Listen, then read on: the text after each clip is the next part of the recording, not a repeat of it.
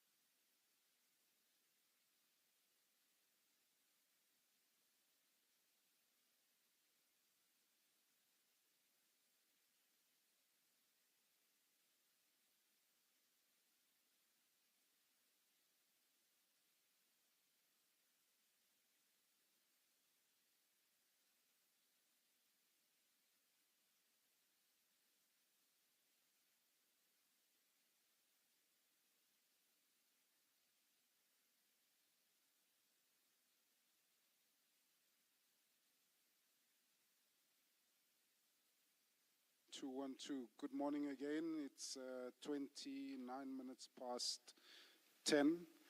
Please make sure that your phones are on silent or switch your devices off. We are ready to resume. Please stand. Thank you.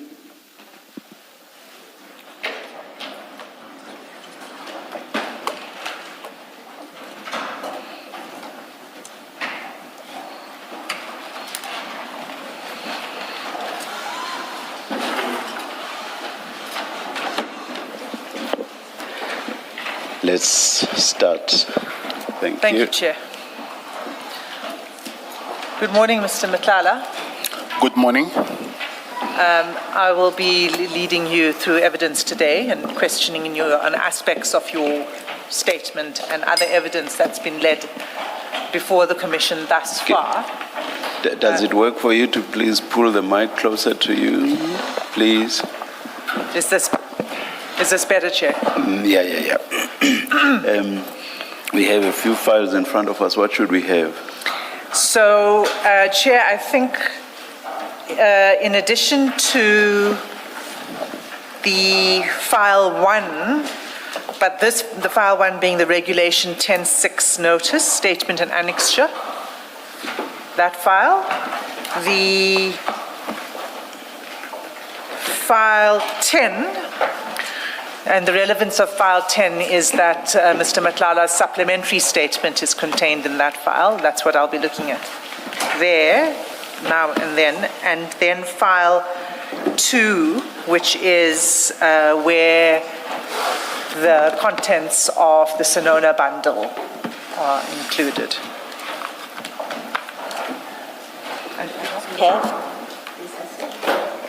Yes. We have file 2.1, and the label is additional chats, Major General Sonona. Is that what you're referring to? There are two files. It's file 2 and file 2.1. And there's one more, and that's file 1B, and that is the ad hoc statement and transcripts.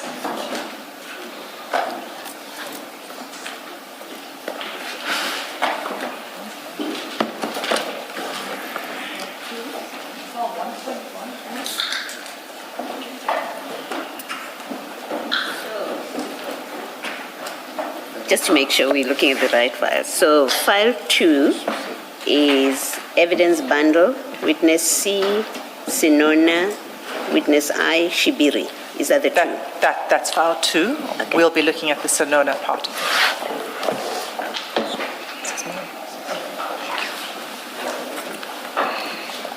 Transcripts. Yeah, 1A. Transcripts.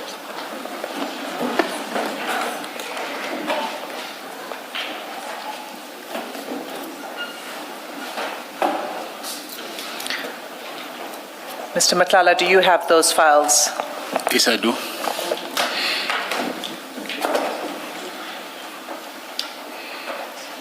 Ms. Asim, we're still trying to sort ourselves out here.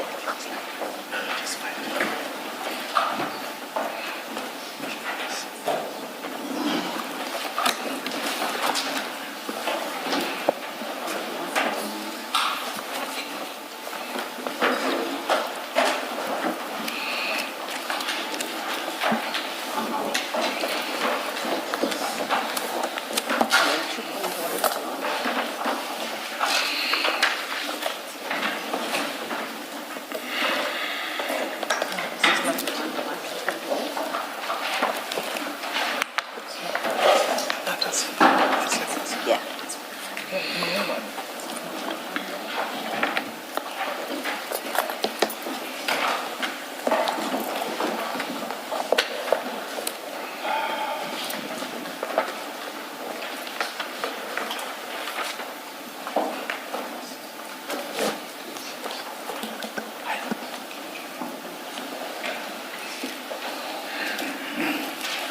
Let's carry on.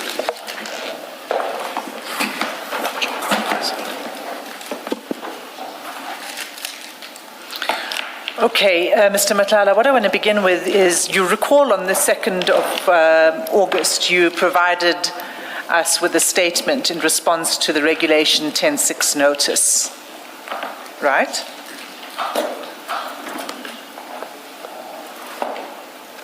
Right? August, Yes. the first or the second statement. Yes, the statement of the 2nd of August. Is it the first one or the second one? I think I gave the first one in the supplementary statement. The first one. The first one. So So which file will it be in? that will be in file 1, and the file is described Regulation 10.6 notice. Yes, I have it. You've got Yes, that, yes. right? So that was in response to the Regulation 10.6 notice that was sent to you on the 8th of June. You've already gone through parts of it with my colleague, Advocate Sello. You'll recall she took you paragraph by paragraph, comparing the questions in the notice to your answers. When your name has been stained, a stain on the track is nothing. But I have an unbeatable spirit, an Omo. Omo, stay unbeatable.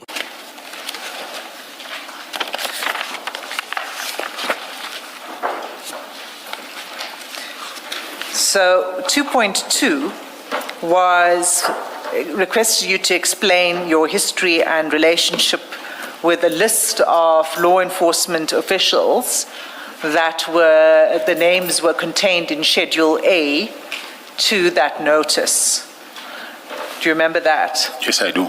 And then there was, under 2.2, there were 7 subset of questions for you to answer, beginning with your knowledge of these individuals, your relationship with them, to describe the relationship, meetings, exchange of information, etc. Do you remember that? Yes, I do.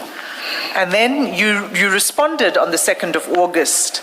And again, you'd recall that when you testified here, you went through those responses in relation to several individuals, but not all of the individuals that were listed in Schedule A.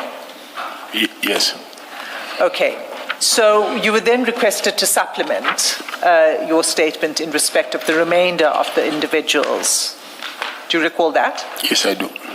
And then you provided us with a supplementary statement over the weekend in which you dealt with question 2.2 again. Do you remember that? Yes, I remember. So I just want to go to that supplementary statement then.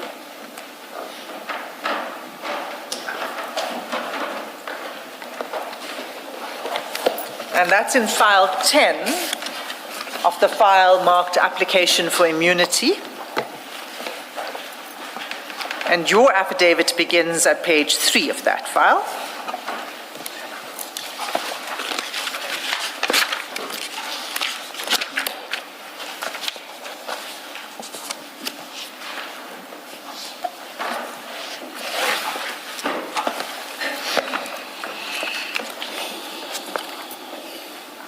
Okay.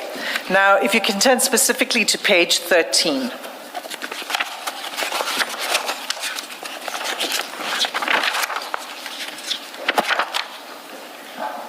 Paragraph 68, are you there? Yes, I'm there. And you say, I deal here under with each of the listed law enforcement officials set out in Schedule A, attached to the notice in terms of Regulation 10.6. And you say, insofar as it is relevant, you will refer to the subparagraphs, those questions that I was referring to in 2.2.1 and 2.2.7. Right? Yes. Now, if you just scroll down and page through the next couple of pages of this statement, page 14 and 15, you see there you deal with Minister Mchunu, former Minister Beki Cele, former General Patlane, and Lieutenant General Mkhonazi, Lieutenant General Fani, and Major General Khan. And then my learned friend, I believe yesterday, raised a question with you about why General Sibiya was not included in Yes, I this remember. response. And then you had an exchange and there were questions in relation to General Sibiya. I'll come back to that at a later point. I'm not going there now. What I would like to put to you is that what you have omitted to address in these paragraphs is the response to Major General Sinona. Yes, So yes. in both of the statements, you didn't provide a response to the Commission to the questions in 2.2 of the notice regarding Major General Sinona. Why is that? It is because I've had a consultation with the police, and then they served me with a document that says that they're investigating myself and General Sinona. In relation to what? I don't know. Here is the document that I have, and I gave the copy to my legal counsel. Have you provided that to us Yes, before? I did. To my legal counsel, yes. Because we've not seen any response from you on why it is you don't address the General Sinona questions. Yes, I didn't respond because of it was under investigation. So why it's not here in the affidavit, that I do not know. But I know the reason why I did not respond to it is because it's under investigation. But what in particular is under investigation? I think maybe if you can have I don't know if you have the copy of the document, or if you can. I don't Yes. know what you're referring to. Yes, here's the copy of the document here. I think you can check it yourself. Okay. Do you have a copy of this document? Yes. The commissioners don't, so I would need to provide this to the commissioners as well. And we'll need to make copies for the commissioners. It's okay, yes. But for now, why don't you tell me in your own words what it is that's under investigation? My contact with General Sinona, so I wouldn't know what are they investigating. They just said corruption, a couple of things which I wouldn't know exactly which part are they going to concentrate on. But corruption was specifically mentioned. Yes, yes. Chair, I'd have to look at this closely in order to establish exactly what the remit of this investigation is. But I hear you saying that it's a subject of an investigation. I'm going to go through a series of questions with you with regard to General Sinona. You can explain to us if there's any question you feel you need to assert your privilege against self-incrimination as we go through it. Do you understand? It's okay. Thank you. You have been provided with WhatsApp exchanges between you and General Sinona. Is that right? That's correct. And you've been provided with the statement of General Sinona and transcripts of his evidence that have been provided to the Commission. Yes, that's correct. Okay. And have you read those documents? Yes, I did. Thank you. You also testified in the ad hoc committee about your relationship with Major General Sinona. Is that right? Yes, that's right. So let's start at the beginning. You met General Sinona at his wedding in Mamelodi in about 2018 or 2019, correct? It's not Mamelodi, first of all. I think maybe there's a mistake. Okay, so can you tell us then, when did you meet General Sinona for the first time? It was in Soshanguve, but like I said, Advocate Hasim, that this subject is under investigation, so I do not know what are they investigating. So Is your meeting... my relationship, sorry to interrupt you, I don't know if I can proceed or you want. Please proceed. Because I had an interview with the police, so those questions that you're asking me now, they also asked me. They came to CMEX to consult with me, and it's a good thing because of your investigators. It's easy for you to verify that because they are the Madlanga tax team investigators. You can verify with them yourself that they've consulted with There's me. no such thing as the Madlanga task. Tashkok commander. Takchok. Yes. Okay, this investigation team, tax team. Right. So yes, those same questions that you're asking me now, I've been asked about from when did I meet the first time when I met him, any gratifications, a lot of things they've asked me about, which I think I rather wait for them to see how far are they with their investigations. So, But those people were from SAPS. Yes, I even know their names and All right. yes. All right, thank you. Mr. Madlanga, you would have heard the exchanges we've had over the last few days regarding the assertion of your privilege against self-incrimination. Yes. And I understand that you wish to assert your rights, but it's not permissible for you to assert your rights against an entire category or entire subject matter. So there are some questions that I'm going to put to you that, although they are within the broad engagement of your relationship with General Sonona, may not implicate you in any way.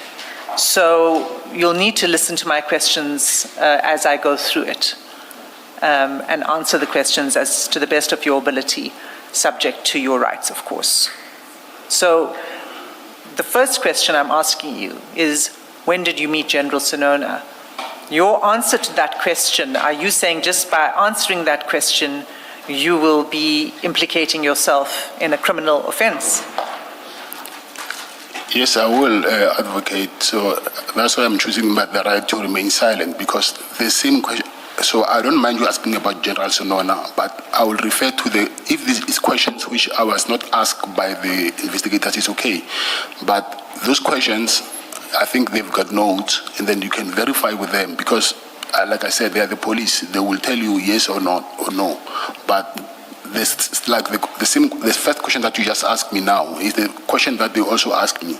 When was the first time that I met with him? So I do not know why are they asking me that question.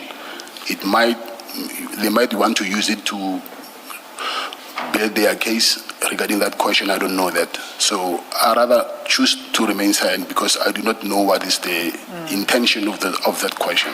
Just a moment, Ms. Hassim. Ms. Madlanga, I went through this with you when we were discussing General Sibiya, and I thought we had moved past this, because in relation to General Sibiya, although you did say that there are aspects of your relationship with him that are under investigation, you accepted that you could tell us when and how you know him. But on those aspects where answers you give might expose you to criminal investigation or to charges, you will assert your rights there. We're sitting here as a commission of inquiry, and the difficulty I have is that we have a lot of questions for you. Many witnesses have come before the commission to testify, and they have made certain allegations against you. And you coming here is an opportunity for you to give your side of the story. If you elect not to give your side of the story, having been invited to come here, the only evidence we have as the commission is the evidence of those people who implicate you. But you are within your rights to say, I assert my privilege. But I have serious difficulty with you saying, I can't tell you whether I know General Sonona or not, and whether I met him at a wedding or not, when nothing about the wedding is the subject matter of any criminal investigation. If it's background information, and I'm sure the investigators, when they first spoke to you, they wanted background information. Do you know this person? How do you know the person?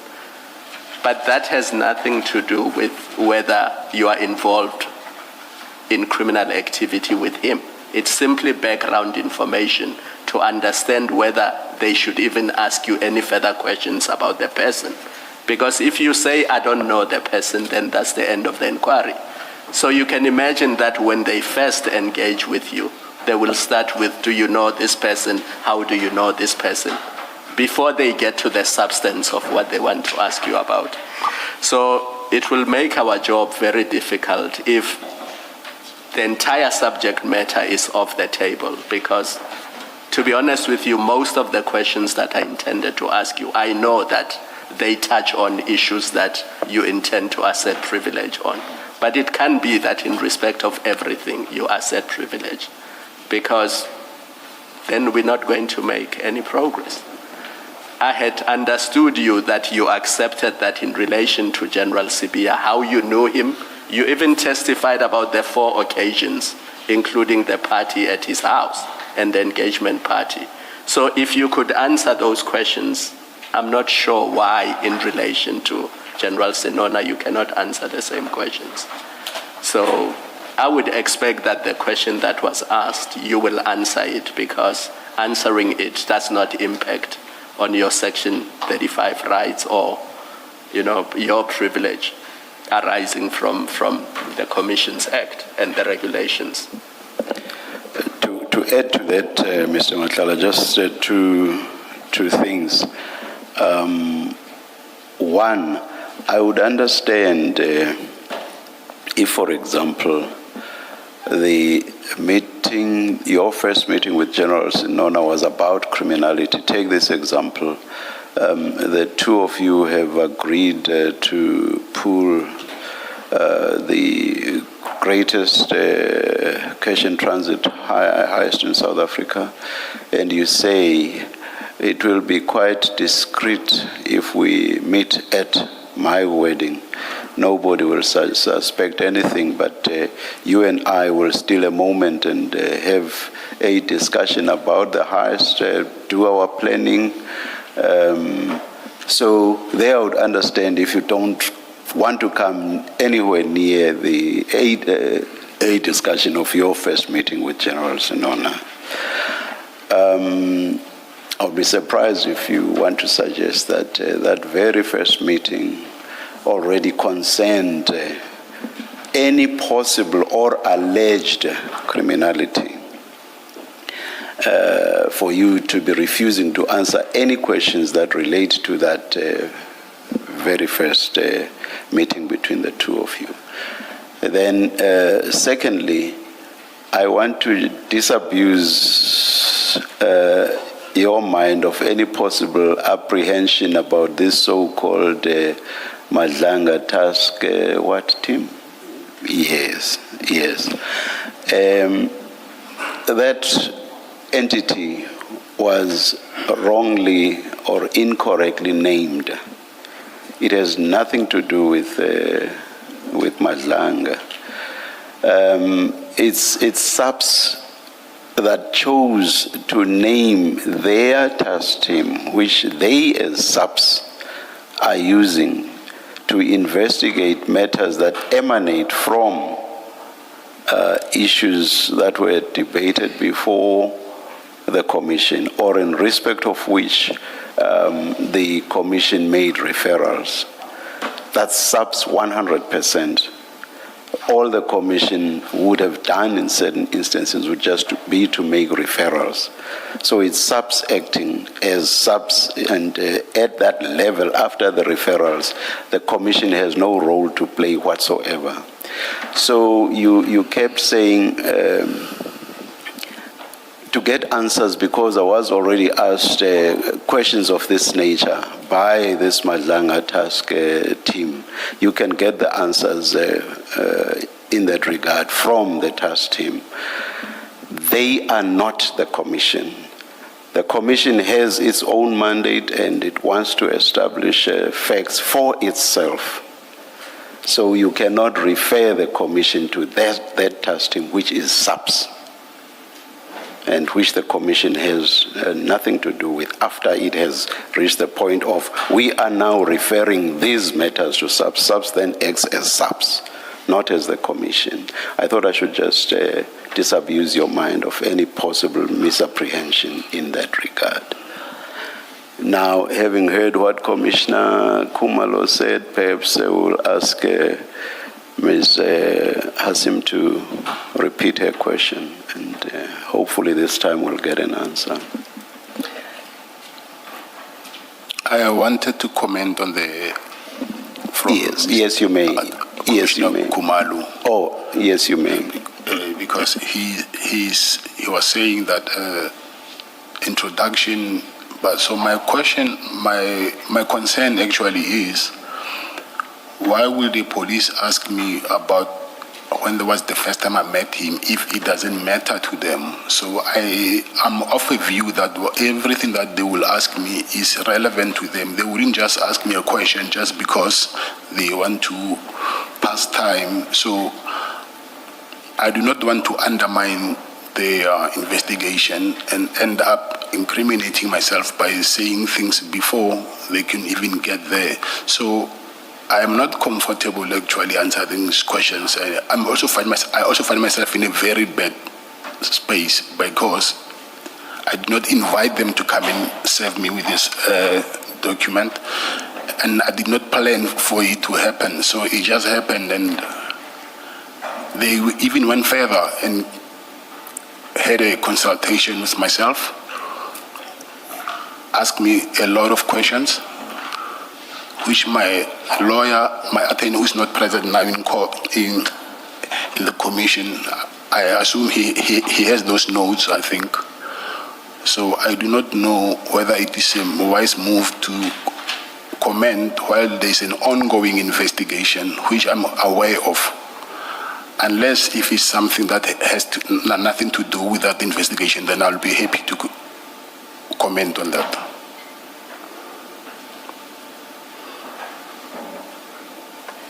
Mr. Matlala, for what it's worth, you, before the commission, you have only two bases that excuse you lawfully from answering questions. It is it's privileged information between you and your lawyers, and therefore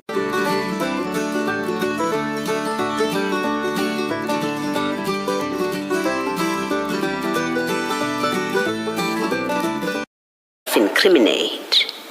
Those are the two legally recognized bases on which you may refuse to answer questions. If it doesn't fall within those two categories, then you are simply refusing to answer questions, and the law requires that you answer questions. If your position is, I refuse, it's what the commission has to deal with. The law regulates what happens when we deal with a witness who refuses to answer questions on grounds that are not recognized in the law. So it's not open to you to refuse, and that's the end of the discussion. It does have consequences, and I think you should be alerted to that you have an obligation to answer satisfactorily, subject to the two exceptions.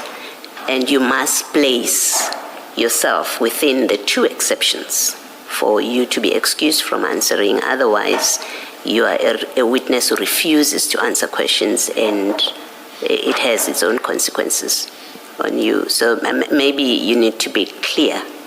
If it's a case of, I don't want to answer the question, then we engage with you, and Ms. Hassim engages with you on that basis. Your legal advisors will also tell you what is the consequence of that. I assume they have done so. But I think be under no misapprehension. Outside of the two exceptions, you are not entitled to say, I don't want to answer a question because I was asked the same question by the police. Go get your answers from the police, which is, it's strange that you would even say that, because if you say go get the answers from the police, it means you don't object to us having those answers. If we had the means to demand from the people that interviewed you, if you are happy for us to get that information and we had the means to get it from them, it really means you do not have any principal objection to answering those questions or us having access to those answers. The long and short of what I'm saying is you have only two exceptions that would justify you in law to refuse to answer questions. Otherwise, you are a witness who's refusing to cooperate and to provide satisfactory answers, and the Commission will have to deal with you on that basis. I don't know if you want to comment, if you have anything to say. Yes, I wish to. Firstly, Commissioner, I said not get answers from the police. I said you can verify if indeed they ask me questions. I did not say you must get the answers from them. So okay, my misunderstanding. I need to clarify that. And I'm not here because I want to frustrate the process of the Commission. I also want to help, but I also need to know where I stand legally, that whatever I do, it won't implicate me. So since there's an ongoing investigation, which I'm aware of, so I thought that there's a legal base on why I do not want to answer that question. So it's not like I do not want to because of I don't care what. So it's not like that. So I said if there is a question that it involves ES General Sinona, but it's not part of what they are investigating, I'm willing to answer that question. So I do not know, because the same question that I've been asked here, I've been asked by the same people who are investigating the case. So now, what is their intention about the question? I do not know that. So. Maybe lastly from me, whatever further engagement Ms. Hassim is going to have with you on this, that perhaps you should also be reminded and be mindful that you have testified before the ad hoc committee on relating to not just General Sinona. You asked specific questions, you answered, and that's a public record. So some of the questions will not be placing new matter before the Commission that is not previously available to the public, and that which you testified to in the ad hoc committee, we are entitled to put it to you. There's nothing that says we can't put it to you. It's up to you how you choose to respond to it. But it is material that is before us. You have testified to under oath, and we are entitled to put it to you. So the topic of General Sinona is not off the table, can never be off the table. You have been advised from the commissioners, hopefully from your legal team, but you've also heard the evidence leaders say that there's no umbrella topics that are off the table. You have to listen to each question and then say why that question would implicate you, an answer to that question would implicate you. And you unfortunately have to do it that painful way of each question, state why that would implicate you. It's not clear, for example, to me, why repeating the answer you gave to the ad hoc committee of when you met General Sinona, why that would implicate you. It's not clear until you explain that, well, if I give you that answer, it potentially discloses my involvement in unlawful conduct, because that's how it must work. So finally, I think there is no basis. I agree with the chairperson and with Commissioner Khumalo that you can't, in a blanket way, refuse to answer questions just because the police have interviewed you and you've got that letter. You can't refuse to answer any question related to General Sinona, and I don't understand you to be saying that. You should listen to the question and answer per question, including saying, I won't answer because the answer to that will implicate me. Thank you. Thank you, Commissioner Baloy. Is there something you wish to say in response? Yes, I wanted to ask now, will I ever be afforded a chance to, if I see there's a question that will implicate myself, that will I be afforded the chance to say, no, this question I'm not comfortable answering, it will implicate myself? Okay. I'm saying regarding General Sinona, so if there is a question that it will implicate myself, because now I do not know how I should. The thing is, I do not know the difference between which right I must invoke which privilege must I invoke. So I do not know how now I must move forward with this. I do not know. The idea of the engagement was not at all to stop you from asserting your privilege where that's warranted. That's not the idea. But what we are engaging you on is that to the extent that there may be questions around or about General Sinona that do not bear relevance to any possible or alleged criminality, which is what the basis for asserting the privilege would be, then there is no reason or basis for you not to answer the questions. But you know better. You are in a better position to know that. But once we get there, now that does entitle me to assert my privilege. So we are not suggesting that for as long as we are talking about General Sinona, then you are barred from asserting your privilege. That is not what this engagement was intended to achieve. Not at all. That's not the idea. Our engagement, basically, and that's why I even gave the example of the cash in transit hide. Our engagement was merely to say the fact that the police have asked you questions about General Sinona does not in and of itself entitle you to raise or to assert the privilege in respect of anything that relates to General Sinona. Some of the questions that you may have been asked may not bear relevance to whatever criminality it is that they are investigating.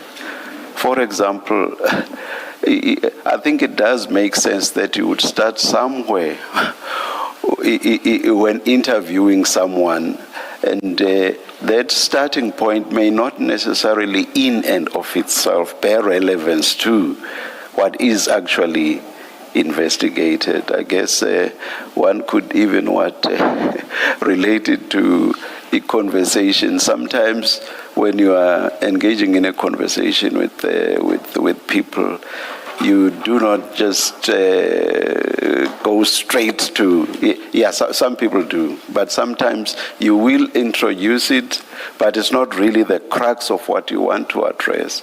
So the question, when did you meet General Sinona for the first time, may not necessarily relate to whatever it is they are actually investigating. So it's at that level that we were engaging you. And you know better at what point does it get closer to what you understand the alleged criminality to be or to be about. You know that better. But if it was a meeting at a wedding, and you know from where you are sitting whether there was or there wasn't any possible criminality, I do not see why you cannot answer the question as to where and when you first met General Sinona. I do not. Unless, again, it goes to my example of the heist, where the very meeting at the wedding would have been intended to discuss the heist. Do you see the distinction I'm drawing? So, to answer your question directly, no, we are not suggesting that you cannot assert your privilege insofar as General Sinona is concerned. We are not suggesting that at all. We are just saying that surely that privilege cannot be applicable to any and every question that has something to do with General Sinona. That's all we are saying. I hope that clarifies it. Yeah, thanks, Chairperson. But the heist was a very bad example. I had to give an example to try to drive the point home, Mr. Madlanga. No, thank you. I'll do it when it's time for me to assert my privileges. Yes, Thanks. please. Thank you. Thank you, Mr. Matlala. So, I mean, you have been listening to the exchanges we've been having regarding the question of the ambit of your right. And I think, just to further clarify for you, your right is not a general right to remain silent in the Commission. So that's why we say to you that you need to answer each question unless that question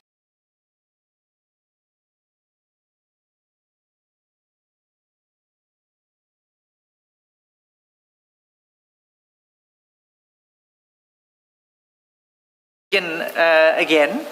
My question to you was about your meeting with General Sonona and the committee. Do you recall that? Yes, I recall that. So can you tell us when you met General Sonona and where? Yes, it was in the wedding, but the date I don't remember, but it was before 2020. Before 2020, yes.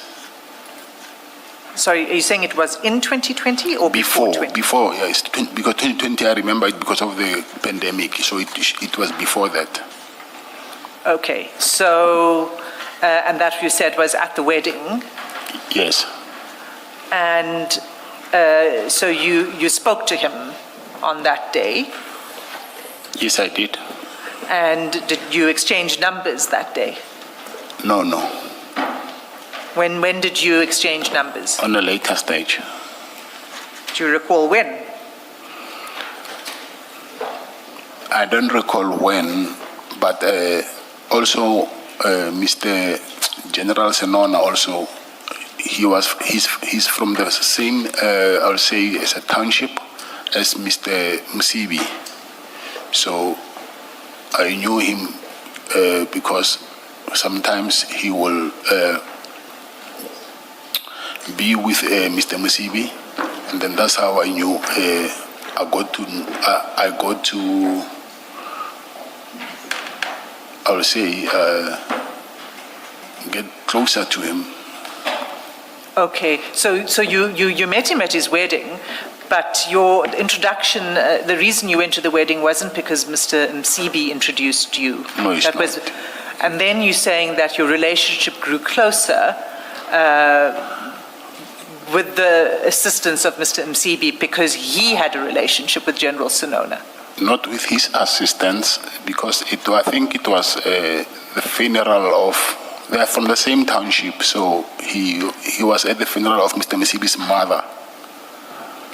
And then I was sitting, after the funeral, I was sitting with him on the same table, where after the funeral, we were eating them, then I was on the same table with him. With General Sonona? Yes. Right. So I get that. So you became friends? At some point you exchanged numbers. Yes, so you weren't only meeting him at weddings and funerals? That's my big, not friends, because he's my, I'll say, an older brother. Okay. All right. So you would have seen that in the ad hoc committee, you've in fact described him in Parliament. You said you described him as your big brother, right? I don't remember, but I'll take it, yes. And in your conversations with him in the WhatsApp chats, you describe him as Nduna. I just refer to everybody as Nduna, just not only him. Not just him, okay. Yes. But you've got a respectful and friendly relationship with him. Yes, I do have. And you communicated with each other regularly? Yes, yes. And so, I mean, can you identify at what point you began to communicate more regularly? So after you'd first met? I'll say maybe after the funeral of Mr. Musibi's mother. And when was that?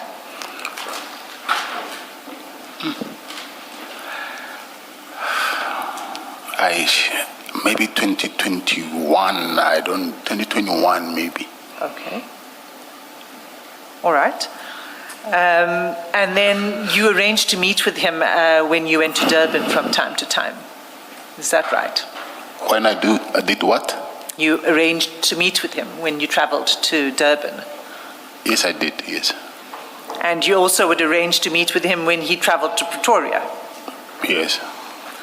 And when you met with him in Pretoria, the meeting place, did you have a common meeting place? And let me say that firstly, was that common meeting place Menlyn Main? Is that where you would usually meet? Yes. And is that your apartment? Of course, yes. Okay. And how often did you meet at Menlyn Main in Pretoria? On a number of occasions, I cannot tell, I don't know. Can you give us an estimate? 5, 10, quite a 100? lot. No, that's quite a lot, no. Less than... But it was regular? Yes. Okay. And in all of the times of these meetings, you knew that he was a senior DPCI officer? Yes, I knew it, yes. Okay. And in these meetings, did you discuss your businesses with him? Yes, he knew it, yes. I didn't hear you. He knew before. Yes, sometimes I'll discuss, but he already knew what I was doing. So he already knew what you were doing? Yes, yeah. What in particular are you talking about? Security. Okay. So you discuss your the business, the CAT VIP protection service business? Yes, yes. Did you discuss with him the needs of your company and particularly an issue about risk management? No, I don't recall that.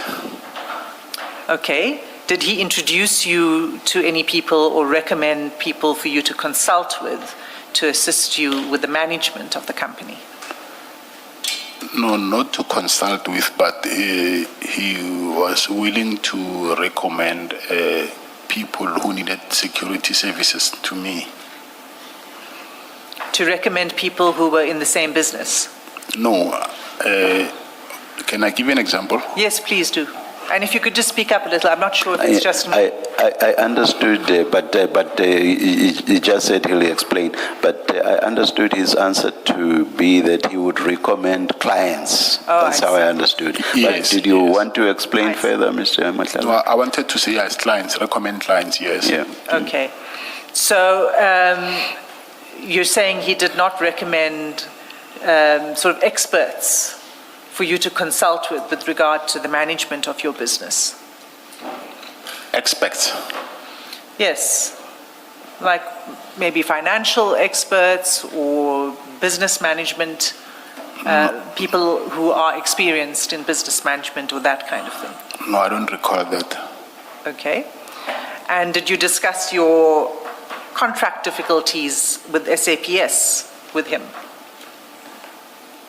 Yes, I did, yes. And when was that you discussed that with him?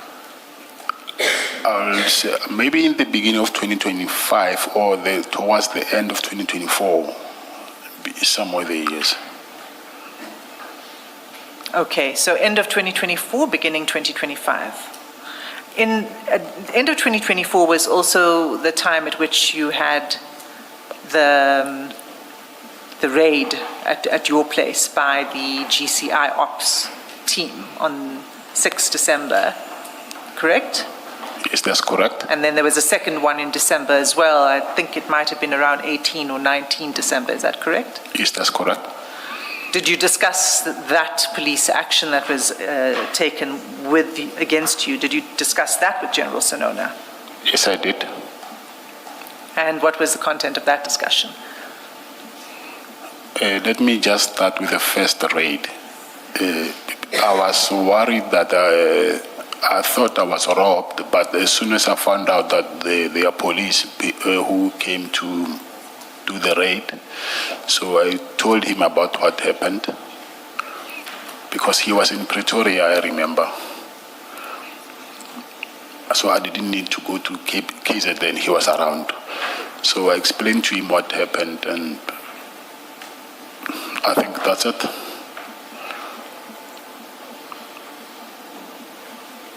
So, yes, I just explained to him what happened, and then he just said to me, and I told him that, listen, they even took my phones. I cannot even make transaction. I even borrowed money from him.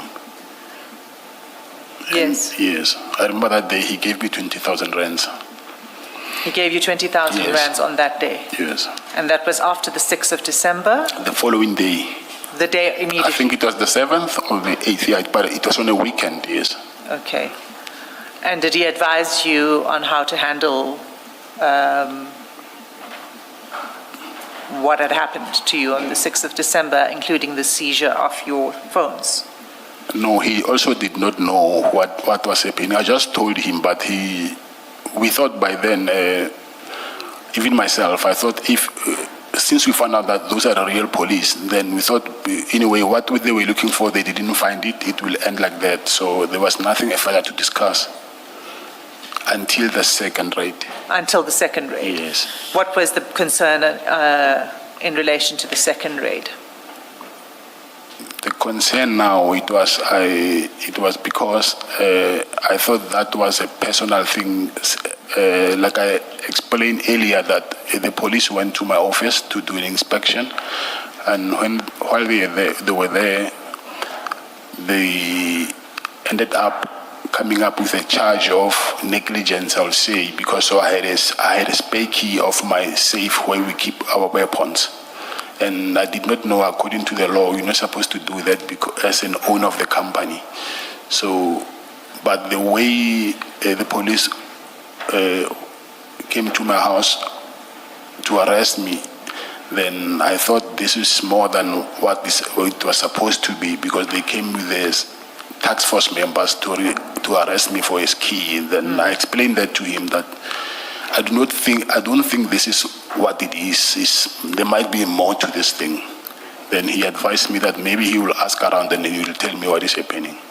Okay, let me just pause you for a moment there. When you discussed this with him, was he still in Pretoria? Did you discuss it with him in person? Yes, I was with him. Where were you? Yes, in Pretoria. In Pretoria? Yes. In Menlyn, Maine? Yes. At your place? I only met him yes. When he was in Pretoria, the only place that we'll meet is at my apartment. Okay. So when you discussed this with him, he said to you he would find out more information. He said he will ask, yes. Ask around. Maybe, I don't remember his actual, ask around or find out, something like that. I don't really. Okay, and did he then come back to you with what he learned from his investigations? No, no, he didn't, but that's when I found out from the former minister, Begele. Then I told him instead that what is actually happening. He did not tell me, I told him. Okay, let's take a step back there. Explain the involvement of former Minister Begele. Can you say that again? Can you explain his involvement? What is it you're trying to say about him? Minister Gele? Yes. No, I'm saying after I met him, that's when I knew, and then I explained to Mr. Sinona that what I found out from former Minister Gele.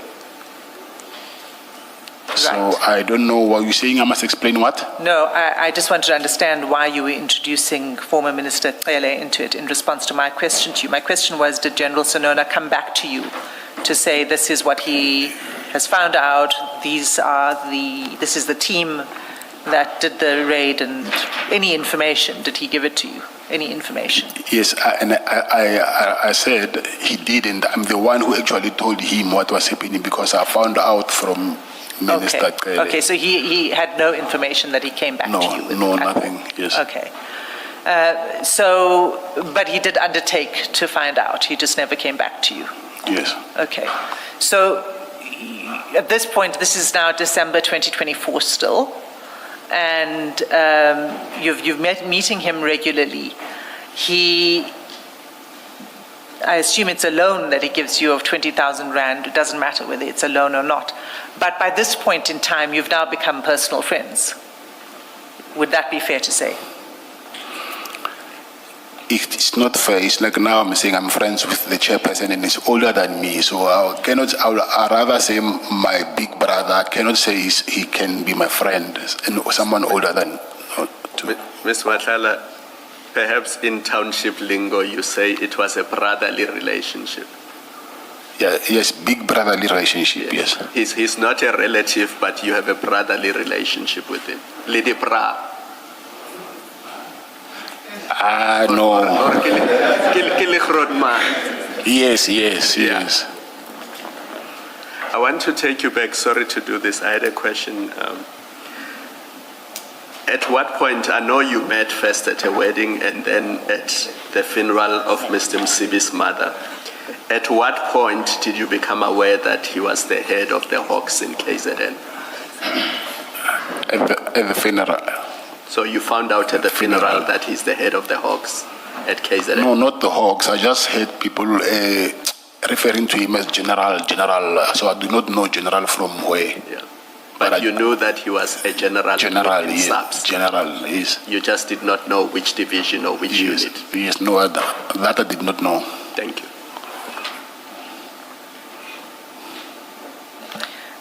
So, again, this is December.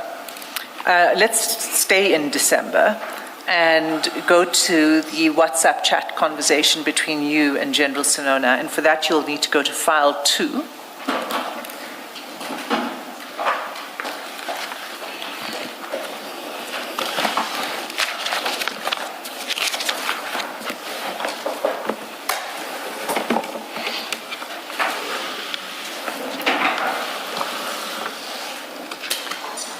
And page 2.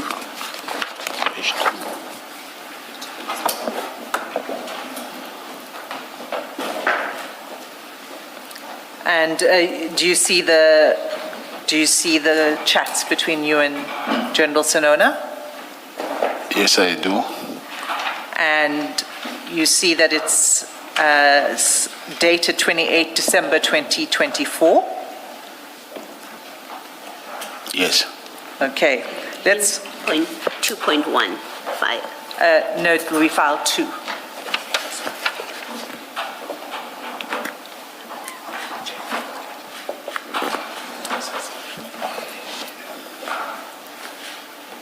Yeah, my file 2 is different. And File you 2, said page 2. So Under item 2 is a tab. yes.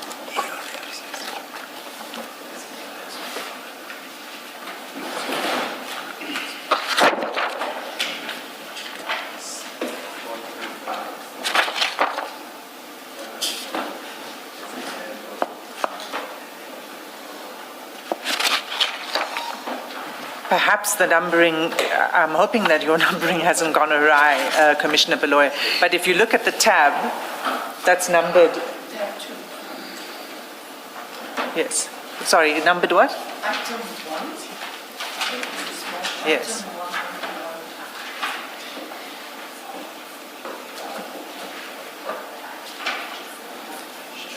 1. Yeah, I'm there. Page now. 2. Thank you.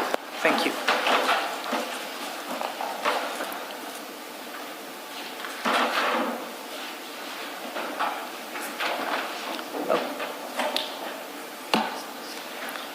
Okay, so Mr. Matlala, now that we're all on this page, you'll see these conversations that are taking place on the 28th of December 2024. You say to him, so the green is you. Do you see that? Yes, I do.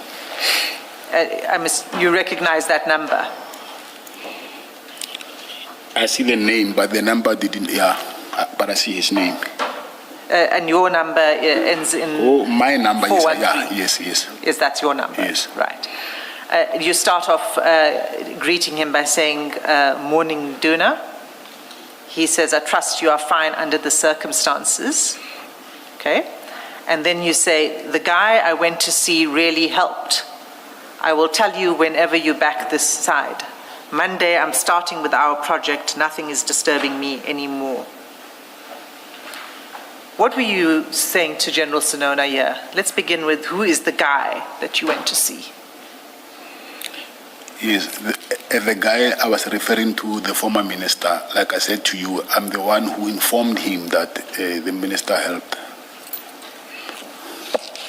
Okay, so the guy is a former minister. Yes. Okay. And when you say to General Sinona, the guy I went to see, he knows who you're talking about? Yes. How does he know that? I told him. You told him in advance Yes, that you were yes, going to see yes. Minister Twele. Okay. And then you say, I'll tell you whenever you back this aside. And then I'm starting with our project. Nothing is disturbing me anymore. What did you mean by our project? Yes, our project is under investigation, so I'll please want to assert my right not to incriminate myself. In relation to the project? To our project, yes. Our project. Just to be clear, that's a project between you and General Sinona. Yes. Okay. Is it a project that is unrelated to Medicare 2024? It's a project that is under investigation, Advocate Hasim.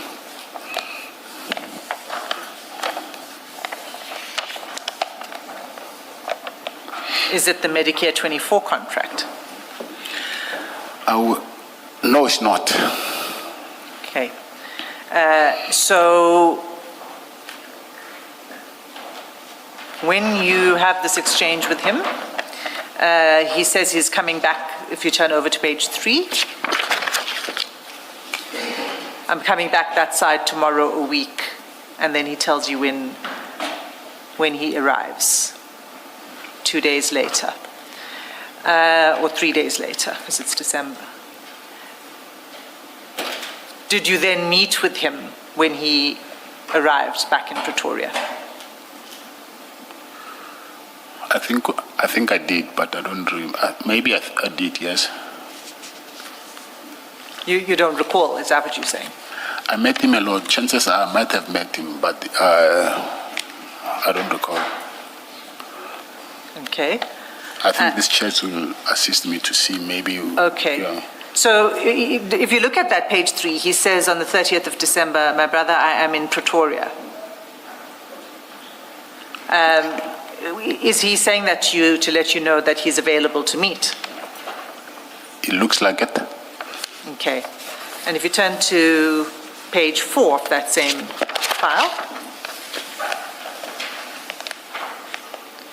and at the bottom of that page, you'll see 2nd January 2025. General Sinona says, I'm around and we can meet once you are available.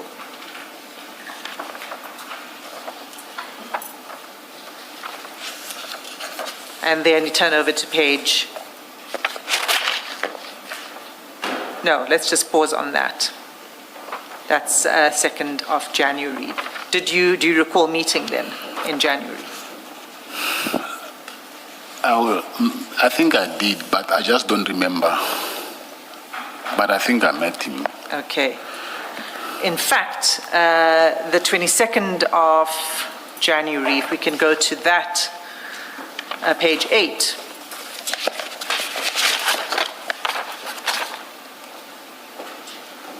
You'll see on page 8, he says again, now he's back in Pretoria. He says, good evening, brother, I'm around in Pretoria. Do you see that? It will mean he's around for the second time now. Yes. Yeah, yes, I see it. And then you say, let's meet tomorrow if you're available. And he says he'll be available around this time tomorrow, which is in the evening. It's about 6:37 p.m. that he sends this. Right? Did you meet then? Yes, I think I did. Okay. And what was the subject of your meeting then?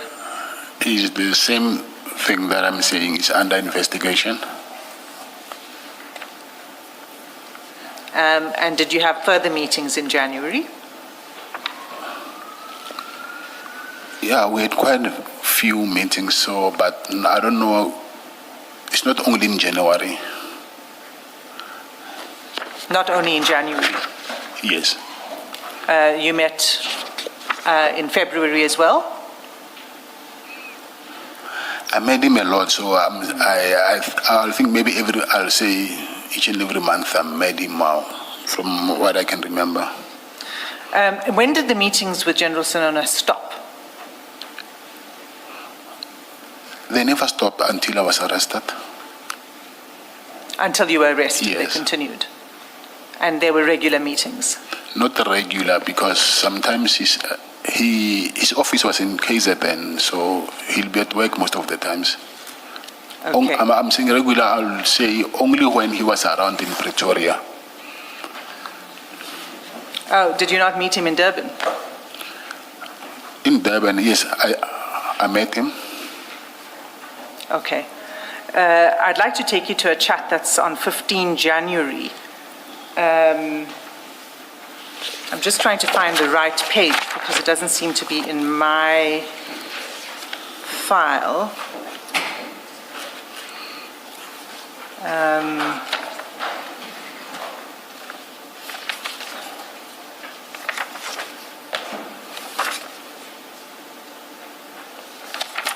If you just give me a moment, please. No, it's not in my file.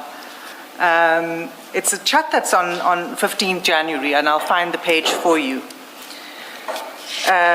What takes place in that conversation is General Sinona says to you, if things are favorable, let us finalize the contract. This is in 15 January 2025.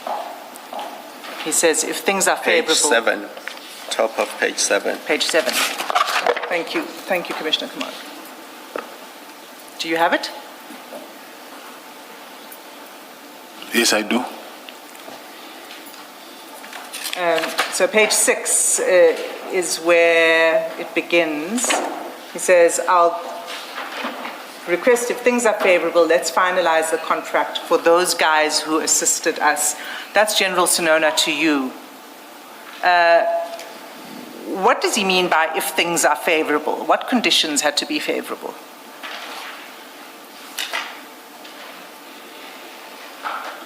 I don't know what I was referring to when, maybe my availability, I don't know. And which contract was to be finalized? It's the same that I said, it's under investigation. This is the other project that you're referring to outside of Medicare 24. Yes? Yes, yes. And who were those guys who assisted us? Yeah, they are under investigation, advocate. Those guys are under Yes. investigation. And this is linked to the contract, of course. I thought you nodded very slightly. Do you want to vocalize the response? The question, are those guys under investigation? I thought I saw you nod very slightly. Yes, I said yes. They are under investigation. So did that contract ever get concluded? No. So was there any ever draft or any written proposal related to that contract? No, it's not a proposal. There was no proposal. Okay, was there any agreement or draft agreement concerning that contract? Advocate, they're taking me straight to the rabbit hole now. Part of this agreement is under investigation, so when you say the contract, I can't answer that because this is the exact same thing that I'm saying is under investigation. Okay. We know now that this is a contract or a project that involved both you and General Sinona. Did General Sinona receive any fee or interest or any payment in relation to this contract? No, he didn't. Okay. I'd like to then turn to the relationship that you have with General Sinona's son. Do you know him? Yes, Tato. Yes. When did you meet him?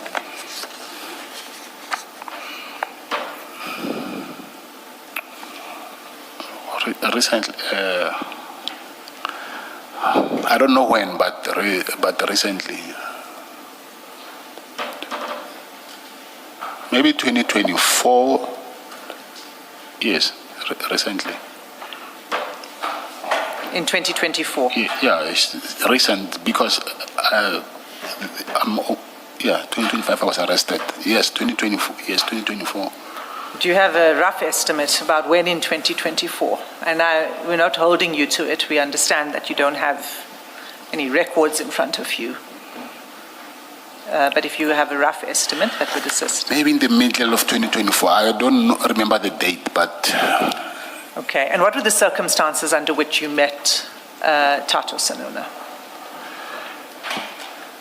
There is in Pretoria, next to the township, next to Mamelodi, there is a project that is going on there where there is a, what is it called, Ford, the company Ford, so it's so there's a lot of construction that is going on there. So Tato wanted me to help him through his father.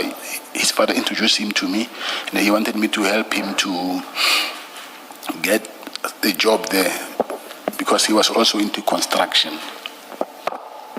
So to get a job at the Ford Motor Company? Yes. And how would you be able to assist him to get a job? They were, because I'm also from Mamelodi, and then obviously what they do, they prioritize people who are local before they can give jobs to someone outside of that area. So were you able to assist him? Are you in the construction business? No, I'm not. Were you able to assist him to No. get a job? But you made an attempt? No, I'm saying that's what he wanted. He did not know whether I would be able to or not. But since I'm from Mamelodi, that's what he wanted me to do. Okay. So that was when you first got to know him? Yes. And then when did you next engage with him? Yes, I did. When I won't remember, but yes, there was a second engagement, but when I don't remember. But what was the second engagement about? It's about what I said earlier, that is something which is under investigation. Something that's under investigation? Yes. Are you referring again now to this project? Yes. With General Sinona? Yes. So his son, Tato Sinona, was also a part of that project? Yes. I see. So you meet with him again to discuss that project? Go ahead. No, there's been evidence before us, I think, by General Sinona himself, that you and Mr. Tato Sinona intended to purchase an apartment for purposes of renting it out. Is the project you are referring to that project, or is it some other project? Yes, I'm referring to that one. All right, thank you. So that's a project that you were involved in with General Sinona and Tato Sinona? Yes. Concerning the purchase of the apartment? The project, yes. So the purchase of the apartment was one aspect of the project? No, it was the project. Okay. So where I was going to take you to is page 6 in file 2.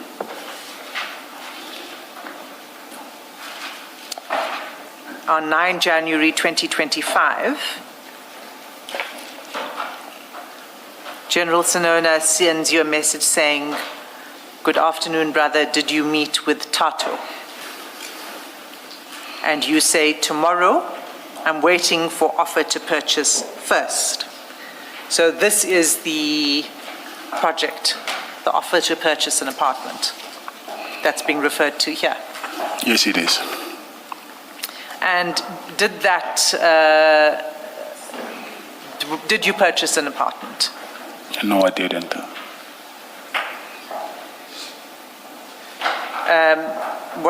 Can you say where the apartment was? Where it was? Yes, where was this apartment that you were planning to purchase? In Main Lane. In Midrand? Main Lane. Oh, Menlyn. Apologies, Menlyn. And what was the purchase price? I don't remember, maybe, but I don't think it was more than 3 million. Say that again, please. I'm saying I don't think it was more than 3 million. 3. No, I'm saying between 2 and, I don't remember the exact amount, but it should be 2.4, between 2 and 3 million, somewhere there. Okay. And who is going to pay for the purchase of the apartment? That is part of the investigation, Advocate Hasim. Were you going to pay for the purchase of the apartment? No, I will choose not to answer that question. Was Tato Sonona going to have some ownership share in the apartment? I don't know that. You don't know that, or you're not answering that? Yes, I don't want to answer that question. Was General Sonona going to have some ownership or beneficial interest in that apartment? Still, I do not want to answer that question.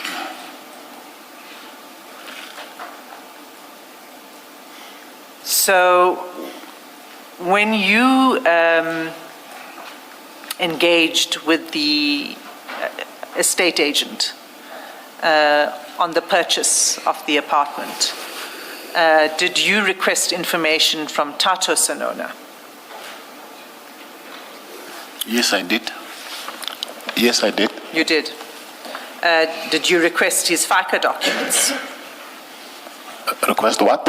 His FICA documents. The FICA, yes. Yes. Yes. And did you provide those documents to the estate agent? Yes, I did. And you say that purchase then was never completed? Yes, it was never completed. Can you say why it was never completed? Because I was arrested. And did you enter into any other property or business transaction with Tato Sonona? Business transaction. Yes, either property or other form of a business excluding transaction. That, remember earlier I said this Ford motor company, excluding that. Excluding that. That I understood you to be saying that you were trying to assist him on employment. I don't think there's other. He used to send me his transport business, but it was his. It was not like I was interested in that one, but he used to show me what he was doing currently. Okay. Now, these conversations regarding the purchase of the apartment taking place in early 2025. Let me take a step back because I'd like to ask you, in these conversations in December 2024, did you and General Sonona have any discussions about the PKTT? Yes, I explained earlier that I'm the one who informed. The PKTT are the people who went to, it's the GCI ops, right? The PKTT. Well, it's a GCI ops. Yes, yes. So when you had a conversation about the PKTT, you're saying it was just in relation to the raid? Yes, yes. Did you have any other discussions with General Sonona about the PKTT? I might have, yes. What was that? On top of, I think everything that was happening after the raid, I was telling him everything that was happening. So it was in relation of what was happening at that moment. Yes, but I thought you said you spoke about other things other than the raid. I will have to, yes, I do not want to say I didn't, but I just don't remember, but I think I will remember what I said. Yeah, but there's quite a lot that I said, so maybe you can, if you can advise what But I'm your referring concern, to. your concern that you were expressing to General Sinona was in relation to the raid and the seizure of the firearm. Yes, yes, And that's how the PKTT came into it. of course, yes. Okay. So, and that took place in December. And then on 2nd of January, General Sinona... Can I interrupt your line of questioning? Sorry to do this. Did you believe that it was the PKTT that raided your house? Did you hold that belief in December 2024? You mean before or after I met the former Minister No, Kele? during 2024. So there's a raid at your house, and after that, there's a raid at your business premises. What was your belief? Did you believe it was the PKTT? Who did you believe raided your house? I did not know until I met Minister Kele. And then when you met Minister Kele, what was your belief as regards who raided your Yes, properties? he told me, yes. He said it was who? Yes, the PKTT. He said it was the PKTT. Yes, So at the end of December 2024, you believed that the PKTT had raided your house and your business premises? yes. Thank you. Thank you. So, on the 2nd of January, if you look at file 2, page 5,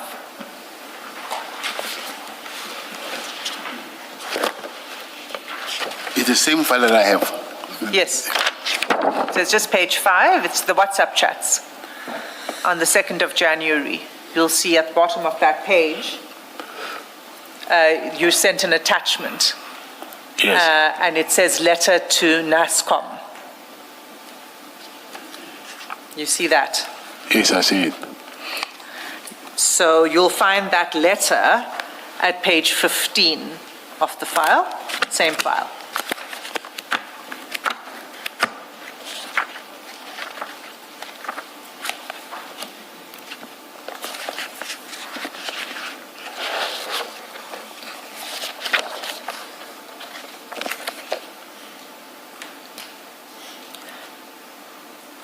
Do you recognize that letter?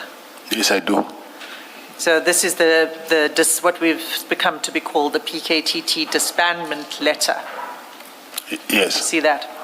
Did you ask General Sinona to send you that letter? No, this letter got it from Brown Mokgotsi.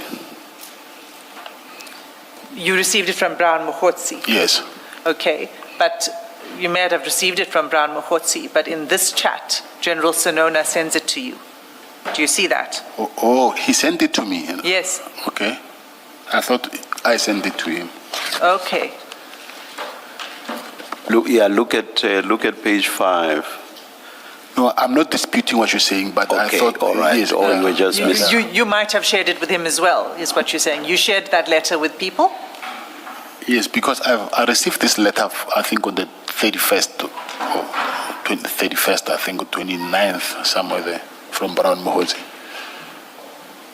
Did you also tell Brown Mokgotsi that it was the PKTT that raided your house? No, he had that suspicion, Brown, but Mr. Kele confirmed it to me. After Mr. Kele confirmed it to you, did you tell Mr. Brown Mokgotsi that you now believe it's the PKTT that raided your house? No, I'm saying he already knew that, but I just didn't believe him because by then I already had my suspicions about him. But when Minister Kele told me, then he just confirmed what Brown Mokgotsi told me already. Oh, Brown had already told you that it was the PKTT yes. that raided your house? Yes. Thank you. So is that how you came to know that it was a PKTT? Through Mr. Mokgotsi? And then you relayed that to General Sonona. No, I'm saying Mr. Kyle is the one who confirmed. I did not believe, oh yes, Brown Mokgotsi told me, but at that time, I did not believe anything that comes from him. So Mr. Kyle just confirmed what Brown Mokgotsi told me earlier. Oh, I see. By which time did you not believe anything Brown Mokgotsi told you? When he started asking for money to pay investigators. When did he ask for that? Soon after the first raid. So it was still in 2024? Yes.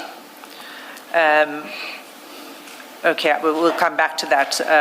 For now, I just want to stay on this letter, because in this chat, General Sonona sends you the letter. My question was whether you asked him to send it to you. You've explained you did not ask him. And in fact, what you say to us, you already had this letter in your possession. Of course I did, yes. Yeah. What did you understand the letter to mean? To mean? Yeah, what did it mean for you? Why did you think General Sonona was sending this letter to you? Because by then he already know that the Piketty are the people who came to raid my house, so maybe he wanted to show me that that unit has been disbanded. So you understood this to mean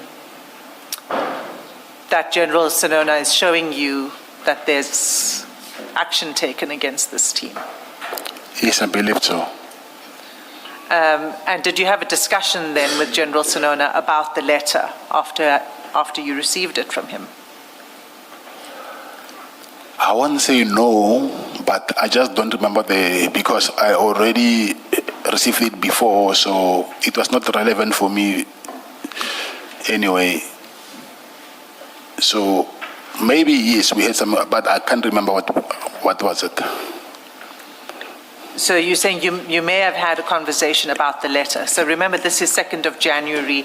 The earlier chats I took you to, you saw there were a number of meetings that you had with General Sonona. So in those meetings, would you have discussed this letter? It seems like it's quite an important letter. Important to? Well, it's certainly important enough for General Sonona to send to you. He thinks you would have an interest in this letter, correct? Yes, but like I said, I already received the letter before. Sure. But he sent it to you not knowing that you'd already received it before, right? I agree. Right. So he thinks that you've got an interest in this letter, right?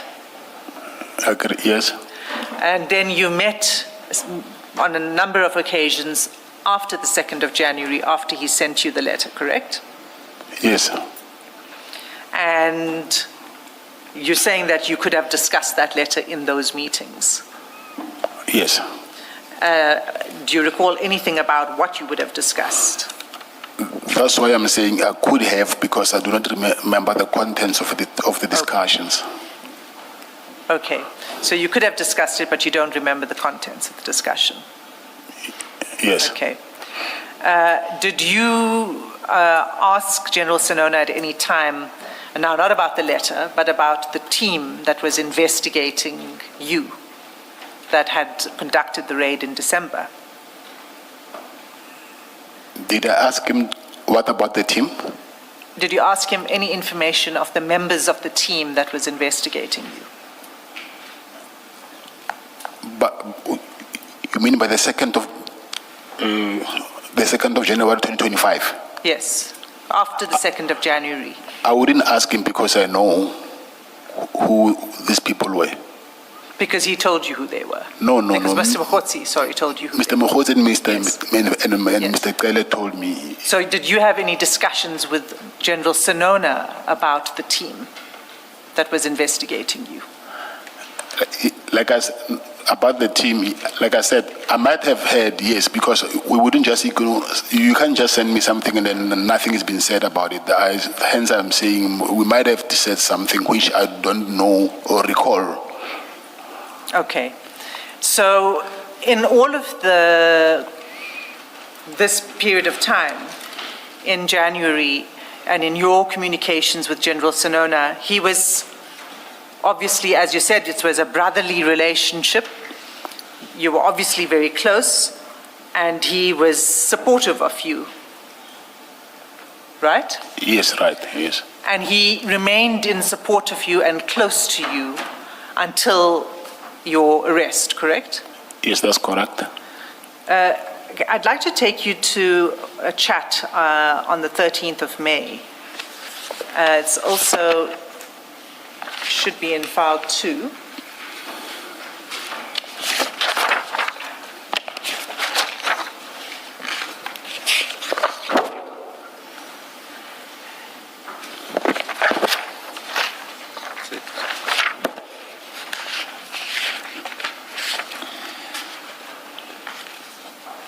We have it as 11 to 12.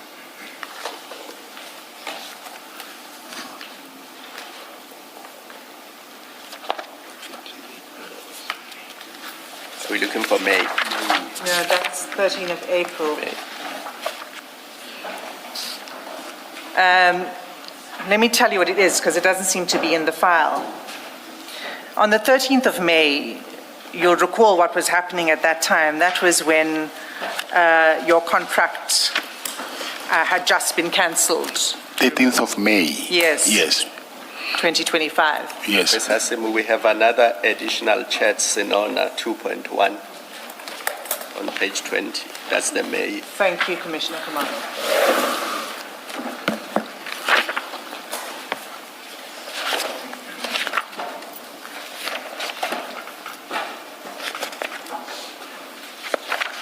So if you look at page 20, you'll see that you sent him a letter to this SAPS national dated 13 May 2025. You see that? Yes, I do. Right. Do you know what letter that was? I'll assume maybe that's the termination of the contract. Information on the contract. The termination. The termination. I'm saying I'll assume it, yeah. It Okay.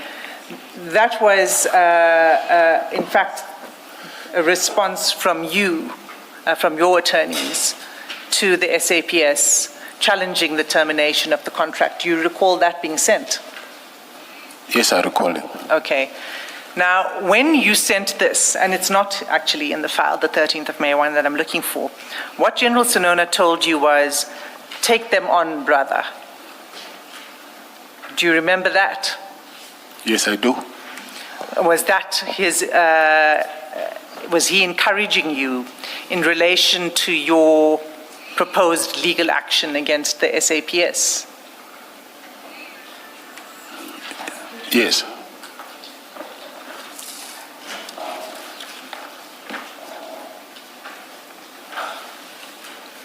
It was. Yes. My learned colleague to my left has just pointed out it's on page 19, so it could be a good idea for you to have a look at it.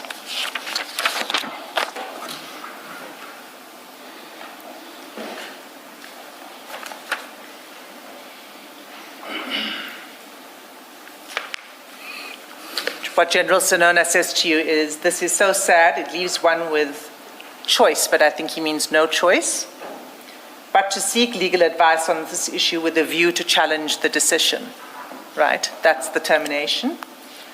You respond, true, my advocate advised I should make an interdict within 48 hours.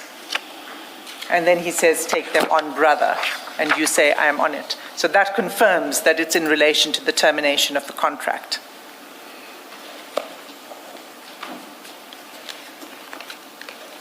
He had an interest in your contract continuing, isn't that so? He had an interest, maybe I think, not, I will not say contract, but I will say in my project. In your project? He had an interest in your project, is that what you said? Okay, the project is a contract, yes, but I will say, I'm saying his interest was not in seeing the, whatever works for me, but there's nothing for him to have an interest in the contract. I will say he will hear, but he knows that I need the contract, so that was his advice from him to me.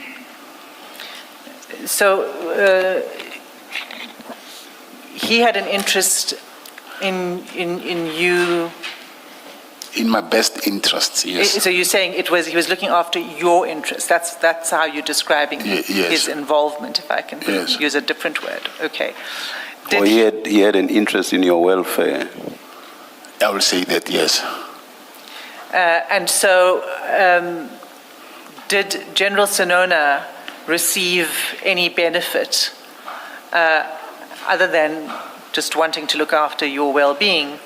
Did he receive any financial or other benefit as a result of your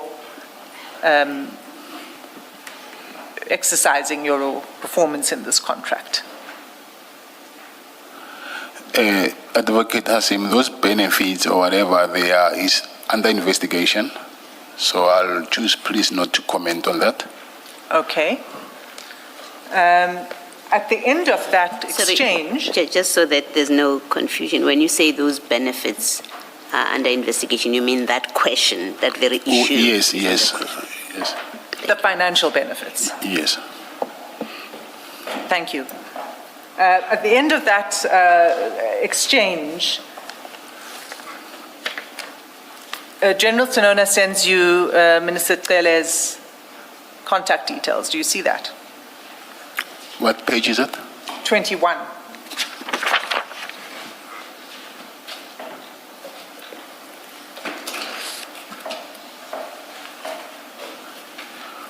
Okay. Well, do you know why he sent it to you at this point in time? This is 14 May. Yes. I don't know because I had Mr. Cele's number. Maybe, I don't know what, maybe it was a mistake, I don't know, but I had Mr. Cele's number. Okay. You didn't request it from him? I don't even think he was sending this to me. Because I don't think, no, it can't be because I had Mr. Cele's number. No, he was sending it to you, but I accept your answer that you already had Mr. Cele's number because, in fact, you had met him earlier in the year, as you've already explained. Yes. Yes. Okay. Did you ask General Sinona at that point in time for any assistance in relation to the contract? He couldn't help in relation to the contract with General Sinona. In relation to the termination and assisting you on that, he couldn't provide any assistance? No. Okay. So before that, then, before the termination, when you were having difficulties with the contract, when you were having difficulties with purchase orders, do you remember those difficulties? Yes, I do. You raised those difficulties with several people, isn't that so? Yes, I do. With several people within the SAPS, isn't that so? Of course. Sorry, please don't forget your line of questioning. There's a question, I hope I did not misunderstand it. I thought Ms. Hasim asked whether you requested General Sinona to assist with the contract, and I assume that's in the context of its cancellation. And your response was he could not assist. But did I understand your question correctly, Ms. Hasim, or did I? That is, you understood it correctly. Yes. So the answer that he could not assist does not answer the question directly. Had you requested assistance at all? No, I'm saying I didn't because even if I did, he was not part of the supply chain or anything that could help me with. That's why I said he couldn't help. So you did not because he could not. All right. It's just that you did not articulate the part that you did not. What you articulated was he could not. Please continue, Ms. Hasim. Thank you, Ms. Madlanga. I understand your response in relation to his inability to assist you at the point when the contract was terminated. My question to you now is about a period in time prior to the contract being terminated. And I raised with you your difficulties with receiving purchase orders, and you confirmed that you were having those difficulties, and that you raised these concerns with members of the SAPS, and you confirmed that. Do you still confirm that? Yes, I do. And General Sonona was one of the people with whom you raised your difficulties, isn't that so? Yes, but I was doing it as my big brother, not because he was part of SAPS member. Not because he was an SAPS man. So in your personal capacity, you were Yes. sharing with him your grievances. Yes. And in that context, did he provide you any assistance? I will say yes, because not assistance, but when I went to meet General Mkonazi, it was in relation with the purchase orders, and he was present. That was in April 2025. Yes. In fact, it was 15 April 2025, isn't that so? The date I want yes, but I take it, yes. We'll come back to it. Yes. It was 15 April 2025. I'm going to an earlier point in time. Are you saying that prior to that meeting of 15 April 2025, General Sonona did not assist you? With purchase, with what? Yes, with the problem you were having with purchase orders. No, he didn't. Did he assist you by intervening in any way to have your invoices paid? No, he can't do that. So let's turn to page 7 of file 2. Page? 7. And this is file 2, not 2.1.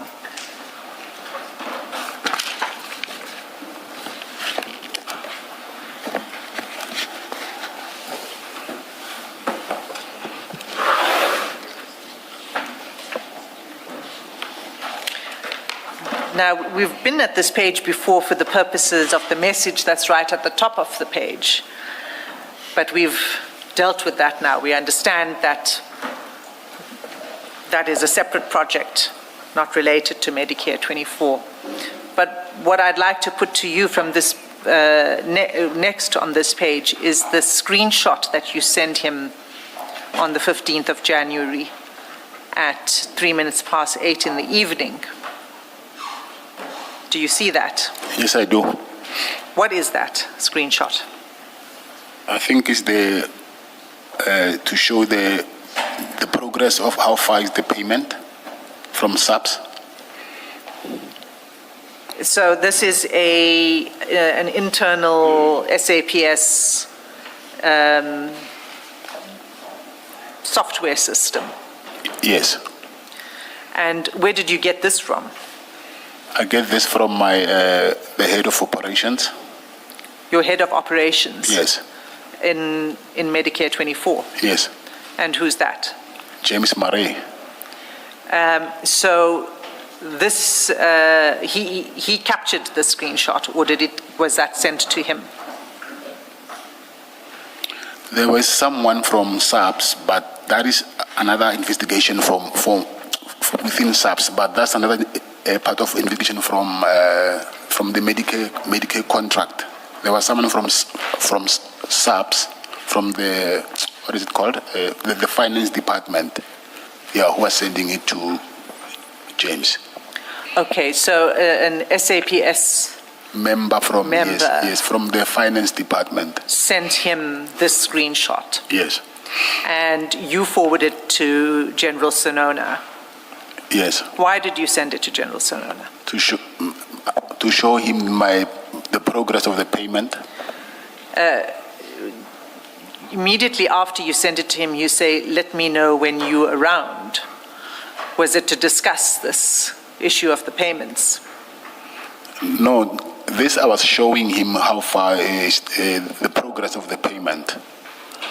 Yes, but what is it? What does it say? What are you trying to show to him? What type of progress? Lack of progress? No, that I'm waiting for payment, but to go deeper, then I'll have to invoke my rights because it's part of investigation. Because it will take us now to that project that I was talking about, so I do not want to go there. Okay. You'll see on that screenshot it says invoices to be uploaded. Yes. Okay. So it doesn't really tell you much about the progress on payments. What it's saying is that the invoices have not yet been, it's just saying the invoices to be uploaded, right? Of course, yes. Okay, and did you then discuss this with General Sinona after you met with him? Because you say, let me know when you're around. I don't think General Sinona will even understand the process of the finance system from SAPS. But this invoice to be uploaded, it says when we upload invoice, even from their side, they'll have to upload them to their system for processing. Okay. So that is something that Mr. General Sinona cannot be part of. Well, when you sent it to him, what did you expect him to do with this information? Okay, advocate Azim, I think maybe you didn't understand me earlier. I said this is part of the investigation for that project that I was talking about. So the only way for you to understand now is to exactly explain what was this for.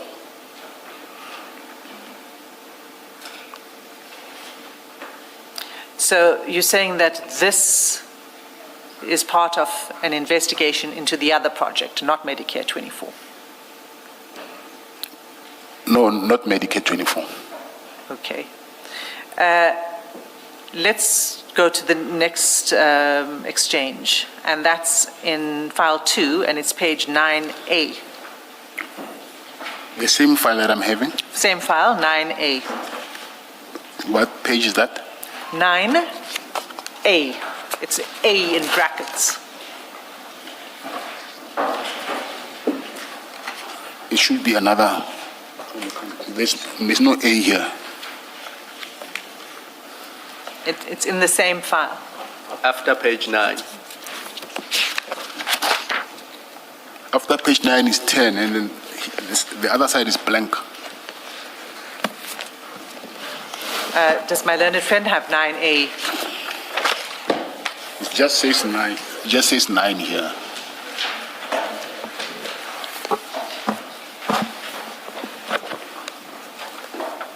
Okay. Chair, do you have 9A? Yes, yes, we do. Thank you.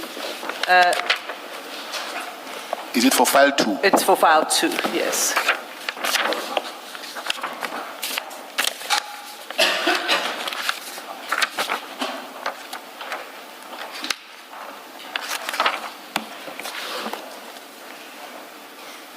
Okay, so you'll see on that page, this is now 6 February 2025 at 7:18 in the evening, you send General Sinona a video attachment.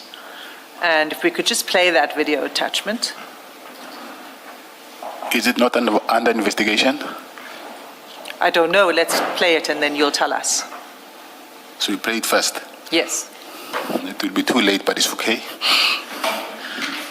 Can we play it, please?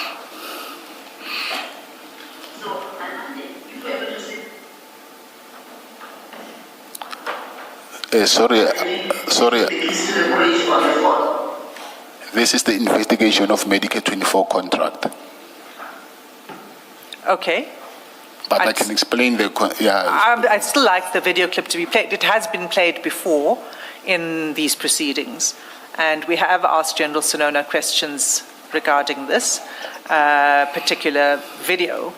And it's important for me to be able to give you an opportunity to respond to it. You will respond. Or not respond on the basis You'll of... respond as you see fit. Could we please play it?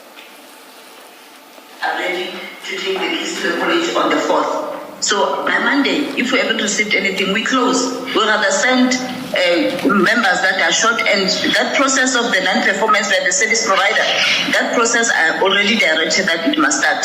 So Do you recognize the name of the speaker in that video? Yeah, but this is the core of the investigation. I do, but I don't want to comment on this. I just want to understand it. And as you can see, Mr. Matlala, I'm respecting your rights as you're asserting them and not pushing where I think you are asserting it appropriately. But I just want to question this response now, because I want to understand how mentioning the name, identity of the speaker would implicate you. No, I don't have a problem with the speaker, but I just don't want to go further. The speaker, I don't have a problem to identify the speaker. Okay, so we're taking it one step at a time. The question was whether you could identify the speaker, but you didn't want to answer. So can you identify the name of the speaker if you're saying that that's not the issue, it's just that you don't want to go further? If I'm not wrong, this should be General Nkoa. And who is General Nkua? She is the head of HR, I think. She's a member of the SAPS in the HR component. Yes. Okay. She says, well, before we say that, where did you get this video from? It was, what is it called, part of our bilateral meetings. Our, meaning who? Medicare 24. I'm sorry. Part of your what? We now and then had meetings with SAPS. Yes. Okay, bilateral. Okay, Yes. Okay, I did not hear you. Service delivery meetings. Progress, everything, yeah, it's different purposes. Concerning the implementation of the contract. Yeah, but by then it was running, I think it was concerning the new recruits, I think. Let's take it one step at a time. So this is a video that was taken, it's a clip of a meeting that was a bilateral meeting between officers of Medicare 24 and the SAPS. Am I understanding that correctly? Yes, that's correct. Okay. And who from your company was present? It was the COO, Mr. Murray. And he's the person who forwarded this to you? And we know, I think you said that already, but you can confirm it if I Yes, I can confirm that. Thanks. So the speaker, who we know as General Nkua, or you say it is, says that if we receive nothing by Monday, we close. So here was she talking about the non-performance of Medicare 24? Is that what she was talking about? Please, Advocate Silo, Advocate Hasim, I choose not to answer these questions. These are part of my questions that I will need to answer during my trial. Okay. I'll ask you this. Why did you send this recording to General Sinona?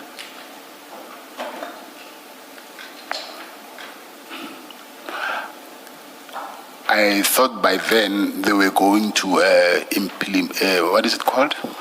Implement a penalty or something. Then I think I was not going to get any work anymore. So did you expect him to intervene or advise or to obtain information for you? No, it was not about advice. Say that again? It was not about advice. What was it about? It is because I was already struggling with my purchase orders, so I wanted him to hear that because I'm not getting work, and then because the contract has different. I will say what. It's a very huge contract, but let me not go to the contract. But let's concentrate on Mr. Senona. So I was sending him because I was of a view that I wouldn't get any more purchase orders. But I hear that. This was part of your concern. I'm asking what you expected him to do with this information. This is someone that I share my problems with, so I want him to know where I stand. So it's not like sometimes when I tell you something that it's like asking a rhetoric question. You just want to share your problems with someone else. Okay. So he was someone who was there for me. And so what was General Senona's response to you about this? I don't remember the response. But you discussed this problem and the allegations, because this now is talking about, so previously it was about purchase orders. Now what General Nkua is saying in this video is a complaint about non-performance. And you spoke to him about the complaint about non-performance, right?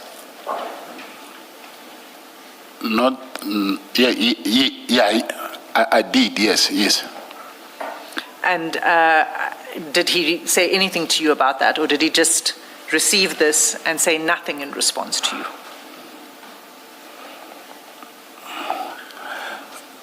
My advocate Hasim, my entire plan, I was looking for someone who will make General Nkua understand what was the delay from our side to SAPS. So I was in the process of meeting someone who can make her understand what was the delay about. So, and the person who was supposed to be part of that meeting, it was General Senona. So I was sharing with him my information. So General Senona was going to be one of the people who could explain to her? No, not her. General Senona was supposed, at the end of the day, he did take me to meet General Mkwanazi. So, you see, this is in February. Yes. There was already non-performance, but... It was already non-performance, yes. And you're saying that in February you were already planning to meet with General Mkwanazi? No, I'm not saying General Mkwanazi, I'm saying someone, and it happened to be General Mkwanazi on a later stage. I'm trying to make the connection here between, because you said that there was someone who was going to assist with getting General Nkua to understand the issue of performance, right? And that person is General Mkwanazi, who you meet later, right? Later, yes. Yes. But in February 2025, when you send this to General Senona, I'm asking you, what was General Senona's response to you? I said I do not remember the response, but what I was sending to Senona, General Senona, I was venting out to him. So I don't think there was much that he can do. Okay, but... Sorry, you said that General Senona was going to be part of the meeting with someone who would then explain to General Nkua to make her understand why there was non-performance. Now, this is in February. We know later on that he's part of your meeting with General Mkwanazi, but at this point in February, was he facilitating or involved in your attempts to get that someone that you would meet with so that that person can get a good understanding and explain to General Nkua? No, he was not. He wasn't involved in that? No, he was not.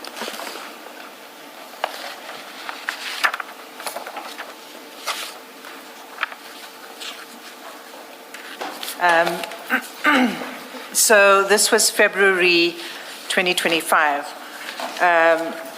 The next conversation you had with General Senona then was in relation to the meeting that took place in April. Is that right? Yes, sir. And what was your conversation with General Sonona in relation to the 15 April meeting? I asked him to ask General Mkonazi if he'll be comfortable if I come with him. If he's comfortable to accompany you? Yes. Okay. When did you have the conversation with General Sonona about the upcoming meeting? The date I don't remember, but it was in April. The date I don't remember. Well, maybe I'll help you to, Yes. to get the dates in a moment. I'm trying to take you through this somewhat chronologically so it helps you to place things in context. So I'm not going to go now to the 15 April meeting, but we will come back to it, okay? It's fine. All right, so your relationship with General Sonona, to get back to this, now on the 10th of March, if I can take you to your WhatsApp chats again, and specifically page 9D. And I'm concerned that if you didn't have 9A, you don't have 9D. I just got 9D now.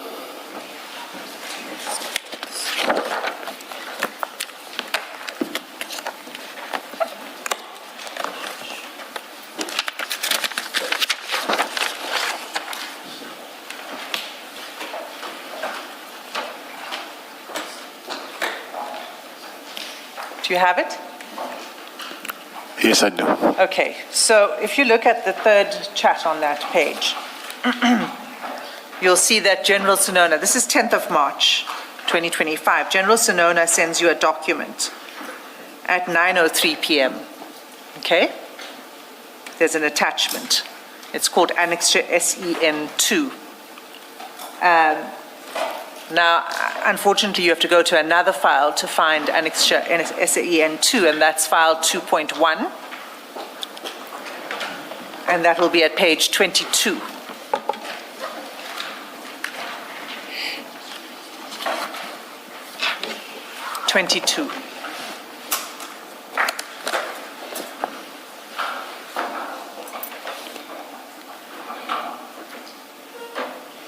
Okay, you got it.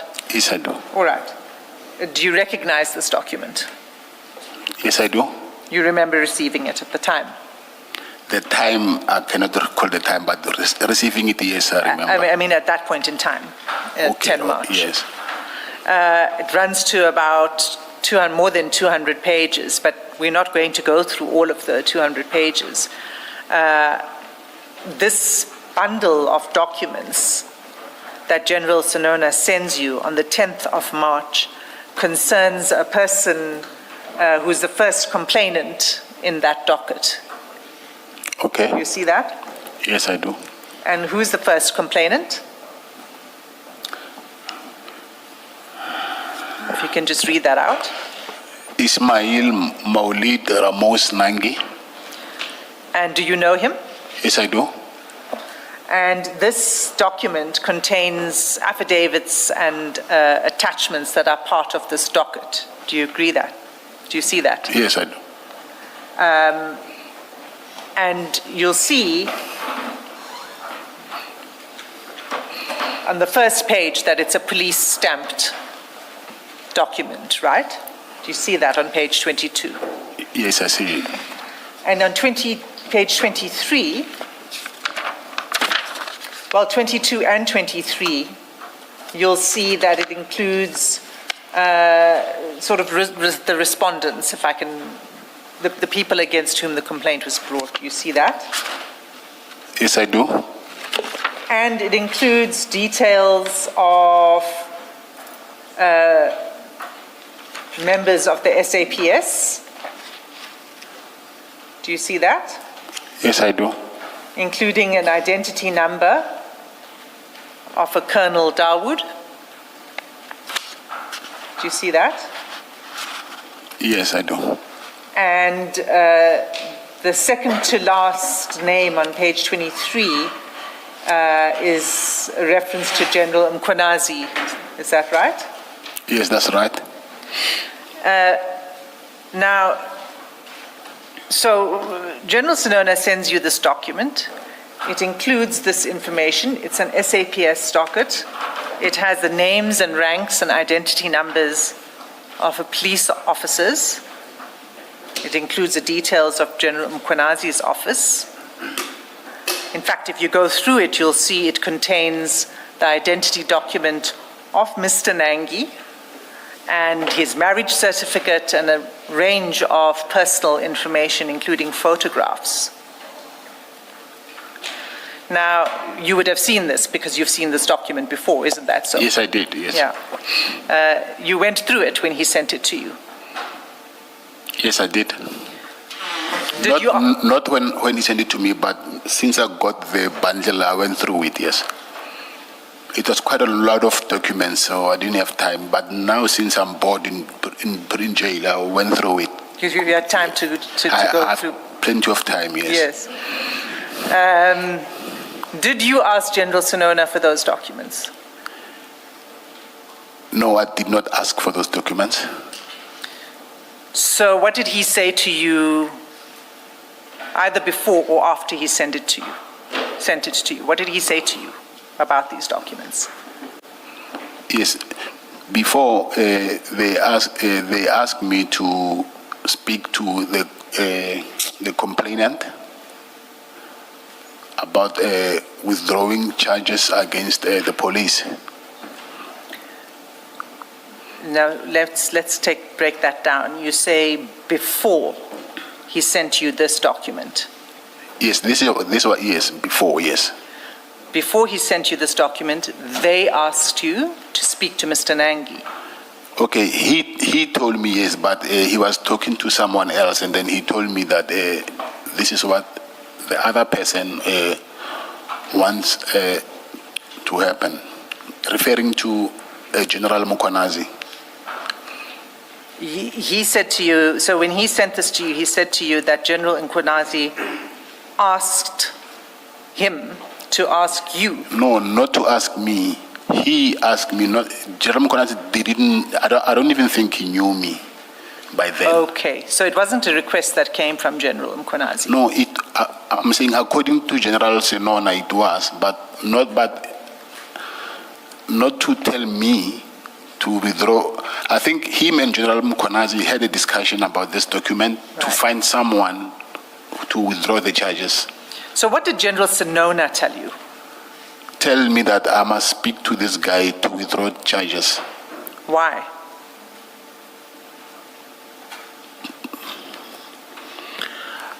Why I cannot answer, I don't know. It's them who can answer that why. But what I know is I've been told that I must ask him to withdraw the charges. And so did you then contact Mr. Nangi? No, at this time I didn't. I did at a later stage, yes, but not this. Yeah, not when I received this document. So when then did you contact Mr. Nangi? The dates I do not want to say something which I'm not sure of, but at some point I did. I can't remember exactly the date. Was it in March? I don't remember, I don't know. Was it before your meeting of the 15th of April?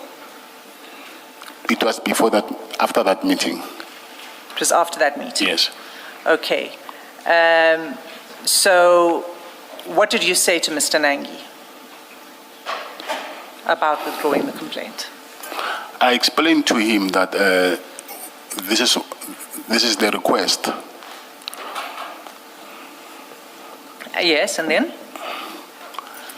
And he said to me he is willing to withdraw the charges, but it was not only him, it was him, I think, with his brother-in-law and someone else, I don't know. And he said his brother-in-law lost his voice, he cannot speak anymore because of that torture. So his brother-in-law is refusing to withdraw the charges, even if he can, but still, his brother-in-law and this other person, I don't know who he is. He was also refusing to withdraw charges. Can I just ask an earlier question? In March, when General Sinona sends you this document, it obviously did not come in a vacuum. There must have been a discussion. Yes, that's right. So that these documents make sense to you when they're sent to you. Yes, of course. At that point, when he sends you this document and you've had an earlier discussion, what does he know about your proximity or relationship with Mr. Nangi that you can do anything about this? We stay in the same estate in Mistrim. So he knew that? Yes, he knows that, yeah. Because you had told him? He knows I stay in Mistrim, yes. No, I'm saying he knows that you stay, Mr. Nangi yes, he knows stays in the same estate as you. Because they've arrested him in that estate, yes. I see. Thank you. So, when you had the meeting on the 15th of April with General Mkhwanazi, you already had this detailed bundle, right? Did you disclose that to General Mkhwanazi in the meeting on the 15th of April? Yeah, yes, it was not disclosed the bundle, but the issue around this thing, yes. So I need to then take you to your evidence at the ad hoc committee. Yes. Do you recall discussing this, answering questions on this issue in the ad hoc committee? Yes, but it's fine. You can just remind me. Okay. Let's start with your statement before the ad hoc committee. In your statement, you did not disclose that you received this bundle from General Sinona. Okay. Why not? I'm not familiar with the commissions, and I didn't know what. I just disclosed what I think I could remember. So I think there's a lot of things which I did not disclose, which I can now recall that those were important things. Okay. So you didn't disclose. You didn't disclose in your statement that you had, prior to the 15 April meeting, that you had this docket from General Sinona, and you didn't disclose that you had any conversations with General Sinona about it. Isn't that so? I didn't. You're saying I didn't disclose that? You didn't disclose that in Parliament, that you had discussions with General Sinona about the Nangi issue prior to the 15 April meeting. I said something but okay, I don't remember if I didn't disclose it. Okay, maybe we should go to your transcript. No, advocate, I'm not disputing it. I'm saying okay. Yes. I'm not saying I didn't.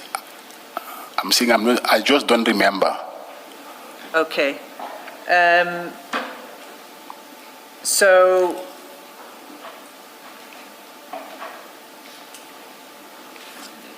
when you met with General Mkhwanazi on the 15th of April, did you say to him that you received it?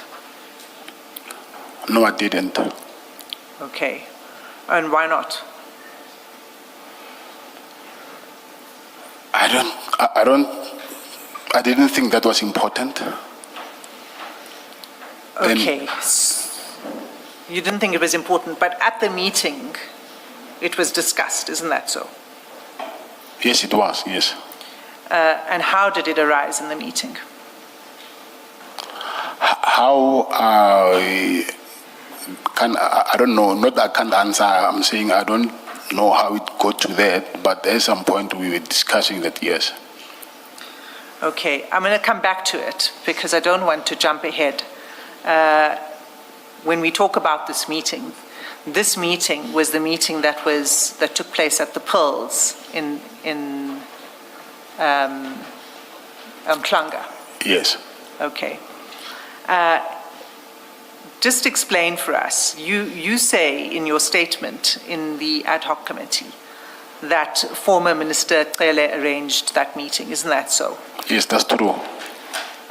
when did he arrange the meeting to take place? When did he make the arrangement?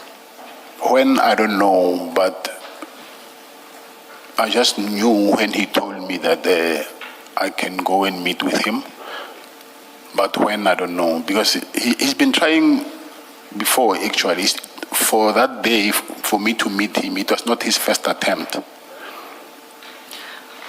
It's not his first attempt for you to meet Yes. him? General Mkonazi, yes. Let me just understand correctly. It's not the first attempt by former Minister Cele to set up a meeting between you and General Mkonazi? Yes. I see. So when was his first attempt? We arranged first to meet in my house in Zimbabwe, and then And when was that? the dates I don't remember, Advocate Hasim, but I remember he came there in Zimbabwe, in Durban. Who is he? He, the former minister. Mm-hmm. Then when we were there, he told me that General Mkonazi said that he has a meeting with the king, so, and then he won't make it. He's going to see the king, and then so he didn't come that day. But I remember we were supposed to meet in Zimbabwe. Okay. So he then arranged for it to happen in April. Yes. And what did he say to you would be the purpose of this meeting? I was complaining to General to the former Minister Cele about the purchase orders, and he actually is the one who suggested that General Kumalo is very close with General Mkonazi is very close with General Nkoa. He's the one who can assist. Did former Minister Cele ever communicate with General Sinona about this meeting in your presence? No. Did he ever communicate, that's former Minister Cele, did he ever communicate with General Mkonazi about the meeting in your presence? Former Minister Cele? Yes. No, he didn't. Okay. And so in the build-up to this meeting, and you say the meeting is this concern you had with General Nkua, right? Not with her. She was not present. No. I'm saying the reason for the meeting was because of the non-performance issues that had been raised by General Nkua, right? Yes, but I'm saying I was not supposed to have a meeting with General Nkua.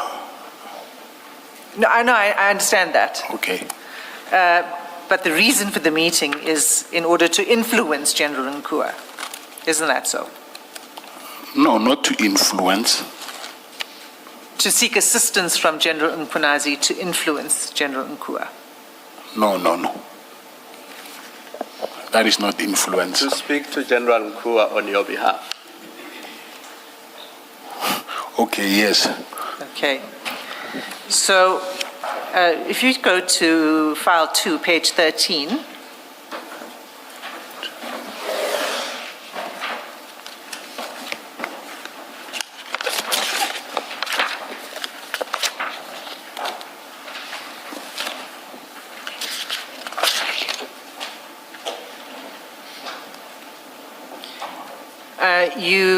This is 14 April 2025.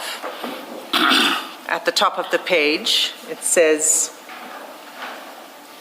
"Oh, Nduna, please don't forget to ask our brother about that lady who's stirring problems." Who's the lady that you're referring to there? The lady is General Nkoa and the brother is General Mkonazi. Okay. And General Sinona sends you a thumbs up. Right? So you understood that he was going to speak to General Mkonazi? Yes. And did he say to you that he did speak to General Mkonazi? This is the day before the meeting. Did he speak to General Mkhwanazi? Did he come back to you to say he did speak to General Mkhwanazi about that lady? I think he did, yes, but yes, okay. We will take it one step further, yes, okay. Okay, thanks. Then on 15 April, now the day of the Pearls meeting, on page 14, you say to General Sonona, this number will call you to make meeting arrangements, and then you send a number. Yes. Whose number was that? I think my battery was dying. It's my wife's number. I was with my wife. Why was your wife making the arrangements with General Sonona? Or did you then call using that phone? Yes. Okay. Who decided on the meeting place?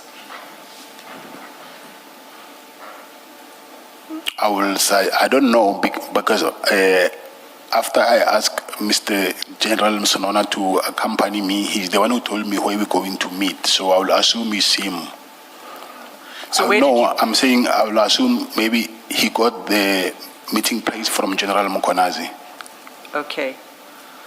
So when did you meet General Sonona? When? When on that day? You met him first? Yeah. No, he came to fetch me. Where did he come to fetch you? From the, what is that hotel? The Oyster Box. And he then drove you to the meeting with General Mkhwanazi?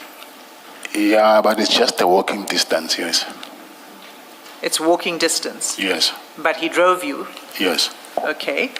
And and then that's when you met General Mkhwanazi at the entrance, is that right? Yes. Okay. So your arrangements with General Sonona was the arrangements that you were making at that time with your wife's number, the arrangements for where he should collect you? Is that what was? Of course, yes. Oh, right. Okay, so he collects you and you go to the Pearls. I take it's an apartment that you entered.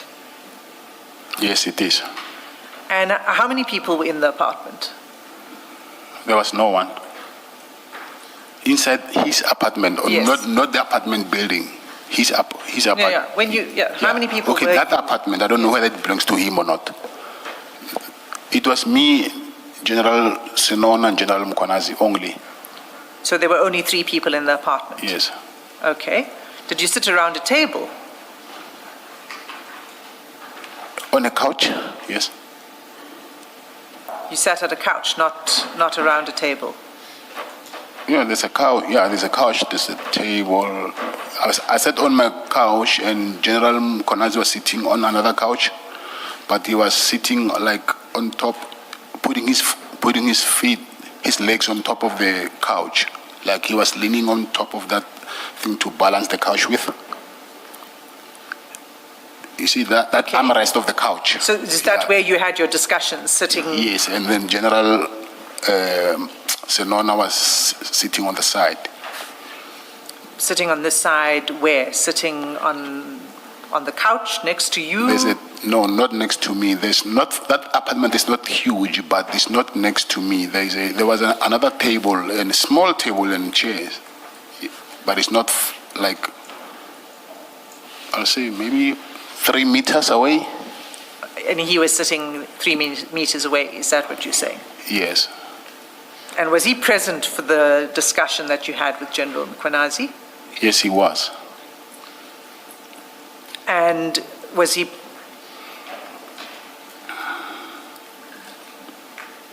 Well, let me pause for a moment there. The conversation you had with him, General Mkhwanazi, did you start off then talking about the Medicare 24 purchase orders problem? Yes, I did. And did you say to him you wanted access, or you wanted him to speak to General Nkua on your behalf? Yes, I did.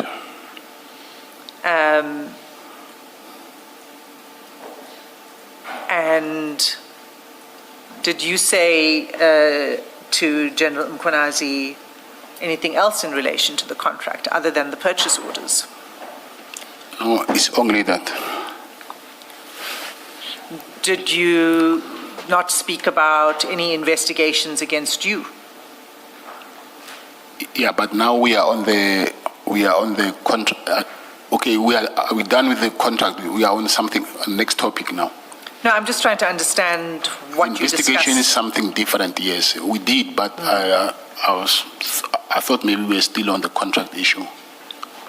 So you told him about the problem with the purchase orders. We've got that. Yes, yes. You said you wanted him to assist you with General Nkua. We've got that. Yes.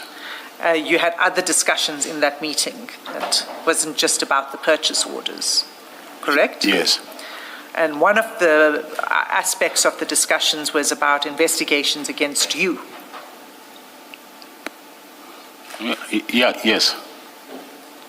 Which investigation? It was not an investigation by then.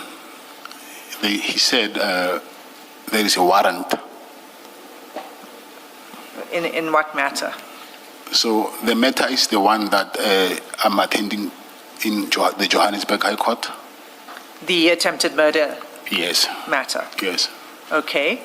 And what was the content of that conversation? Yes, the content, I cannot disclose it because it's something that is in court now. Okay. And other than your attempted murder, the issue around the attempted murder, what else did you discuss? Yes, we discussed other things, but those things, all of them, they are in court now. Did you mention your relationship with General Sibiya?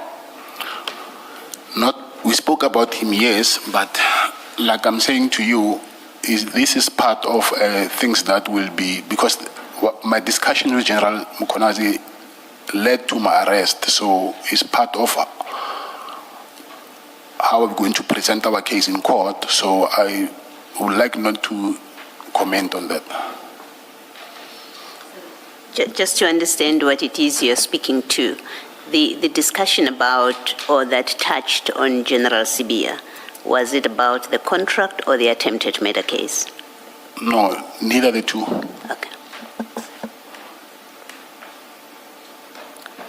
Was it about you arranging impalas for General Sibiya? No. You did not discuss that? We didn't. Did you discuss any form of payment to General Sibiya? To him, from me? Yes. No. Did you discuss a townhouse or any other property associated with General Sibiya? I will say, Advocate Asim, yes, there's issues that we discussed about General Sibiya, but I do not want to discuss that because it's part of my presentation of my case in court. So I just please not want to disclose it prematurely, please. I understand. These questions are, it's just a yes or no answer. Did you discuss payments to General Sibiya? You're saying no. You did not. That's from your me, answer. you said from me. From you to General Sibiya? Yes, and I said no, yes. And when I asked about whether you had a discussion about you arranging impalas for General Sibiya, you said no, you did not have that discussion. Is that right? Yes. Okay. Just a moment.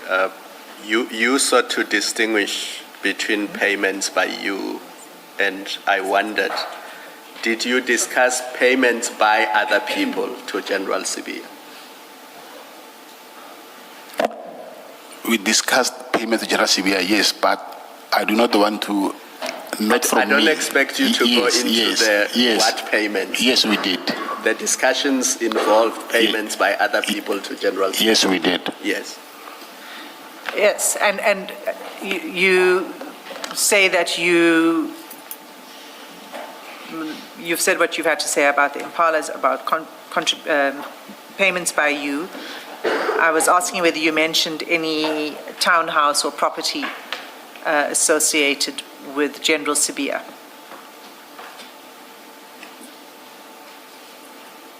asking me a question? Yes. Can you You please mentioned that to General Mkunazi. mention what? Any information about a townhouse or any other property related to General Sibia? That's a vague question, but partly yes. So You spoke about let's say property, yes, yeah. you spoke about General Sibia's property. Yes. Did you speak about payment from any person I said yes. for that property?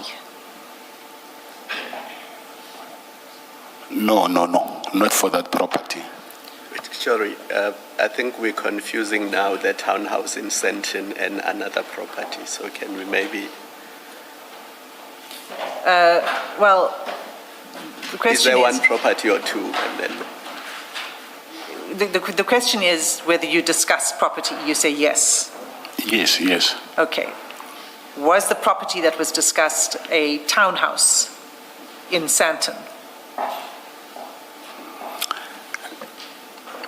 No, I don't want to comment on that because this is what I said. I don't want to comment that prematurely. But I just said it's a property. Yes, I didn't want to seem as if I do not want to answer questions, but I do not want to go deep in those questions because I might as well just disclose my entire strategy than in court. Well, I'm not sure that disclosing what type of property it is incriminates you. You've said you discussed a property. I'm asking if it was the Santon townhouse property. I don't need to know further. I was asking yes or no. Was it the Santon townhouse property? That is a difficult question to answer because already I'm opening a door which I do not want to. That is, I can't. So, but when you say property, I will agree, said yes, but I do not want to go deep into that. Let's take the adjournment at this stage. Oh, it's 1 o'clock. Thank you, Chair. Let's resume at 2 p.m. Thank you, Chair.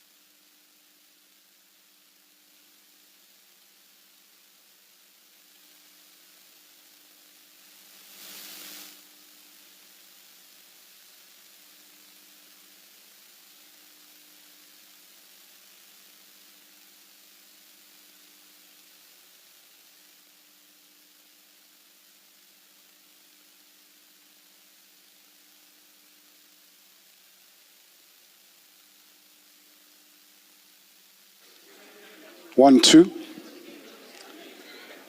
Good afternoon, all. It's 13:59. We're about to resume. Please make sure that your cell phones are off and switch off your devices if they are not working. Thank you.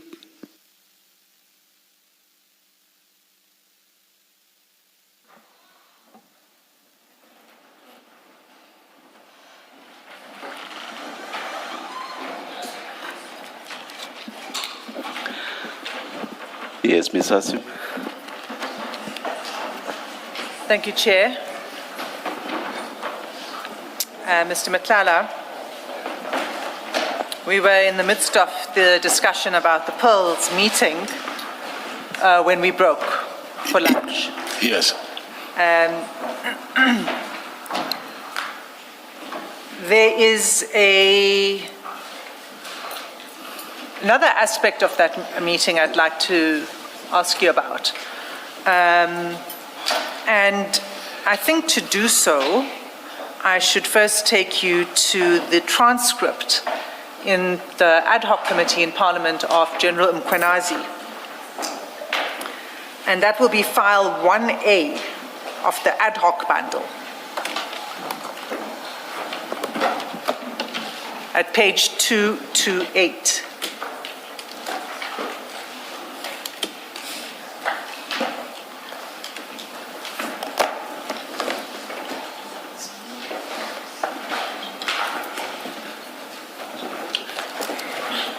Got it.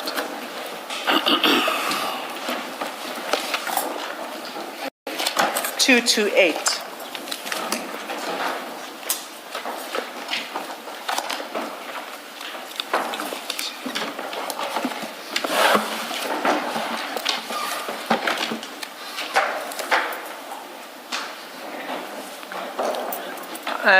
Do you have it, Mr. Matlala? Page 228.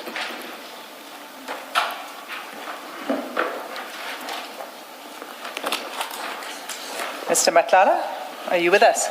Yes. Do you have page 228? Yes, I'm page 228.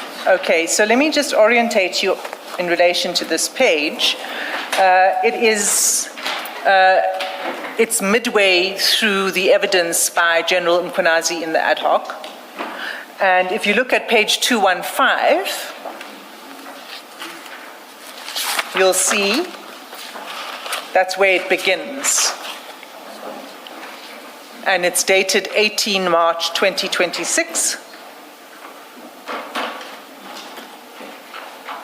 And it begins on that page, the evidence of General Mkhwanazi. Yes. Okay? All right. So the part I want to ask you about is on page 228. And on this page, you'll see that General Mkhwanazi talks about the meeting at the Pearls. And you'll see that on the fourth paragraph, for example, where he says, then he said, okay, we are going to meet at Madlanga. Meeting is going to be around Madlanga. They met at the hotel, etc. Oyster box, and then he explains the meeting, the arrival of you and General Sinona at the Pearls, okay? Yes. All right. 2 paragraphs down from that, and that would be 3 paragraphs from the bottom, if you're looking at the page. And it's the paragraph that begins, that's when he gave me this information. Do you see it? Yes, I do. So what General Mkhwanazi says here,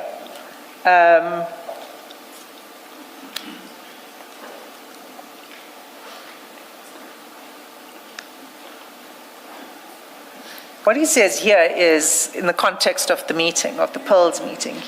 He says, that's when he gave me this information. The information is about Steve Mutsumi. Steve Mutsumi. It is a name that the 68 million people, excluding the independent podcasters, are the ones who have the guts to talk about. The rest of the media houses, it says mirror houses, but I think it meant to read media houses in South Africa, do not want to research that person. It's a name that has come out so many times, Steve Mutsumi. He told me about Steve Mutsumi. He gave me the address of the house of Steve Mutsumi. He told me about the activities of Sibia, how Sibia is collecting money. He told me about the property of Sibia that I did not know. He gave me the address. He told me about the imbalances. I think there too, what was meant to be the imbalances is meant to be impalas. He bought for Sibia. This is all coming from CAT voluntarily. I do not have a clue about all these things. The properties in the townhouse, I think he meant the properties and the townhouse in, and then it says Sentinel, but I think that's meant to read Santon. Okay, did you follow that? Yes, I did. What discussion did you have with General Mkhwanazi about Mr. Mutsumi? Like I said before, Advocate, that this is something that we going to contest in court, so I'd rather not comment on this thing. Okay, can I ask you this? Did you speak to General Mkhwanazi about Mr. Steve Mutsumi? Just yes or no? I was asked the question, yes.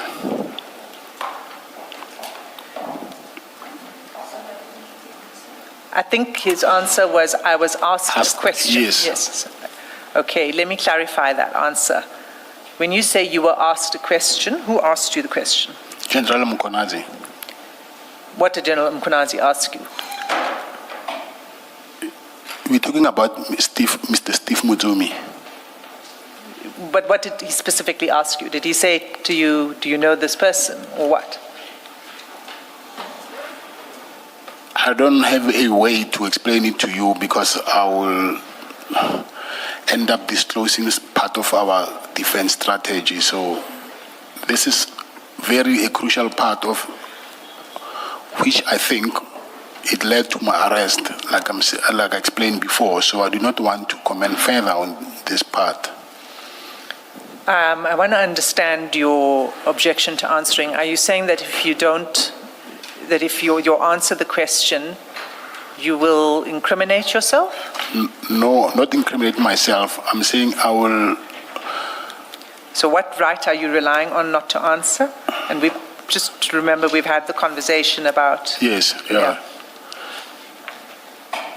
I still have to present my case in court. And then this is a very crucial part of how I want to present my case in court.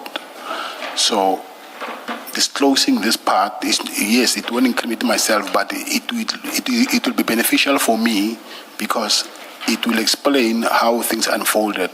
So this is the reason why I'm saying I do not want to comment on it, not because it's going to incriminate me. Yes, it's not going to incriminate me. It will not incriminate you.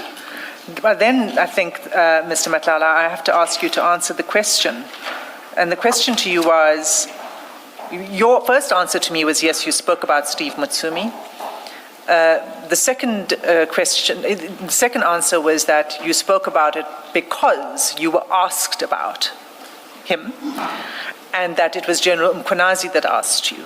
And then my question, which you now don't want to answer, is what was General Mkhwanazi's question? Chairperson, about Steve Mutsumi, right? Yes. You've got that. Yeah. Yes, Ms. Oh, are you done? No, I see my learned friend wants to interject. Yes. Chairperson, at this stage, I think it's that moment where I need to address you on the issue of the client is. Let me start there. Mr. Madlanga has made it clear to you that he does not wish to disclose defense strategy.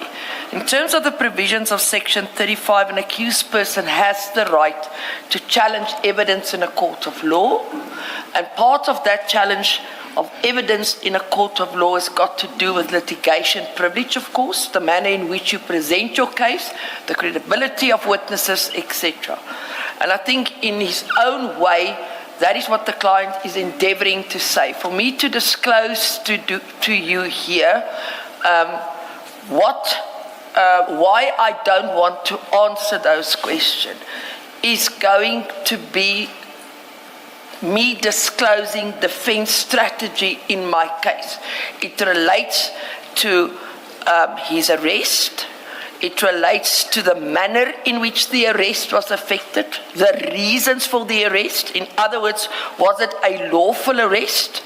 In other words, it's a challenge to the lawfulness of the arrest. These issues, if you can recall, he has dealt with in the supplementary affidavit.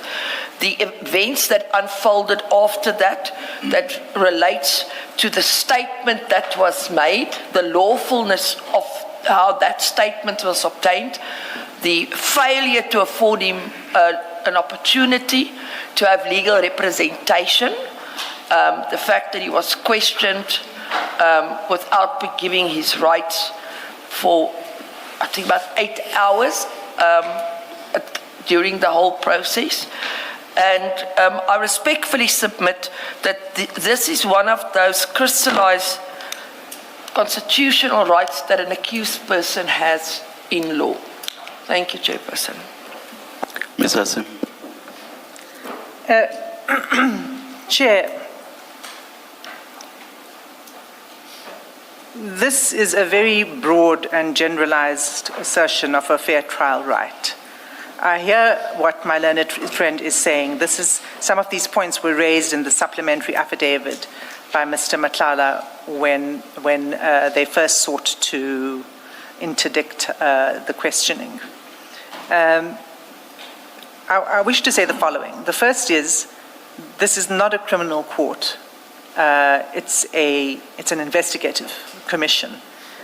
Mr. Madlanga, in these proceedings, is not an accused. He's a witness. And an implicated witness must receive a fair opportunity to know, answer, and test material, and for us to be able to test evidence with the witness.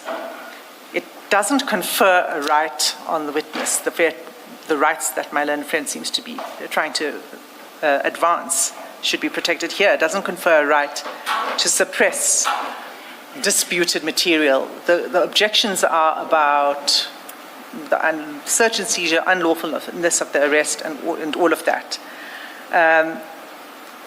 I think that what Justice Jafta made clear, and I just want to go to the paragraph directly, because there's an assumption, I think, that Section 35, as a fair trial right, is available to a witness in a commission simply for the asking. The minute you say, well, it's a Section 35 right, then it may be available in the commission, and that's not the case.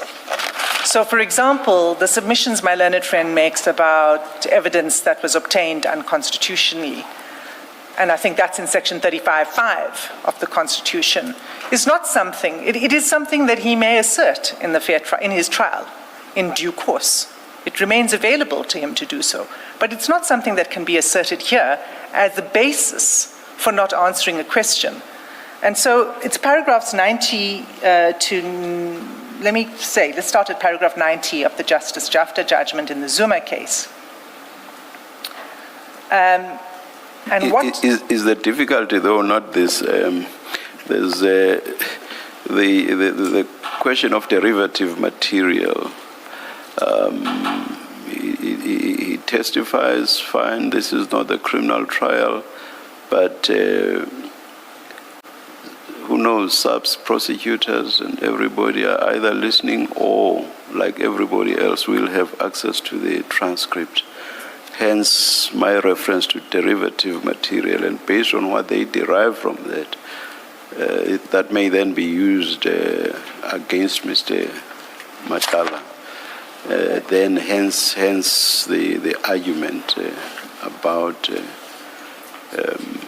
the unfairness of the trial eventually. Well, fine, the trial will be down the line. This is not the trial. Well, but yes. It is for the trial court to ensure the fairness of the trial. And so if that were to eventuate, and remember the scheme of the Commission's Act, Rules and Regulations is You've got to answer questions, barring your privilege that exists under Section 3(4) of the Commissions Act. Any question that you answer that is self-incriminating may not be used against you. But yes, we know. Why does that same reasoning not apply to that privilege then?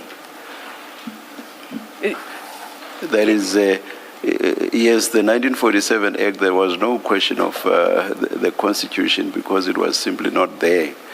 But the witness is afforded the right to assert the privilege. Yes. So now that we have the Constitution, why can't a witness similarly say, but I have this right, that bears relevance to the trial, and why you assert the privilege is exactly because it bears relevance to the trial. So my point is, analogously, why is it that you cannot raise your fair trial rights here before the Commission? Well, let me say this, Chair. So the answer, sorry, so I'm very sorry to interrupt you. The answer cannot be, that's because it's not in the Commissions Act. No. Yes, No. yes. And I hadn't completed my submissions on that. It's the Commissions Act is the starting point. The Commissions Act has, of course, been interpreted. And that's why the Justice Jafta judgment is so important, because it is testing the provisions, and it's in the context of an inquiry. And we know that this is a crystallization of the theme of the privilege against self-incrimination that started with Ferreira versus Levine. But let's not go there. Those were other contexts under the Companies Act. But what we know that the case law has made clear is that you have a privilege. If you answer, can't be used against you. And of course, there's this derivative evidence issue, which is if investigators independently find out information, then they could bring it to a trial. My argument is that part of the derivative evidence would be something for the trial court to control. It can't be something that prohibits this commission from its fact-finding mission and from the truth-seeking mission that's incumbent upon it. And so the Section 90 of the Justice Jafta judgment it's quite plain. And paragraph? Paragraph 90. 90. 90.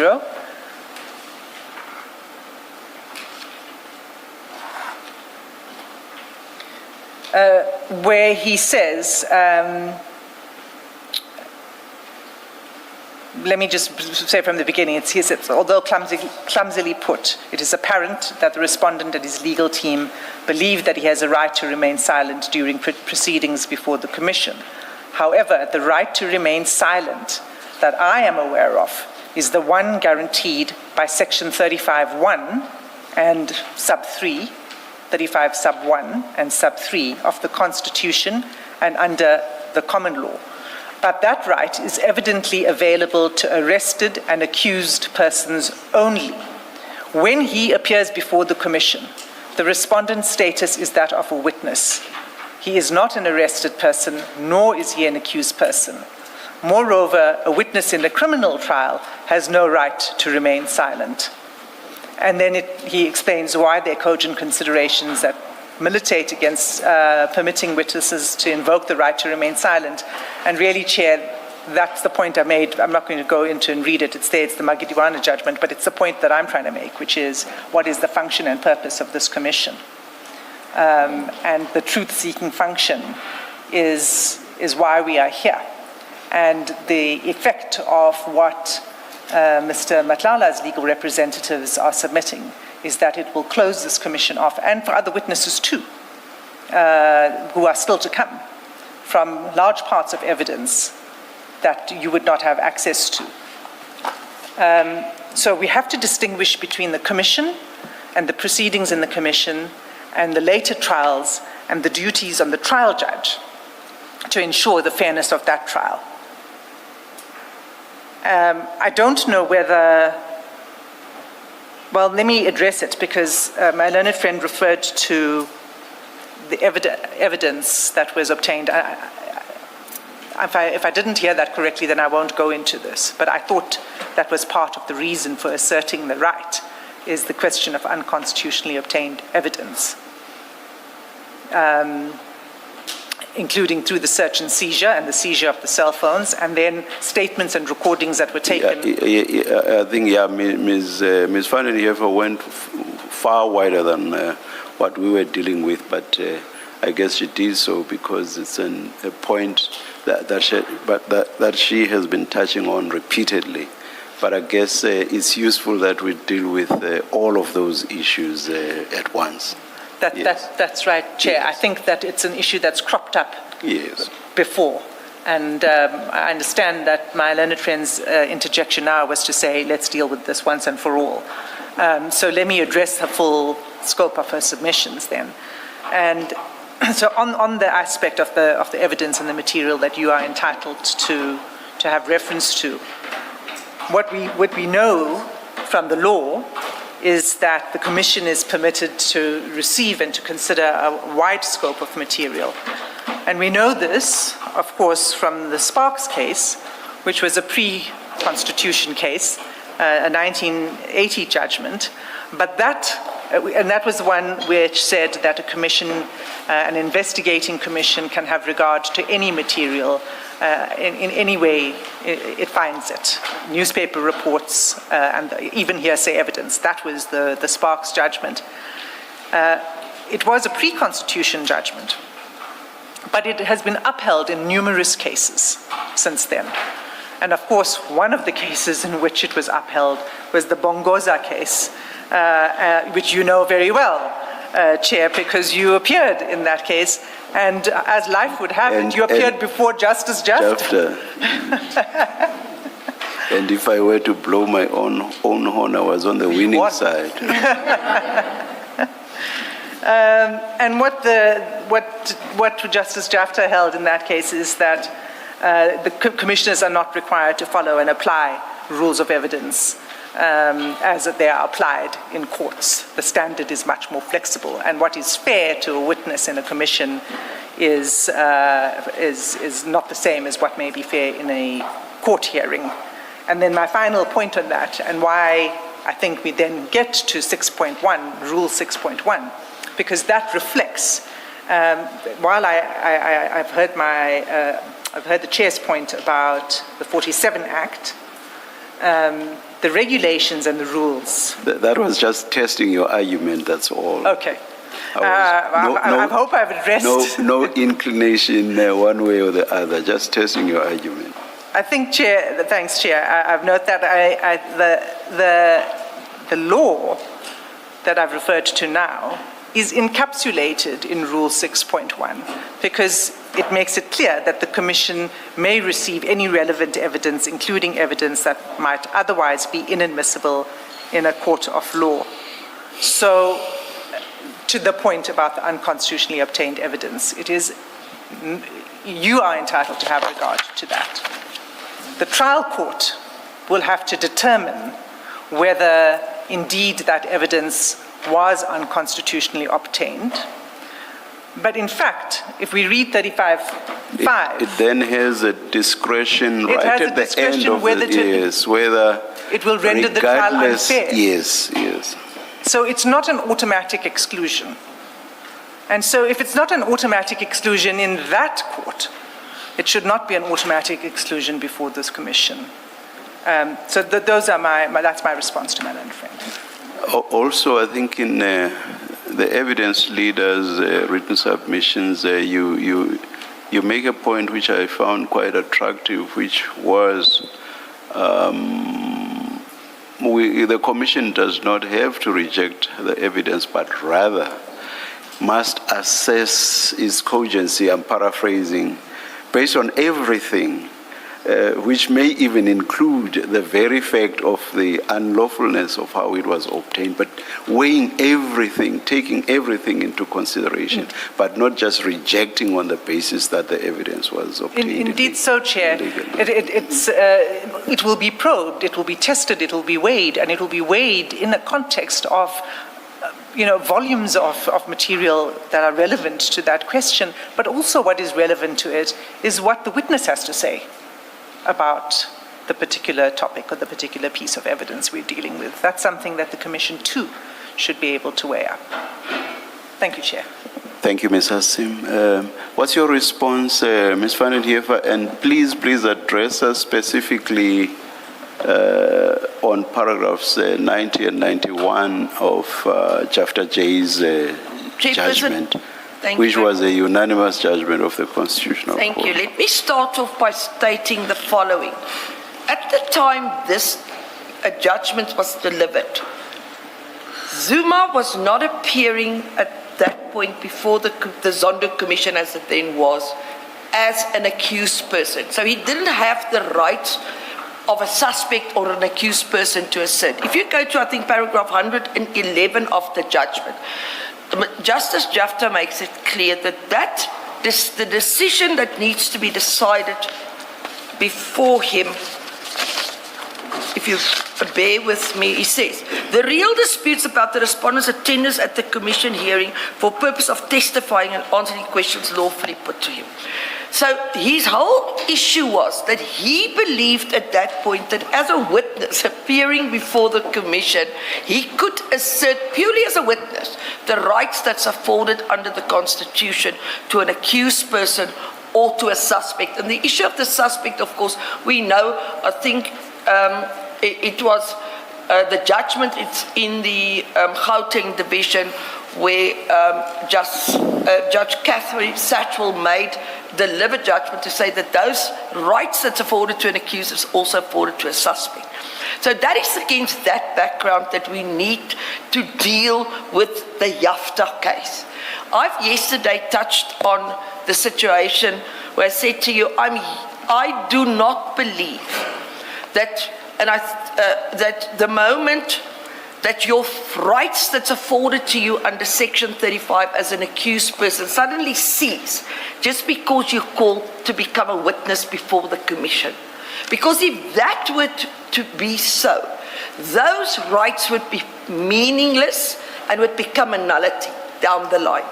In the SCA matter of State versus Magwaza, Pon and J.A. with the majority said that it's clear that the rights in question exist from the inception of the criminal process, that's from arrest until its accumulation up to during the trial itself, etc., etc. Now, I take it one step further, and I respectfully submit to you, there is absolutely no indication. I could not find a single case that says that if the opportunity arises where you should and can assert those rights, that you are not afforded the opportunity to assert it just because you're not in the criminal process itself. We can, and I think the whole issue, or the point that we're trying to make to you is that we've got certain fair trial rights. And part of your fair trial rights, as I said, it's been crystallized over a period of time, and I addressed you quite a bit on it already yesterday, is that part of your fair trial is your litigation privilege that you hold. It means that you cannot be compelled to ahead of time make disclosures about how you're going to defend yourself, what you're going to, the manner in which, for instance, you're going to deal with certain evidence, etc. That's but one aspect of it. My learned friend has addressed you on the issues, for instance, of the recordings that were made. And what we hold dear about that particular aspect is you want to put a reverse onus on us and by you, again, with respect, I mean the royal you, by saying there's now a reversed onus on you. You now have to assert certain rights before the commission, onus that you would never bear in a process where you are actually accused, to now come up with a reason why you should not answer, for instance, why certain recordings can't be used against you. In a trial, and I say for purposes of this commission, the same point will stand. You've got the right to say that before you can rely on a recording, or before you can force me to answer questions about the recording, I'm saying to you that I've got a right to challenge the lawfulness of this recording, and part of it relates to whether my Section 35 rights were adhered to when you made this recording, or when you forced me to answer these questions. And part of that goes back to the issue.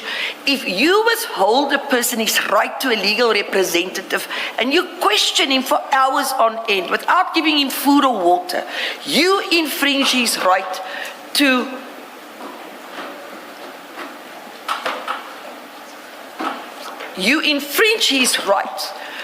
with regard to the lawfulness of the statement you then wish to rely on. So what we say in that regard is, you want to now force us to answer questions about a statement where we believe we can prove beyond a reasonable doubt that statement was unlawfully obtained. But because it's the Commission and we now regard it as a witness, we are now forced to answer those questions without asserting our rights when it comes to that particular issue. I want to go to the section that my learned friend referred to. If you look at what paragraph 90 says, it says, although clumsily put, it is apparent that the respondent and his legal team believes that he is a right to remain silent during the proceedings before the Commission. However, the right to remain silent that I'm aware of is the one guaranteed by section 35 sub 1 and 3 of the Constitution and under the common law. And then he goes on, he says it's a right to an accused person. Now, I respectfully submit, until such time as there is a judgment that rules to the contrary, I do not believe that the judgment of Zuma and that Mr. Justice Jafta, in the decision that he made then, said that those rights are not afforded an accused person when he appears before a commission, that those rights are taken away from him just because he becomes a witness before the commission, that he cannot exercise those rights before the commission just because he's a witness there. I respectfully submit that if we read what he said here, even what he says in paragraph 19, he recognized the fact that a person that appears before the Commission would have, if he is an accused person, the rights that is afforded under section 35. And in fact, I go so far as to say that even yourselves, in your rules and your regulations, recognize the rights afforded a person in the Constitution when you deal with the issue of subpoenas. It's clear, it's almost a copy and paste out of the rights that one is accorded when you get served with a subpoena, a search or a seizure subpoena. So I respectfully submit that where the Constitution is the Supreme Court of this country, I do not believe, and I don't believe it was ever the intention, to take away a person who is rightfully recognized as an accused his section 35 rights just because he now appears as a witness before the Commission. In paragraph, let's look closely at the wording of paragraph 90. It says, when he, that is the witness, appears before the Commission, that was the respondent in that case. When he appears before the Commission, the respondent's status is that of a witness. He is not an arrested person, nor is he an accused person. So when he is before the Commission, he is not an accused. Even if the witness may be an accused before the criminal court, but before the Commission, the status is that of a witness, says Justice Jafta in so many words. He is not an arrested person, nor is he an accused person.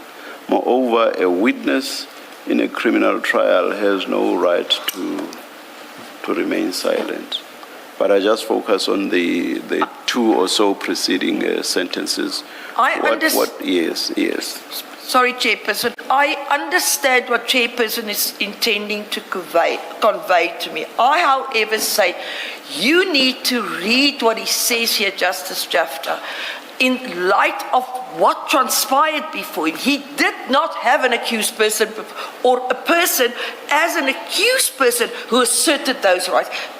The then President Zuma was merely a witness, and he tried to assert an accused person with Section 35 rights just as a witness, the situation that you're now dealing with, I respectfully submit, is completely different.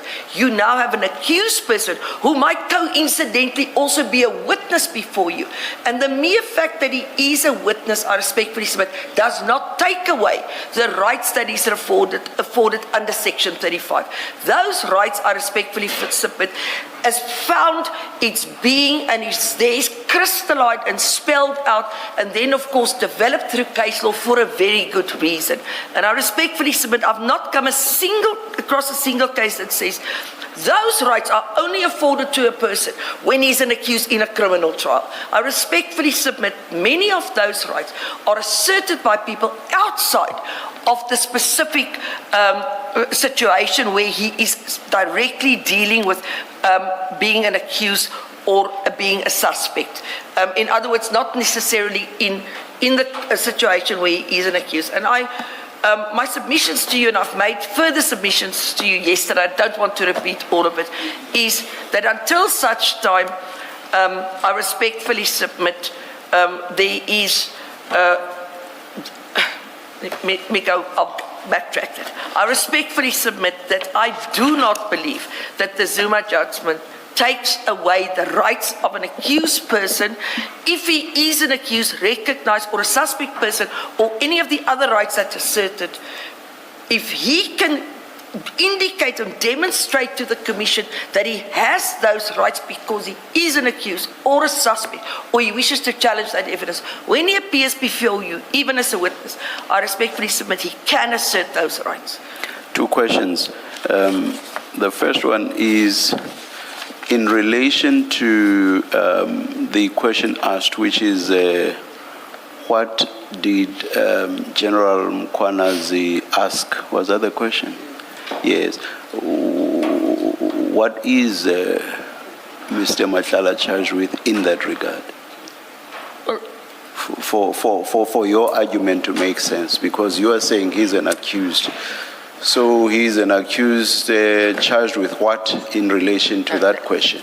My understanding was he does not assert the right because he's an accused, and in a criminal context, if I answer it, I will incriminate myself, or I have the right. My understanding from what he said... Then that would destroy your argument. That would destroy your argument because you are distinguishing his case on the basis that he happens to be an accused person, and therefore his situation is distinguishable from that which the Constitutional Court was dealing with in the case that we are focusing on. May I complete my submissions to you, please, Chairperson? No, I think this will actually... So what I'm saying is, his submission is, I'm an accused person in a trial, and I've got litigation privilege, I've got a strategy that I wish to deploy during that criminal trial as an accused person. How does that criminal trial relate to the question that was asked? That's my question.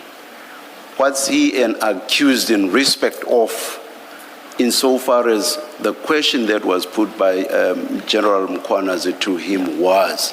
Because otherwise your argument falls flat, because paragraph 90 and paragraph 91 will stand.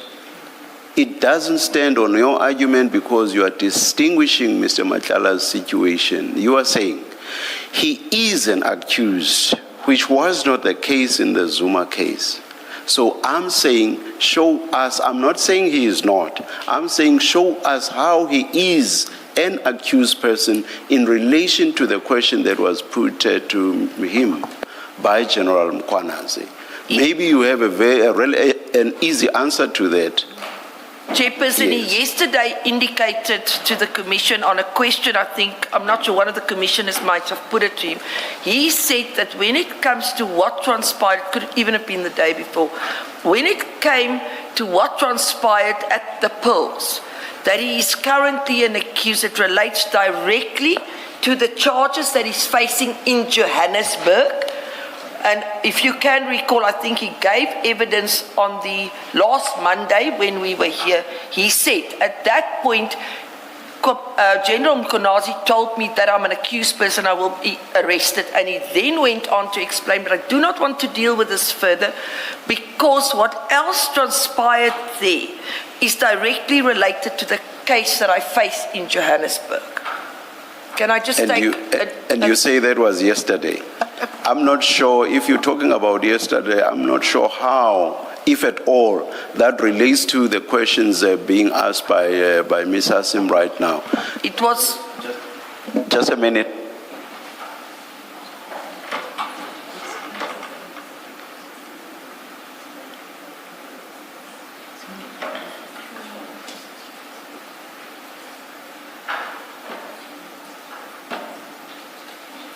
Chairperson, if I might just continue. So you will recall when I was addressing you, I said, and in fact, I addressed you on it the last Monday, and that is when this issue raised. I indicated to you then, part of the whole case that Mr. Matlala is facing in Johannesburg, and that can be objectively established from the day he first appeared there, it was placed on record.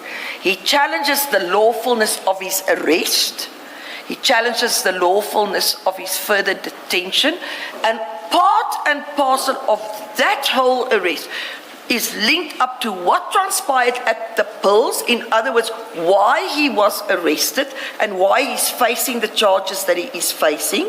Number two, the same submissions, as I said, goes for this, what we submit is an unlawfully obtained recording, as well as the rest of the defences as it folds out, because it all emanates from the moment of the arrest that what we submit was an unlawful arrest. So everything that happened from there, it's almost, it goes back to the, I know the Americans like to use it, we don't use it there, but for ease of reference, I'm going to, it's the fruits of a poisonous tree argument, and that is part and parcel of your defense strategy that you've got and that you can use and you can implement, and it's part of your rights to challenge evidence and to adduce evidence.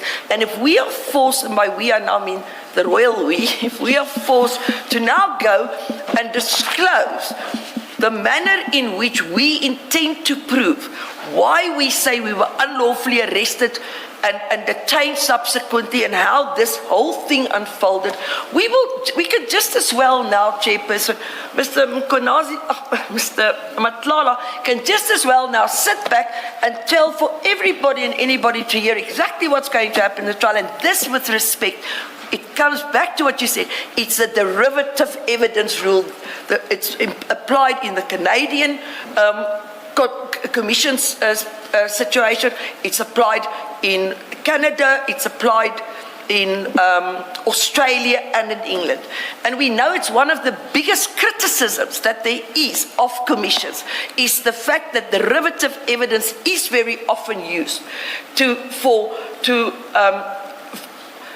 prevent a strategy down the line for people who later on appear in courts because of what has happened before a commission. Do you know what would actually assist us to know if Mr. Matlala is actually an accused, which is the font of your argument or the springboard for your argument? It is this. An answer to the question put by Ms. Hassim, which is, what was General Mkwanazi's question to you? That's going to tell us what all of this was about. And then it gets easier for us to know whether or not he was indeed an accused person. I'm not at this stage. I'm just engaging you on your argument, because you are saying this judgment is distinguishable because there we are not dealing with an accused person. And when I ask you the direct question, okay, tell us what exactly Mr. Matlala is an accused in respect of, I'm not sure that I follow your response. I'm not sure. You are giving us generalized answers which do not say. In relation to that question, which you are putting to Mr. Matlala now, Ms. Hassim, Mr. Matlala is actually an accused person. In relation to that very, I've not heard you say that. Now, I'm saying, and in fact, I'm going to actually, I'm inclined, let me upfront say that, I'm inclined to overrule the objection insofar as it relates to answering just the question, what was General Mkwanazi's question to you? I just do not see how that can ever affect Mr. Matlala's defense. Thereafter, I have no idea what will flow from the question, in fact, in particular, from Mr. Matlala's response. I just do not see, unless you show me, you show us how that a response to what was the question about, that has nothing to do with the rest of what then flowed or followed from his response to that. I just do not, unless you show me how. Chairperson, may I now? And I hope the response will be brief. Yes, Chairperson. The fact of the matter is, the fact that you are an accused person in a trial affords you all the other rights under Section 35. I've heard that. Chairperson, I've heard that. Yes. But Chairperson, with the greatest of respect, Yes. if I'm an accused in a murder trial, I am afforded the right to challenge evidence and adduce evidence. I have the right to challenge the lawfulness of my arrest or not. I don't need to, before you, with the greatest respect, as a witness now say, because I've already indicated, I'm an accused person in the Johannesburg case. The fact that you are entitled to challenge under 35 certain evidence, to exercise your rights under 35, does not need to be related directly to a specific charge. The charge is there, he is an accused person. That's accepted by everybody. So you don't need to your specific challenge that you launch. And the reason why you don't want to... But Mr. Matlala is an accused person in respect of something specific or issues that are specific. So the direct question has been, insofar as this question is concerned, does that relate to anything that he is specifically charged with? It cannot just be the broad question that he happens to be an accused person. Person, he said to you, I am charged as an accused person in Johannesburg with various offences. That says nothing. Are you done with your submissions, or at least on this point? Just on this point? Because my inclination, my indicated inclination, are you done with your submissions on it? My indicated inclination, which is that my inclination is to overrule your objection insofar as it relates to the question and an answer to it. That's what you are responding to. Yeah. Yes. Sorry, Chairperson, if you do wish to overrule us, I'm going to ask you with respect, if you can please explain to us why, so that we can understand the reason why you... I already did when I indicated my inclination. I said, I just do not for the life of me see how responding to a question that asks, what question were you asked? I do not for the life of me see how that will impact the rights that are being asserted. There it is. Are you done with your submissions then? Just one last thing, Chairperson. Yes. If you wish to assert a specific right, and part of that right is to challenge the evidence of a witness that's directly related to the reason why you're arrested or not, I respectfully submit that gives you full reason not to answer this question. Thank you. Thank you very much. Chair, I need to say something because I need to correct something. Oh, all right. And so it's important for me to have an opportunity to address you very briefly. The first thing is on the question of an accused. Mr. Zuma was an accused at the time he was appearing in the Zondo Commission. So it's not correct to say that he was not an accused. The second thing I wanted to correct is that Ms. van den Heever relies on the judgment of Justice Satchwell, and I believe it's in the Sebian case. Yes, right. So what that case assists my learned friend, so she relies on that, but she doesn't tell you that there are other cases that take a different point of view from Justice Satchwell.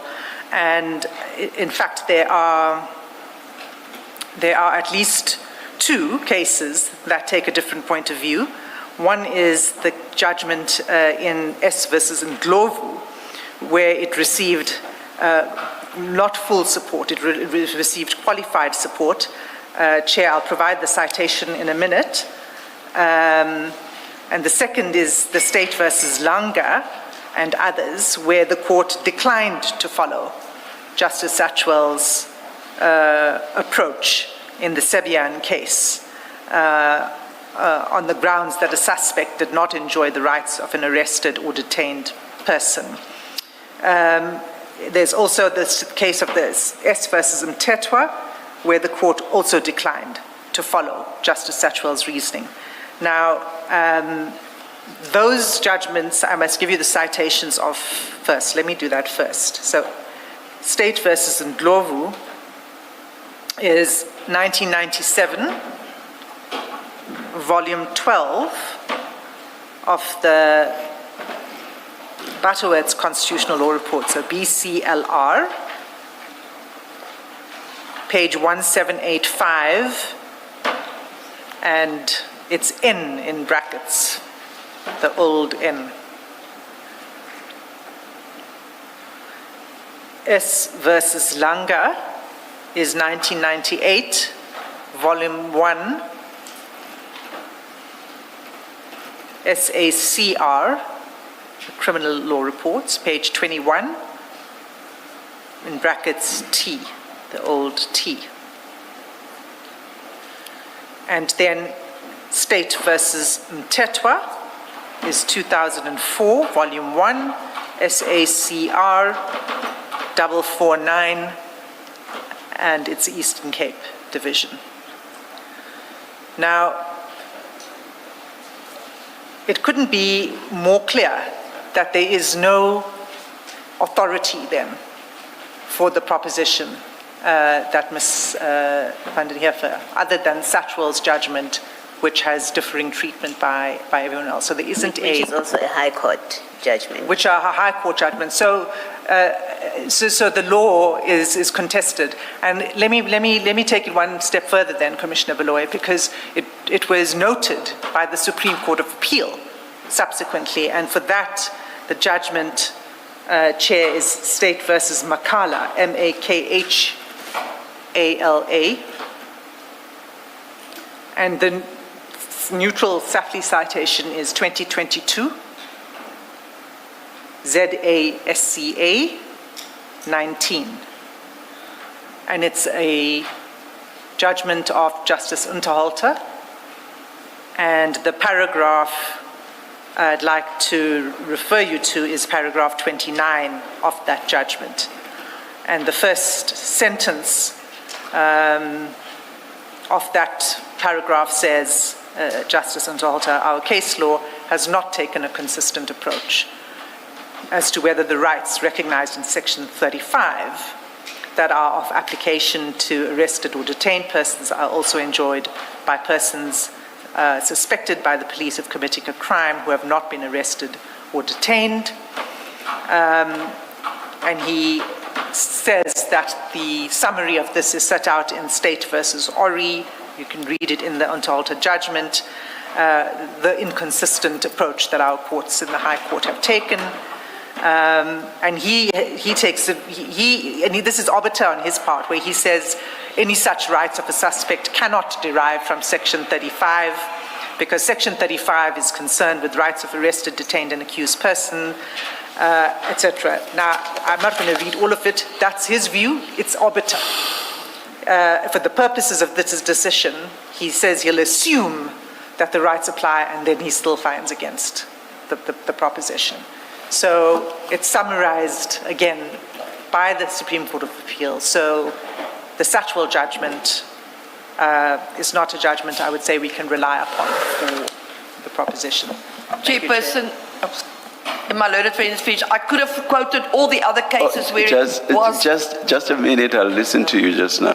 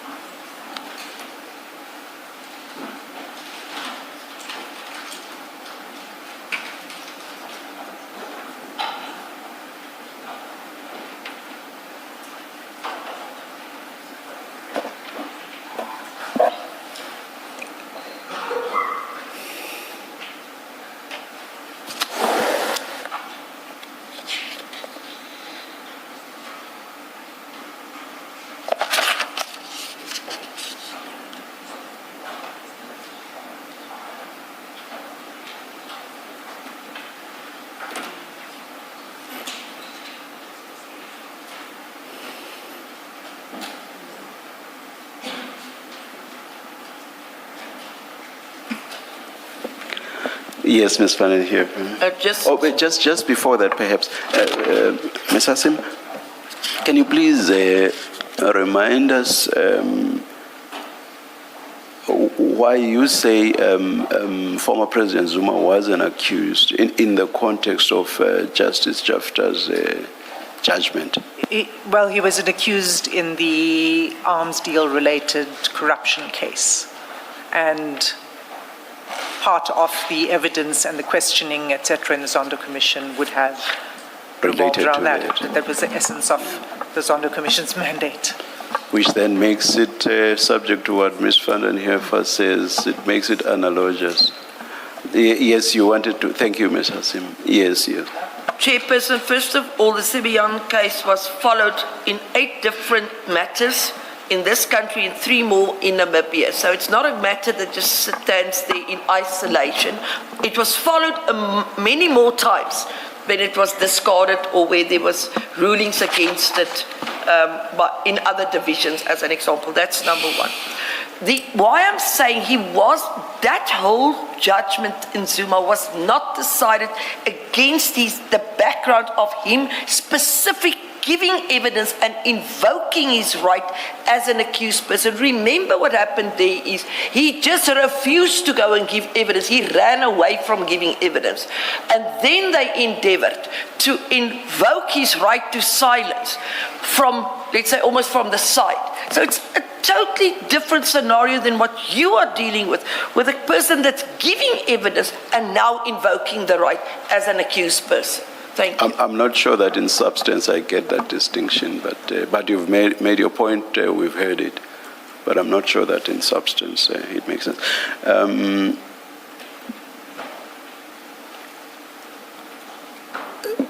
I said I was inclined to overrule your objection. I now do so. I overrule the objection that Mr. Madlanga is legally and indeed constitutionally entitled not to answer Ms. Hassim's question. Mr. Madlanga, you will have to answer the question. Just a minute.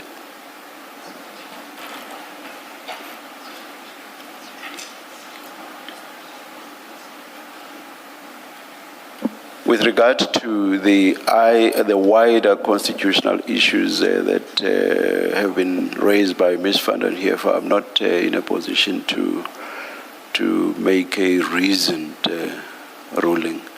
So what I will rather say is let us see if Ms. Hassim is able to ask questions that will not necessarily raise or implicate the sort of issues that we've heard being raised. Let us see if that is practical from where you are sitting, so that we use time as fruitfully as possible for the rest of the day. So about a ruling on the rest of the broader issues, a ruling may be made perhaps tomorrow morning. I do not know. Yeah. Noted, Chair. Yes. If I could just clarify that it wouldn't be or what, Friday morning.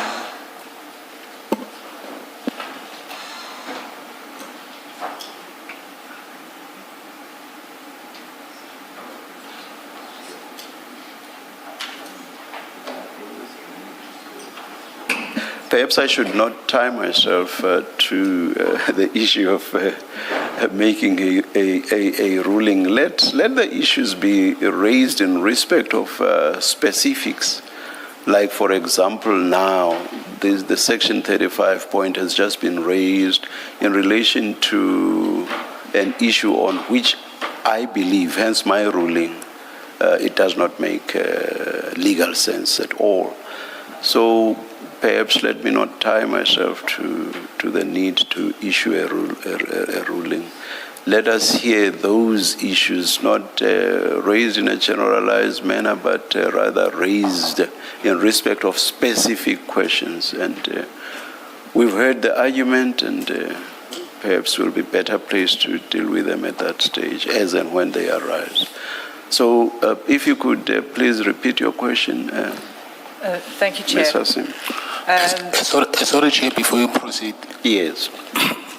can I please, after answering this question, can I please just rush to the bathroom and then we'll continue after, please? Let's adjourn. We'll come back when it's indicated.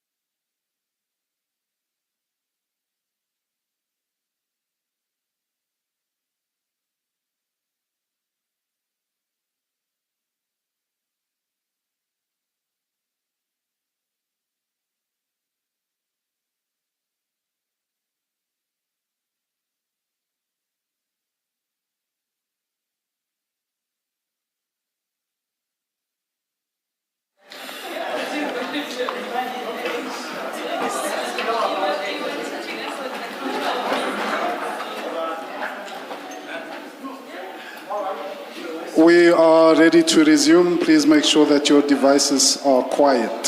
Thank you. Let's stand.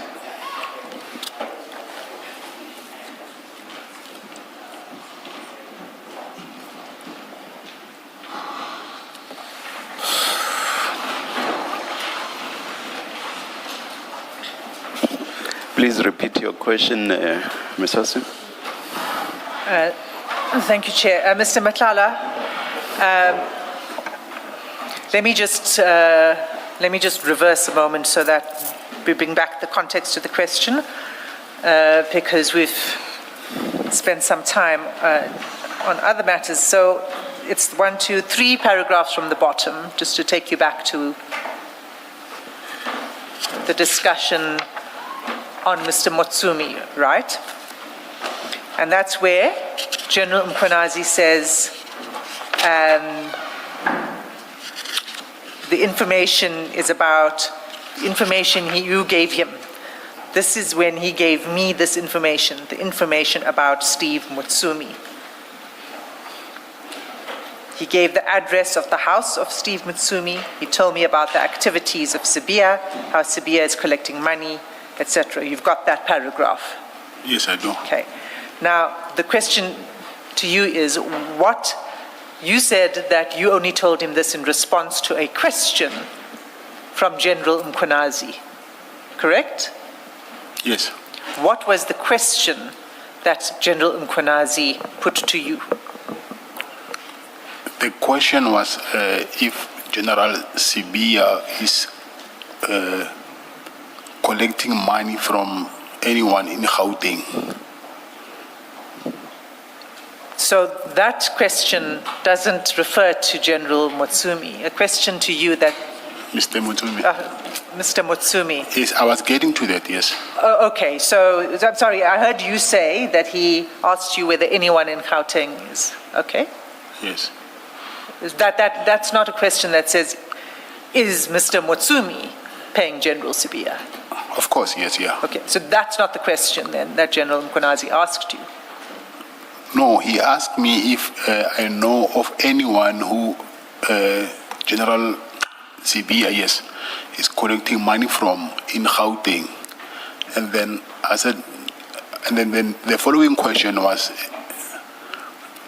do I know General, oh, not General, do I know Mr. Steve Motsumi? So when General Mkhwanazi said to you, do you know anyone in Gauteng who is paying General Sibia, did you answer him before he asked you about Mr. Motsumi, or did he immediately ask you about Mr. Motsumi? No, Mr. Motsumi, it was a follow-up question. So what was the answer to the first question? Like the anyone question? Yes. Yes. What was the answer to that question? I said yes. And did you then volunteer names, or did he then immediately say, well, what was his next question? Let me not frame the question for you. Yes, the next question was if Mr. Motsumi knows Mr. General Sibia. Was there no follow-up to your response that General Sibia was collecting money from people in Gauteng? Did General Mkhwanazi not seek to know who he was collecting money from? Yes, he did. And did you give him the names? Not the names. This is where I said I do not want to incriminate myself.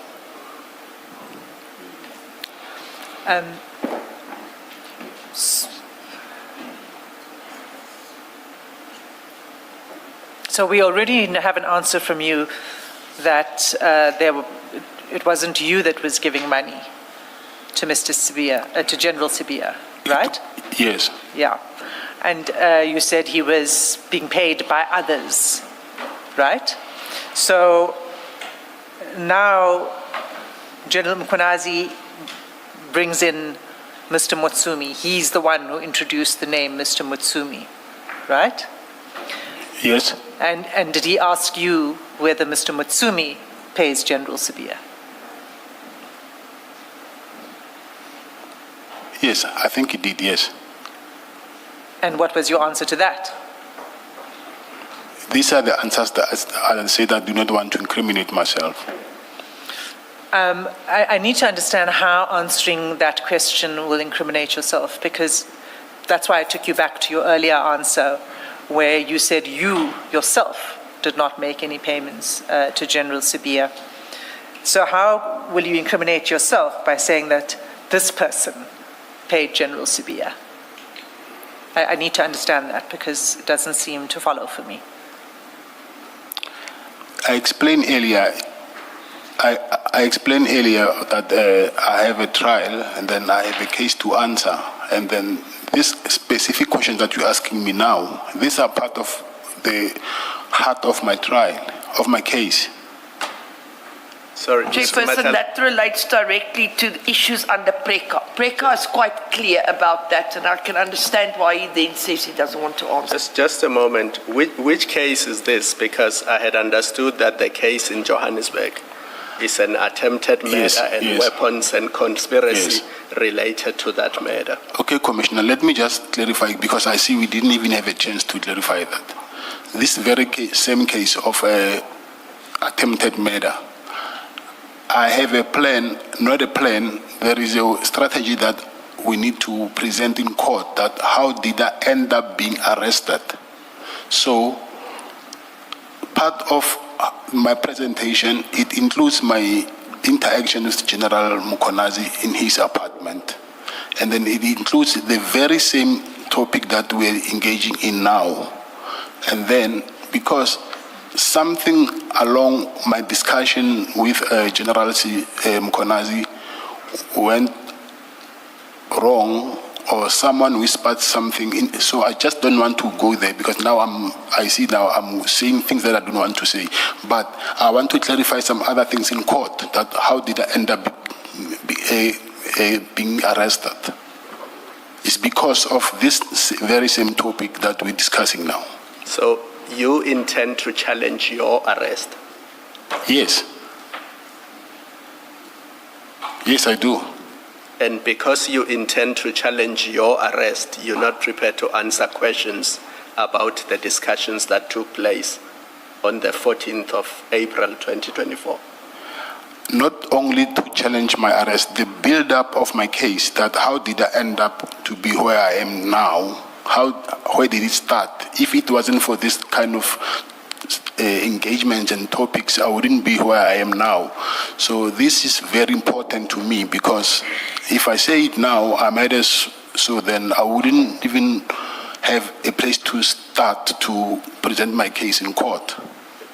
I must say I have serious difficulty with that, because you told us here that when you first met General Mkhwanazi that very same day, he told you that there's already a warrant for your arrest in relation to that case.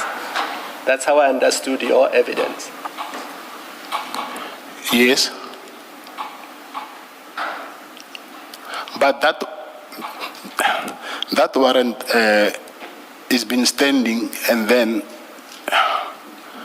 I don't know if maybe I can submit in private, because doing this now is it's not going to be fair on me, but I can submit it before the end of today now, just for me to explain this, I need to go to the gate. There's no other way. I just need to make you understand why I'm saying I want to challenge the build-up of my case, how I ended up being arrested.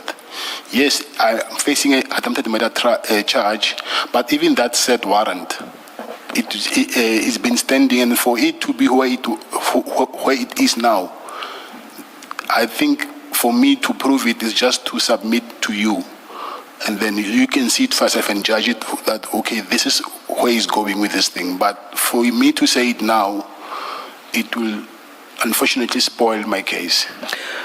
Subject to a further explanation by you, Mr. Madlanga, I fail to understand how telling us who the Gauteng people, excluding you, because you've said you did not pay General Sibiya, how telling us who the Gauteng people from whom General Sibiya received or receives money, how that's going to impact your case adversely, I do not understand. And again, let me upfront say I'm inclined to rule that you must answer the question. But as I said at the beginning, this is subject to any further explanation you may give.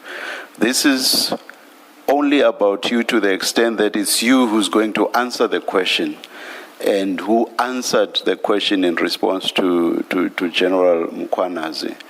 But for that, it's not about you. It is about those people that you said, I assume you did say, General Sibia was receiving money from. It's about them, not about you. So subject to a cogent explanation by you, I do not understand the point you are making.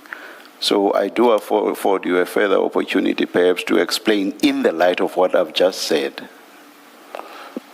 Thank you, Chair. The first thing is there are no other names. The person who was just mentioned, it was only Mr. Mutumi and General Sibia.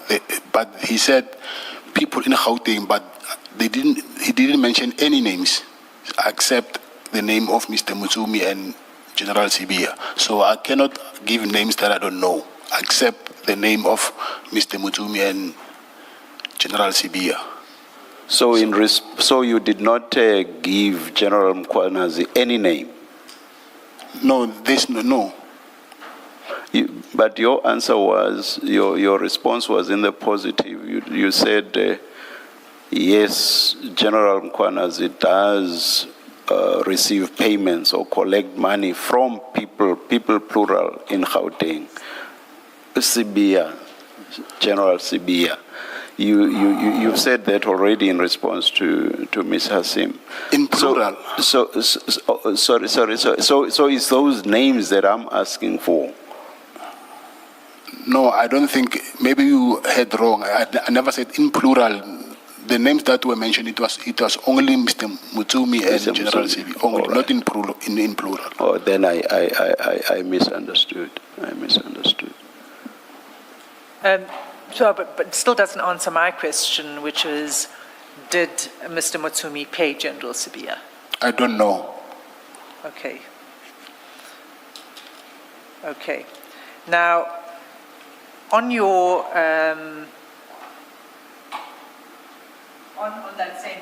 on that same paragraph, where General Mkhwanazi talks about Steve Mutsumi, and you told him how Sibia is collecting money. So you're saying that you did not say this. You're therefore disputing what General Mkhwanazi said in this in Parliament, because what he is saying is that he told me about Steve Mutsumi, gave me the address of Steve Mutsumi, told me about the activities of Sibia, how Sibia is collecting money, etc. So now you're saying you don't know, but that contradicts what General Mkhwanazi says here,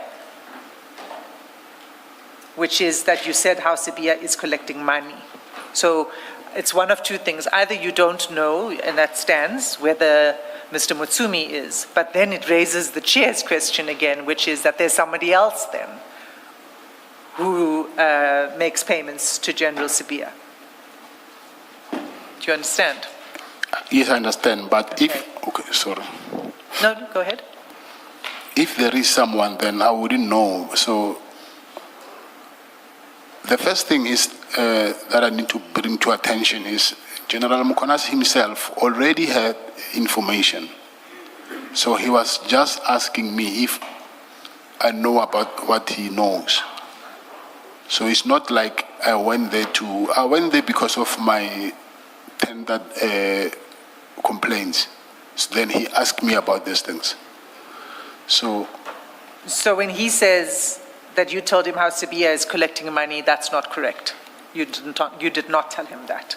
No, I said to you that for that I do not want to incriminate myself, and I do not want to comment on that. Okay. So you're saying you don't know whether he received money from Mr. Mutsumi. He received money from others, that you know, but you don't want to name them. That's your position. Yes. And I need to ask you then, because it's the same reasoning that applies to the question on Mr. Mutsumi. Why would telling this commission who the other people are that pay Mr. Sibia would incriminate you? Why would that incriminate you? Maybe when I'm saying incriminating, I'm using the wrong word. I'm basing this on, again, my case in court. So maybe incriminating is not the right word that I'm using. Because I'm repeating again that I still have a case to present in court. So I'm already saying a lot here, then meaning that at least leave me with half. I can go to court with half. So don't take everything. So because now you want me to disclose everything here, and then I'll be left with nothing. Just don't strip me naked, please. Chairperson. I understand what your position is. You, on this line of questions, you're not claiming a privilege against self-incrimination. You are refusing to answer the question because you say it will compromise your defense strategy. Am I correct? That's the position you've adopted. Yes, you're correct. Thank you. I want to say this. The case you have to defend yourself against is an attempted murder case. My take from what you are saying is that you don't want to incriminate other people, and that's the real reason why you don't want to answer that question. Can I comment on that, Commissioner? You still don't take it that when I say the way I ended up being arrested, it has to do with my interactions with General Mkonazi. I'm prepared to accept that. The question now is, who are the other people that were paying General General Sibia? Or who did you tell General Mkonazi that other people are paying money to General Sibia? And that's the question you're refusing to answer. And you say, yes, there are, but I don't want to mention.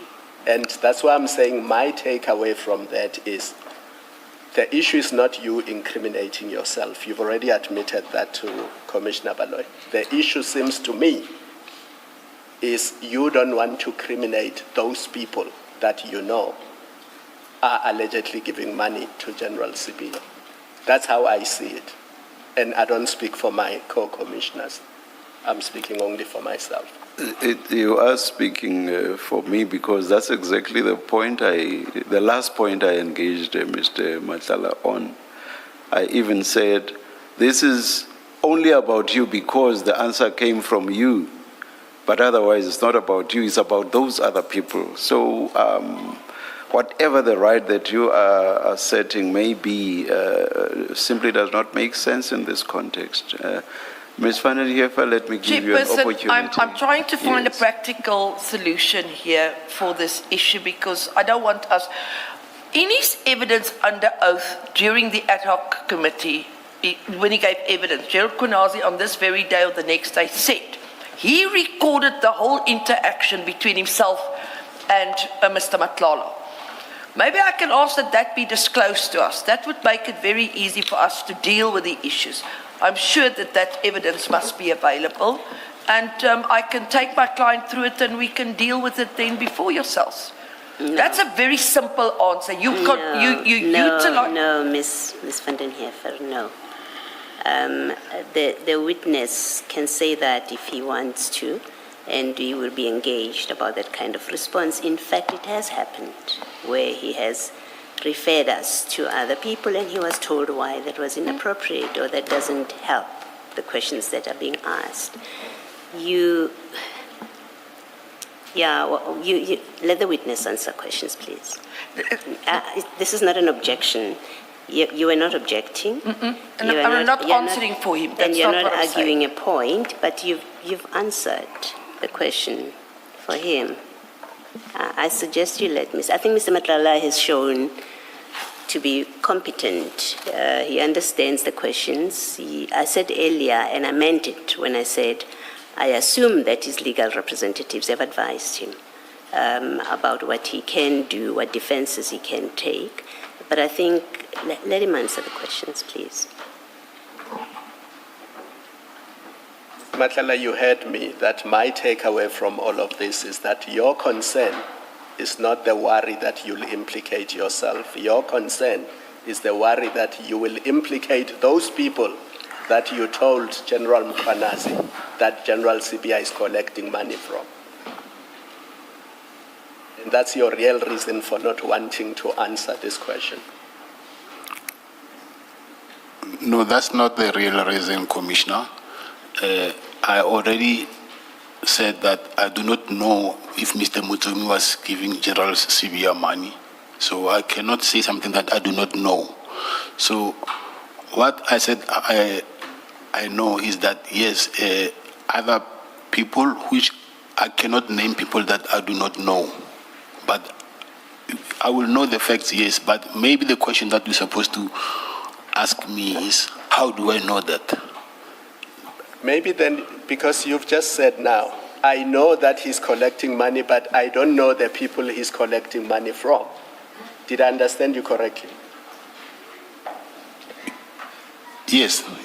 And then you said, maybe if I ask you, how do you know those facts, then you will be able to elaborate.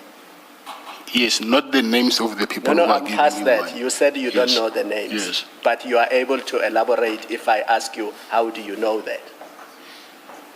Yes. Yes, so I'm giving you the opportunity.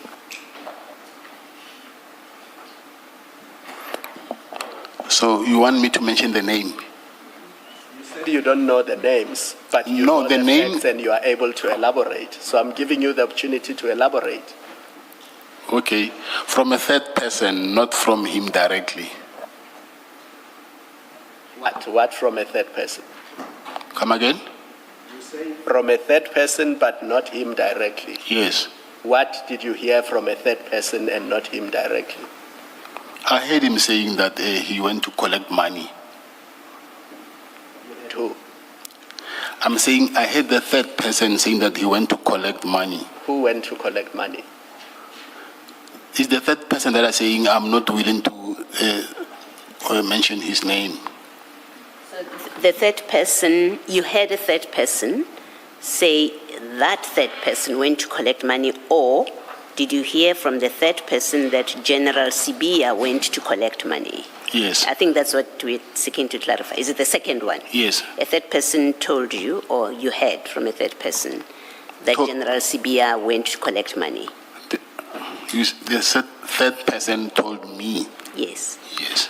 That General Sibia collected money? Yes. All right. From the third person, from that third person? General Sibia went to collect money. This you are told by a third person. Did General Sibia collect the money from that person, that third person, or from some other person? No, that person, I will say maybe he was. How can I put it?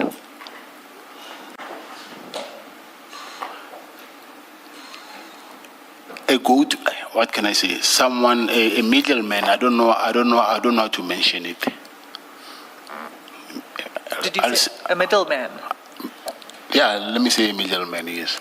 They were a conduit of money. Come again? That person was a conduit of money between General Sibia and somebody else. Yes. Is that what you're saying? Thank you. And the somebody else, do you know who that somebody else is? Yes, I know. And who is that person? It's Agent Ngosi. Sergeant Nkosi.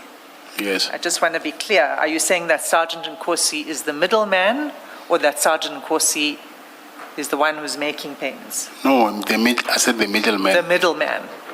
Okay. My question was actually who is making the payment through Sergeant Nkosi? Yes, I said I don't know.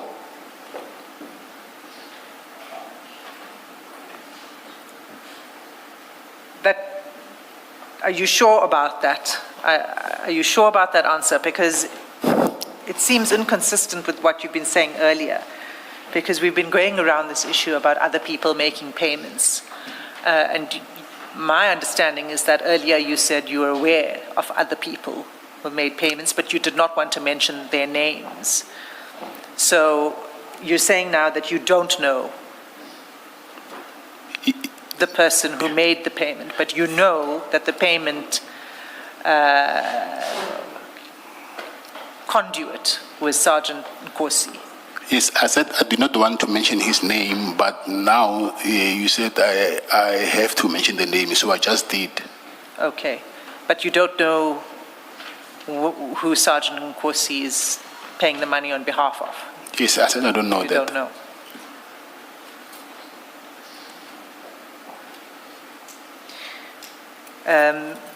I'm going to move off that particular line of questioning, Commissioners, unless you have anything. But not off the issue entirely, because the question of the attempted murder charge, you say that the developments of that case have got to do with this interaction that you had with General Mkhwanazi. Have I understood you correctly? That this meeting, Yes. you think, sparked a campaign against you, in other words? Yes. And you say, and why is it that you say that, first of all? Why do you say that?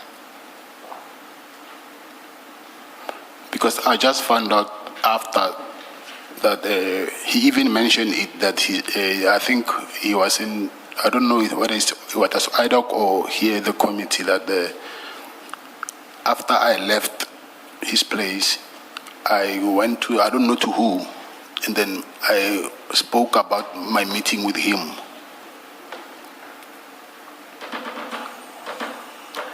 Oh, I see. So it wasn't actually this meeting then, it was your evidence in ad hoc. Not my evidence. I'm saying I don't remember whether he gave evidence in ad hoc or here, but there's somewhere where I read in this, I think it's ad hoc, yes, where he said after I left his place, he heard, I don't know from who, that I was telling, I don't know who, but because he didn't mention names, that I've mentioned my meeting, the meeting that I had with him, and then I twisted the story.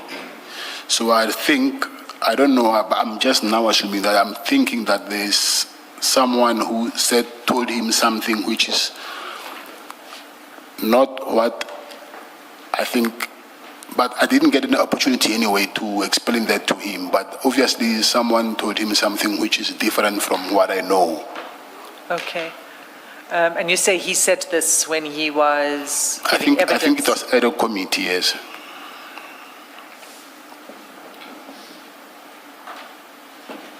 I think I might be able to find the reference.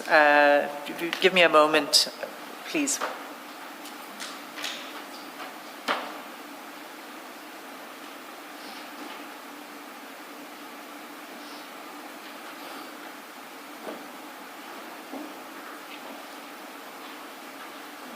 Okay, well, while we look for it, you are the one that introduced the topic of your attempted murder charge at this meeting at the Pearls, isn't that so? No, it's not. I did not even know that I had a charge. You didn't know about it? Yes. Okay, so on the same page, 228, where General Mkhwanazi says, if I can just take you, it's 2 paragraphs from the bottom. And he says, so I take note of all of these things. So now this is the paragraph immediately after the Mutsumi and the payments and all of that. And what General Mkhwanazi says, so I take note of all of these things. And then he asked one thing, but the other one was just a comment which I could not do much about.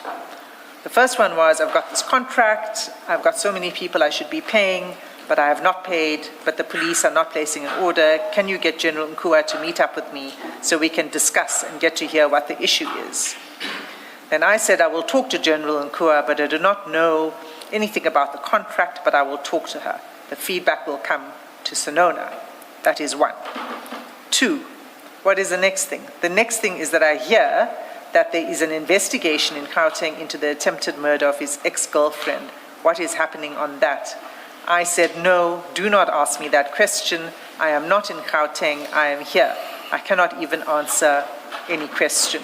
If you have issues with it, General Snowden is your brother. I don't think that's meant to be Snowden. The only Snowden I know is a whistleblower, American whistleblower.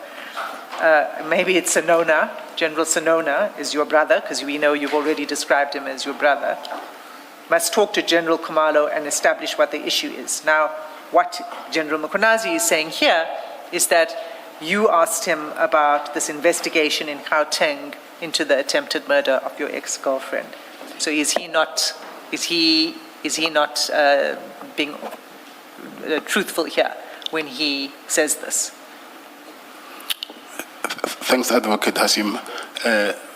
First of all, what he said to me, even himself, I think they didn't give him full information, because he said to me, my girlfriend from Limpopo. So I said, no, which one? And then he said, the one that she was an actress in Movango. Then I knew that she was talking about the one in Gauteng, not Limpopo. So it cannot be that I told him about that. So it's him who said to me, the warrant now at this stage, it is not being signed even by the magistrate. It has only been signed by the prosecutor. So, but after whatever, I don't know who told him, I don't know what, and then that warrant ultimately it went, and then it was signed by the prosecutor, by the magistrate now. But he told me that at this stage it was only signed by the prosecutor, so I did not know that there was a warrant that was standing up. I wouldn't even go confront him. For me, I would think that he might even arrest me. So if I knew that, okay, there was a warrant that he had, first thing that I was going to do is just to hand myself over to the police. So I wouldn't want to discuss something that I know it wouldn't benefit me with anything. Okay, so you're confirming that he was not being truthful when he said this? I don't know, I'm not saying he was not being truthful, maybe he's confusing the facts. Okay, so you're not saying he's not being truthful, but you say maybe he's confused. And you say that you did not ask him. That's what you're really trying to say. You did not ask him about the attempted murder investigation. I did not know that it existed by then. Okay. So do you know when the warrant was signed? Yes, I know. When was it signed? On the 13th of May, 2025. Okay. A day before I was arrested. The day before you were arrested? Yes. Okay. So, on the issue of let me not go there, because I know you're not going to answer about the contract. Let me go back to the question of the Nangi, which we didn't close, that Nangi docket, which we spoke about. Now, the Nangi issue came up in the meeting at the Pearls, right? Yes. And did you convey, if I understood your evidence earlier, you had not yet met with Mr. Nangi? By then, yes. By then? Yes. You had not yet met with him? Yes. So you undertook to speak to Mr. Nangi to encourage him to withdraw the charges, to withdraw the complaint, rather? Yes. Yes. But before that, I explained to Mr. Sonona before we even went to him that my wife and Mr. Nangi's wife are very close because the kids go to the same school. Yes. Yes. So you subsequently went to speak to Mr. Nangi, and I suppose, and I think you said you don't recall when? Yes, I don't recall when, yes. And so why would you be discussing Mr. Nangi before General Mkhwanazi meeting, and in fact even before you get these documents? Why would you be discussing Mr. Nangi with General Sinona? I explained that earlier, Commissioner, that he told me that they wanted help to convince Mr. Nangi to withdraw the charges. Yes. Yes. Yeah, my question is, for him to speak to you about Mr. Nangi, he must know something about your relationship or your interactions or your dealings with Mr. Nangi, and because otherwise there is no explanation why he even starts the conversation with you about Mr. Nangi and not anyone else in your complex or anyone else down your road. So what is it that gives him an in into discussing Mr. Nangi with you? He is the one who arrested Mr. Not him personally, but his team. And then they arrested him in the same estate that I live in. And then he asked me if I know him, because at that day there was a lot of police in that estate. And I told him that I do not know him, but I know my wife knows his wife. So I will ask through my wife, and then I'll go to know Mr. Nangi. And your kids, I suppose. Do you know anything about that? And then the documents that he sent me? Yes. Yeah. The complaint with the... It was not a It warning. has Mr. Nangi's charge sheet, it has his ID numbers, it has the complaint against the 6 policemen who allegedly arrested him or harassed him. Or you saying the documents he sent me because as a warning? Yes. I did not know that, Commissioner. Did he have that discussion with you when he sent you those documents? No. What I know that he asked me, but obviously I knew that arrest when it happened. It is in the estate. I think everybody knew about it. So he asked me. I said, yes, I know him. Obviously, the school is the same school as my son and his son. Then I said, yes, through my wife I can ask that. So that's what I know. So the only issue he discussed with you in relation to Mr. Nangi was, do you know him? Can you talk to him about the complaint against the other police? It was about to withdraw the charges. Yes. Yes. Thank you. And you say that's why he sent you these documents, in your understanding. He sent the documents because he was giving you this information so that you could speak to Mr. Nangi. Not about the warning. Yeah, no, to drop the charge, to drop the complaint against General Mkhwanazi and others. Thank you. Well, I can put a different proposition to you, that it wasn't provided to you to request that you to speak to him to withdraw the charges against General Mkhwanazi, but it's to request that he withdraws the charges against General Sinona's team. His team, yes. Yes. Whose team? General Sinona's team. If you want to have a look, we were looking at it earlier. It's, this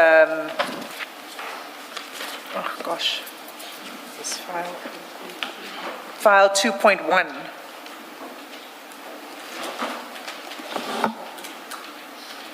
I think it's this one. Page 22 and 23.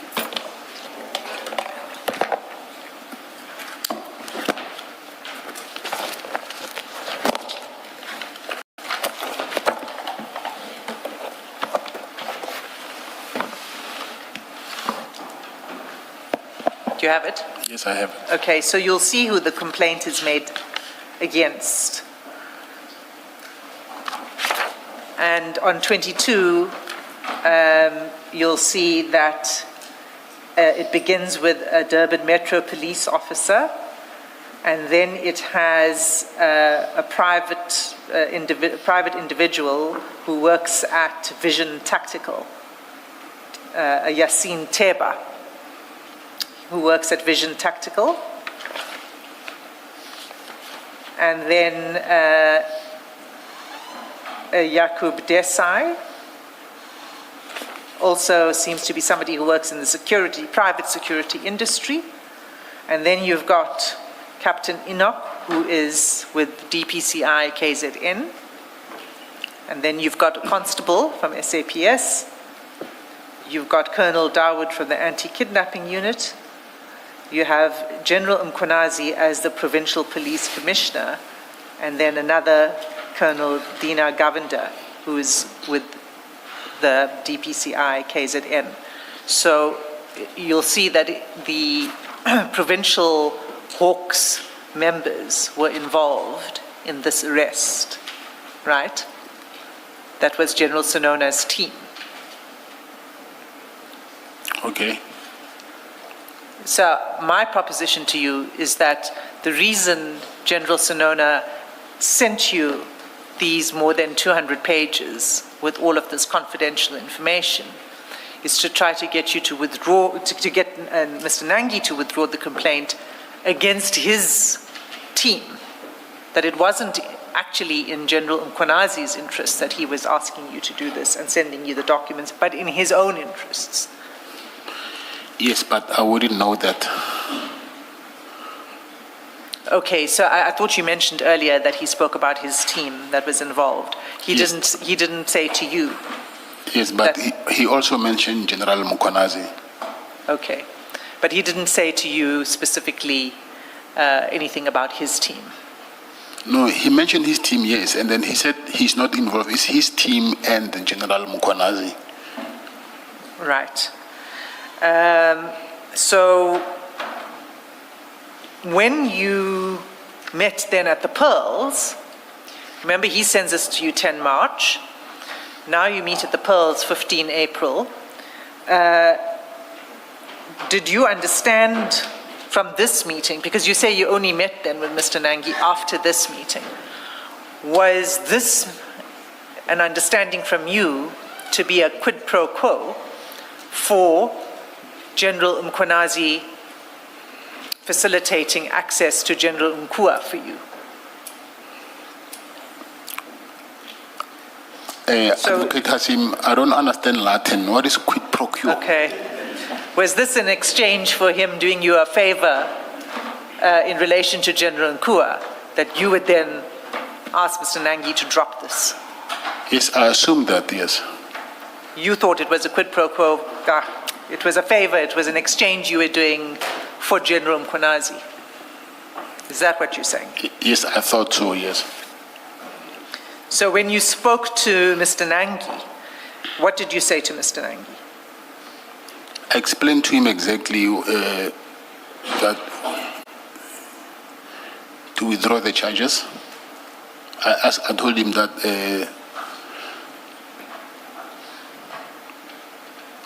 Mr. General Sonona is very close to me, so I asked him to do this because on behalf of because General Sonona was very concerned about his team. So I was doing this on his behalf, yes, because I did not know General Mkhonazi anyway, so I couldn't say he's my friend or something. So the only person who was close to me, it was General Sinona. So if I understand you correctly, what you said to Mr. Nangi is, General Sinona is close to me, my older brother. He's very concerned about his team. Can you drop this complaint? Yes. And then what did Mr. Nangi say to you? I think he gave me 2 or 3 days, and then after he came back, he said to me, he can do it, but his brother-in-law and his other, I don't know whether he's a friend or accused or whatever, they refused to do it. And I told that to General Sinona. Okay, and then you communicated that reluctance to General Sinona, isn't that so? Yes, I did. And how did you do that? Say that again? How did you communicate it to him? I don't remember whether I called or I saw him, because I saw him a couple of times, like I mentioned, so I don't know whether I called him or we met. Okay, so in your ad hoc, if I could just jog your memory, it's at page 27.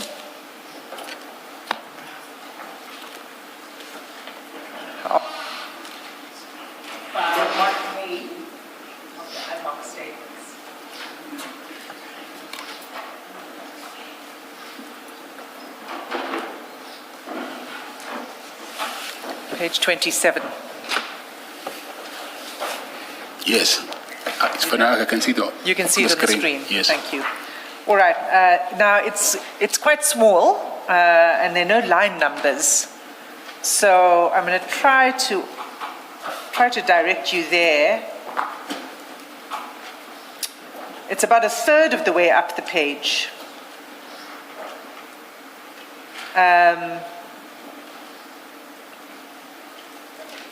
There's an exchange between you and Mr. Arendse. You see that? Advocate Arendse. Yes, I do. Okay. And he asks you this question, and let me know if you can find it. He says, then you say you communicated Nangi's reluctance to Lieutenant General Mkunazi via General Sinona. Do you see that? Yes. And then you say, can you repeat that? And then he reminds you, in the draft statement, you said you communicated it to General Sinona. You see that? Of course, yes. And then he asks you, how did you do that? And you say, I called him. And then Advocate Arendse confirms, you called Sinona to tell him that you spoke to Nangi. And he was not prepared, and your answer to that is yes. You see that? Yes, I see that. Okay. So you called General Sinona. Okay. Well, it's not for me to say, okay, you agree that you called him. No, yes, I called, yes, I can see now here from the transcript that I called him. Okay. Now, when General Sinona was here before this commission, he said, and maybe we should go there, it's file 2, page 85.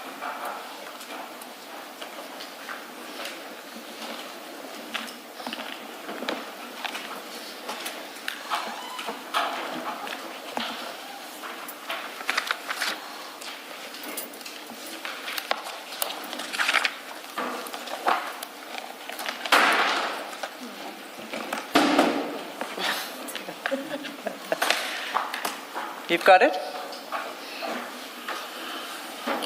No, I don't see it on the screen, so yeah. Do you have it? It's fine, I'll check it. Yeah. No, it's fine, it's here, yeah. You've got it, all right. Okay, so this was when General Sinona was testifying before the Commission on the 28th of January 2026. And he says, he contradicts you on this point. He says, I never met with Mr. Matlala to discuss the withdrawal of the case by Mr. Nangi. And even in the calls, when we were talking about the calls, Mr. Matlala never informed me about this.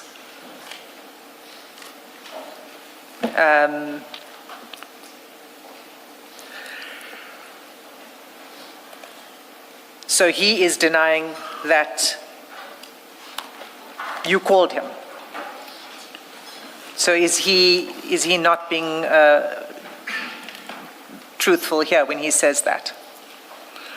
What I see here is he's saying that he don't have a recollection of that thing happening. He don't recall it. So meaning maybe he might have forgotten that I called him. No.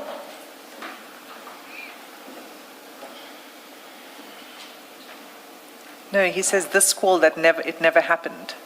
Let me just find the line. If you look line yeah. 20. Even line 10, 21. I think. After, okay, 21.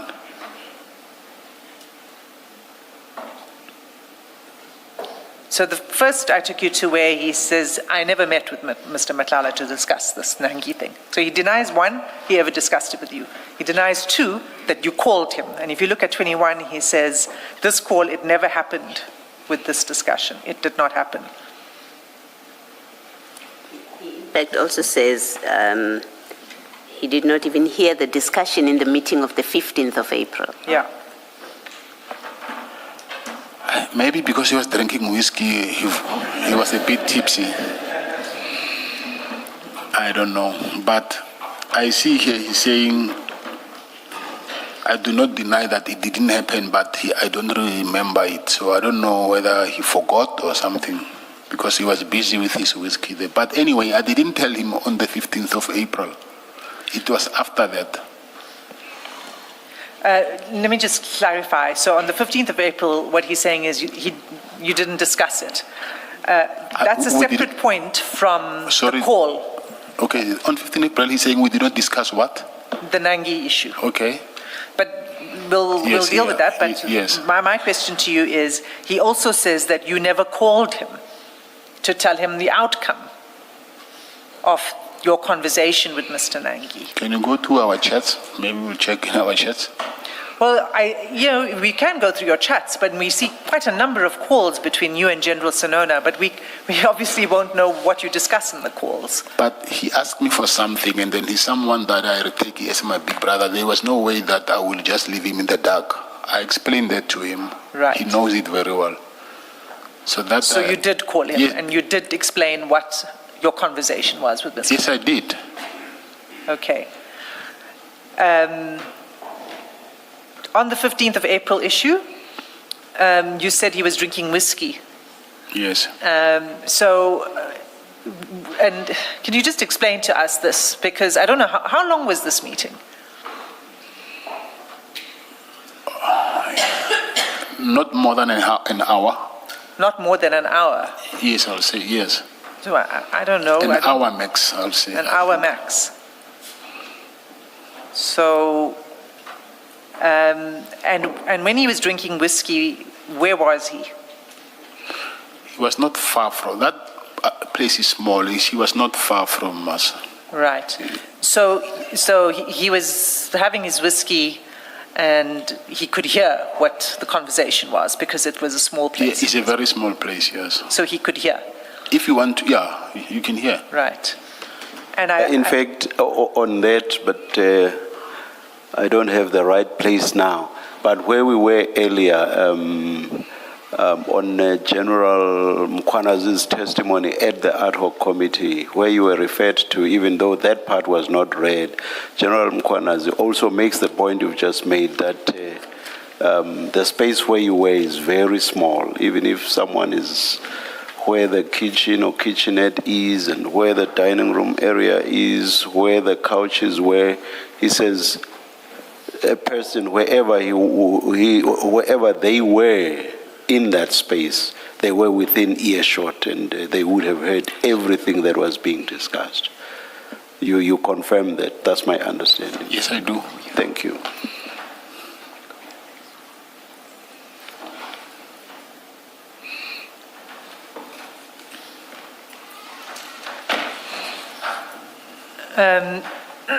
Okay, and that's fine. Thank you. I'm going to leave that topic. In your conversations with General Sinona, we see that you share a lot of information. There's another batch of information that he shared with you. I'd like to take you to, and that was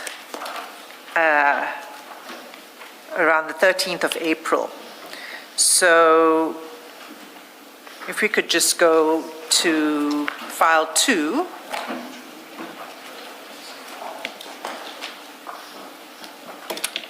Page 11.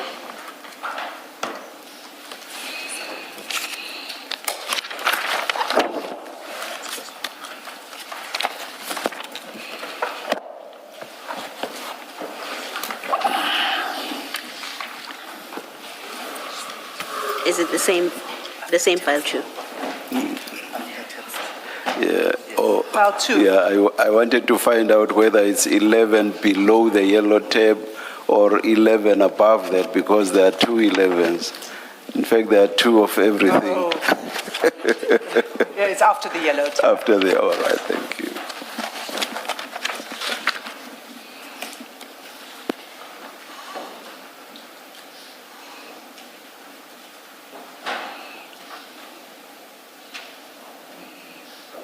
So that's page 11, and if you see at the bottom of that page, and this is 13 April 2025, there's a document that's sent to you.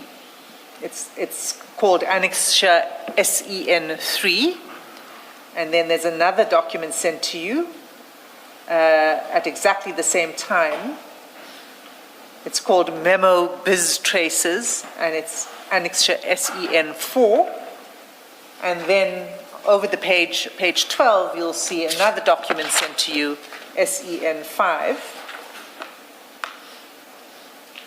And if you look at the timestamps, they all have 1632. They are literally delivered split seconds apart. So you sent them as one batch, these 3 annexures to General Sonona, okay? Do you see that? Yes, I do. Okay. Is there anything you want to comment on at this point on these annexures before I go there? I don't, maybe if you can open them. That's fine. I don't know what it is. That's fine. So SEN3 is at page 17 of that bundle.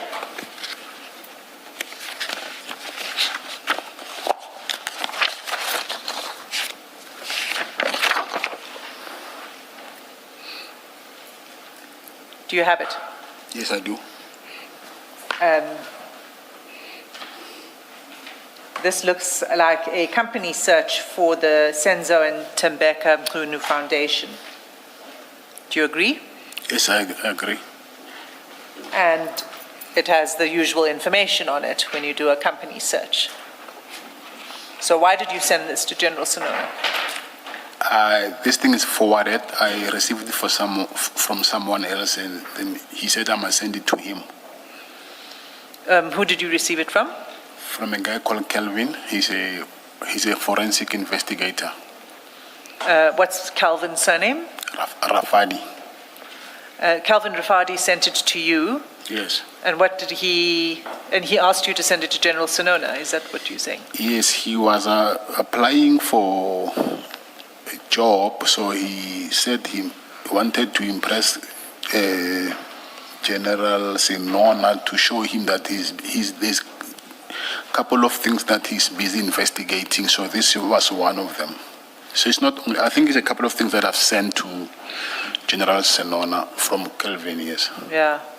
So he said that these are things that he's investigating, and he wants to impress General Sonona, so he wants you to forward these things to General Sonona, to show General Sonona what he's busy with. Yes, yes. So that would mean that one of the things he was investigating was the Senzo and Tembeka Mkhunu Foundation. Yes. All right. SEN4 is at page 22.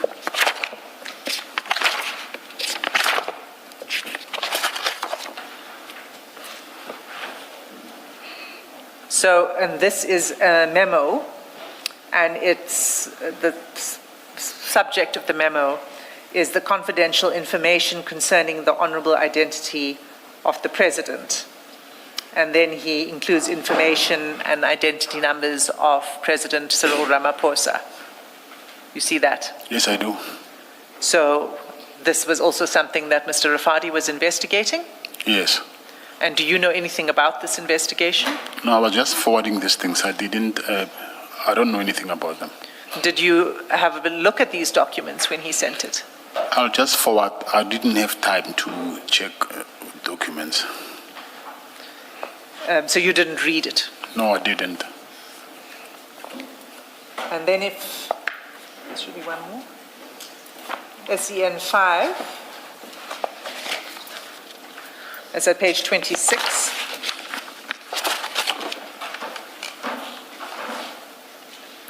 And that is a newspaper article. And it concerns reported corruption in the Rustenburg municipality. So I presume your answer here will be also that this is something that Mr. Rafadi was involved in. Yes, of course. Yeah, I think if you can go to my cell phone, you'll see all of these things are from him. They were just forwarding them. Okay. So did you read this? You didn't read this either, this document? I'll just forward it to Mr. Sonona. Okay. And when you forwarded it to General Sonona, what did you say to him? Every time I forward them, I'll tell him that I'm sending you a staff from Kelvin. But by then he knew that this guy wanted the position. He even applied for the national, because actually he applied for, what is it, to be head of DPCI nationally. But he thought because of he's not from law enforcement, he didn't have that hope that he will get that opportunity. But he thought maybe if General Sonona can get it, because even General Sonona applied for that, maybe General Sonona can squeeze him to the provincial post, maybe. So you're saying General Sonona had applied for the position of the head of the Hawks, national head? Yes. And Mr. Rafadi He also applied also applied for head of the Hawks, yes, nationally. Yes. But he was not confident of his chances of his application succeeding. So he wanted General Sonona to assist him with some other position in the Hawks. Yes. If he gets that position, maybe he can hire, because of what he's doing, maybe he can hire him somewhere. Okay. And are you close to Mr. Rafadi? Yes, I am. What is your relationship? What's the nature of your relationship? Mr. Rafadi actually is someone that I was supposed to hire in my company, but for forensic investigations. But he was furthering his studies, and then I was also helping him to pay for his studies, so that at least I know that when I hire him, he'll be an asset. But at some point, he was hired by, he was a researcher from UJ, I think it's UJ, or VETS, I forgot between the 2 years. But he was a criminal researcher for crime or something there. Okay. Yes. And how did you first meet him? Calvin? Yes. We are from the same, he's from, I know him from long time ago. Maybe more than 25 years, 30 years. I'm from long time ago. Okay. And so do you meet him regularly? Yes, I did. And do you still meet Mr. Rafadi?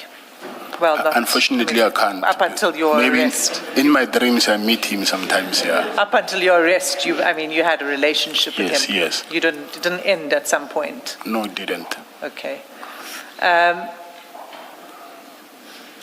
There's one other issue that arose again in relation to the evidence. I think it was in the ad hoc by General Mkhwanazi, where he says that General Sonona said to him that he was involved in some Lesotho project, or there was an interest that you and General Sonona had in a project in Lesotho that had to do with security services, and that he was interested in taking up a position in this project or a position in your company, and that he was considering even resigning from the SAPS in order to take up this position. Do you know about this? What's your comment on that? Yes, I do know about it. Okay, can you tell us about that? Yes, it was, I won't say presidential protection, because he's Prime Minister in Lesotho. So I've registered a company in Lesotho for VIP protection for the Prime Minister. And so I was in negotiations with them to offer security services for the Prime Minister in Lesotho. Let's just say presidential, same as presidential protection, but because there's a Prime Minister that side. So that's why General Sonona wanted to also come on board. And what position would he have held if he came on board? He will choose whatever he wants. Okay.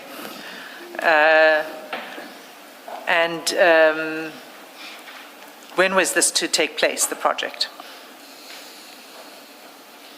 The dates I forgot. Did it?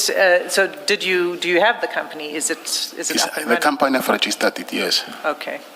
But has General Sonona had anything to do with the company since then? I mean, he didn't take, as I understand, he didn't take up this because he decided not to retire and to see Yes, yeah, that's see true. his service through to the end, and then to take up a position after that. So there's not been any engagement with General Sinona and this company, or has there? Just for clarity, please, can you please repeat that question? Can you, let me tell you that, let me put it this way. What engagement has General Sinona had with this company? Has he done any work for the company? Has he been paid by the company in any way? Has the company provided services to him in any way? Benefits to him in any way? No, he was not even hired. He was considering to, so there was nothing that happened. Okay, so nothing further took place on Yes, the nothing. Lesotho company? No, nothing. Okay, thank you. Chair, I've noticed it's 4:15. This for me is a convenient time to take a pause, but I haven't reached the end of my questioning of Mr. Matlala. So we will have to return. I ask that Mr. Matlala remains under subpoena and to return on a date to be agreed. We would have to discuss it with Ms. van den Heever. That's in order, Ms. van den Heever, especially if that date is one to be arranged between Council. Now, Chairperson, the date will have to be discussed. The issue is we are now returning To the on Monday, trial. as you know, To the this trial. trial, and we need to focus on this trial. So I don't know when your last date is. By you, I mean the Commission's last date. But at this point in time, for the foreseeable future, this is where we're going to be busy doing the trial. Let's just leave it at that for now. We'll see what comes out of the flash, so to speak. We'll discuss it, Yes. Chair, and come to an arrangement. Yes, yes. Thank you. Mr. Matlala, the hearing of your testimony is postponed to a date to be determined. Let's adjourn and resume at 9:30 tomorrow. Yes, Chair.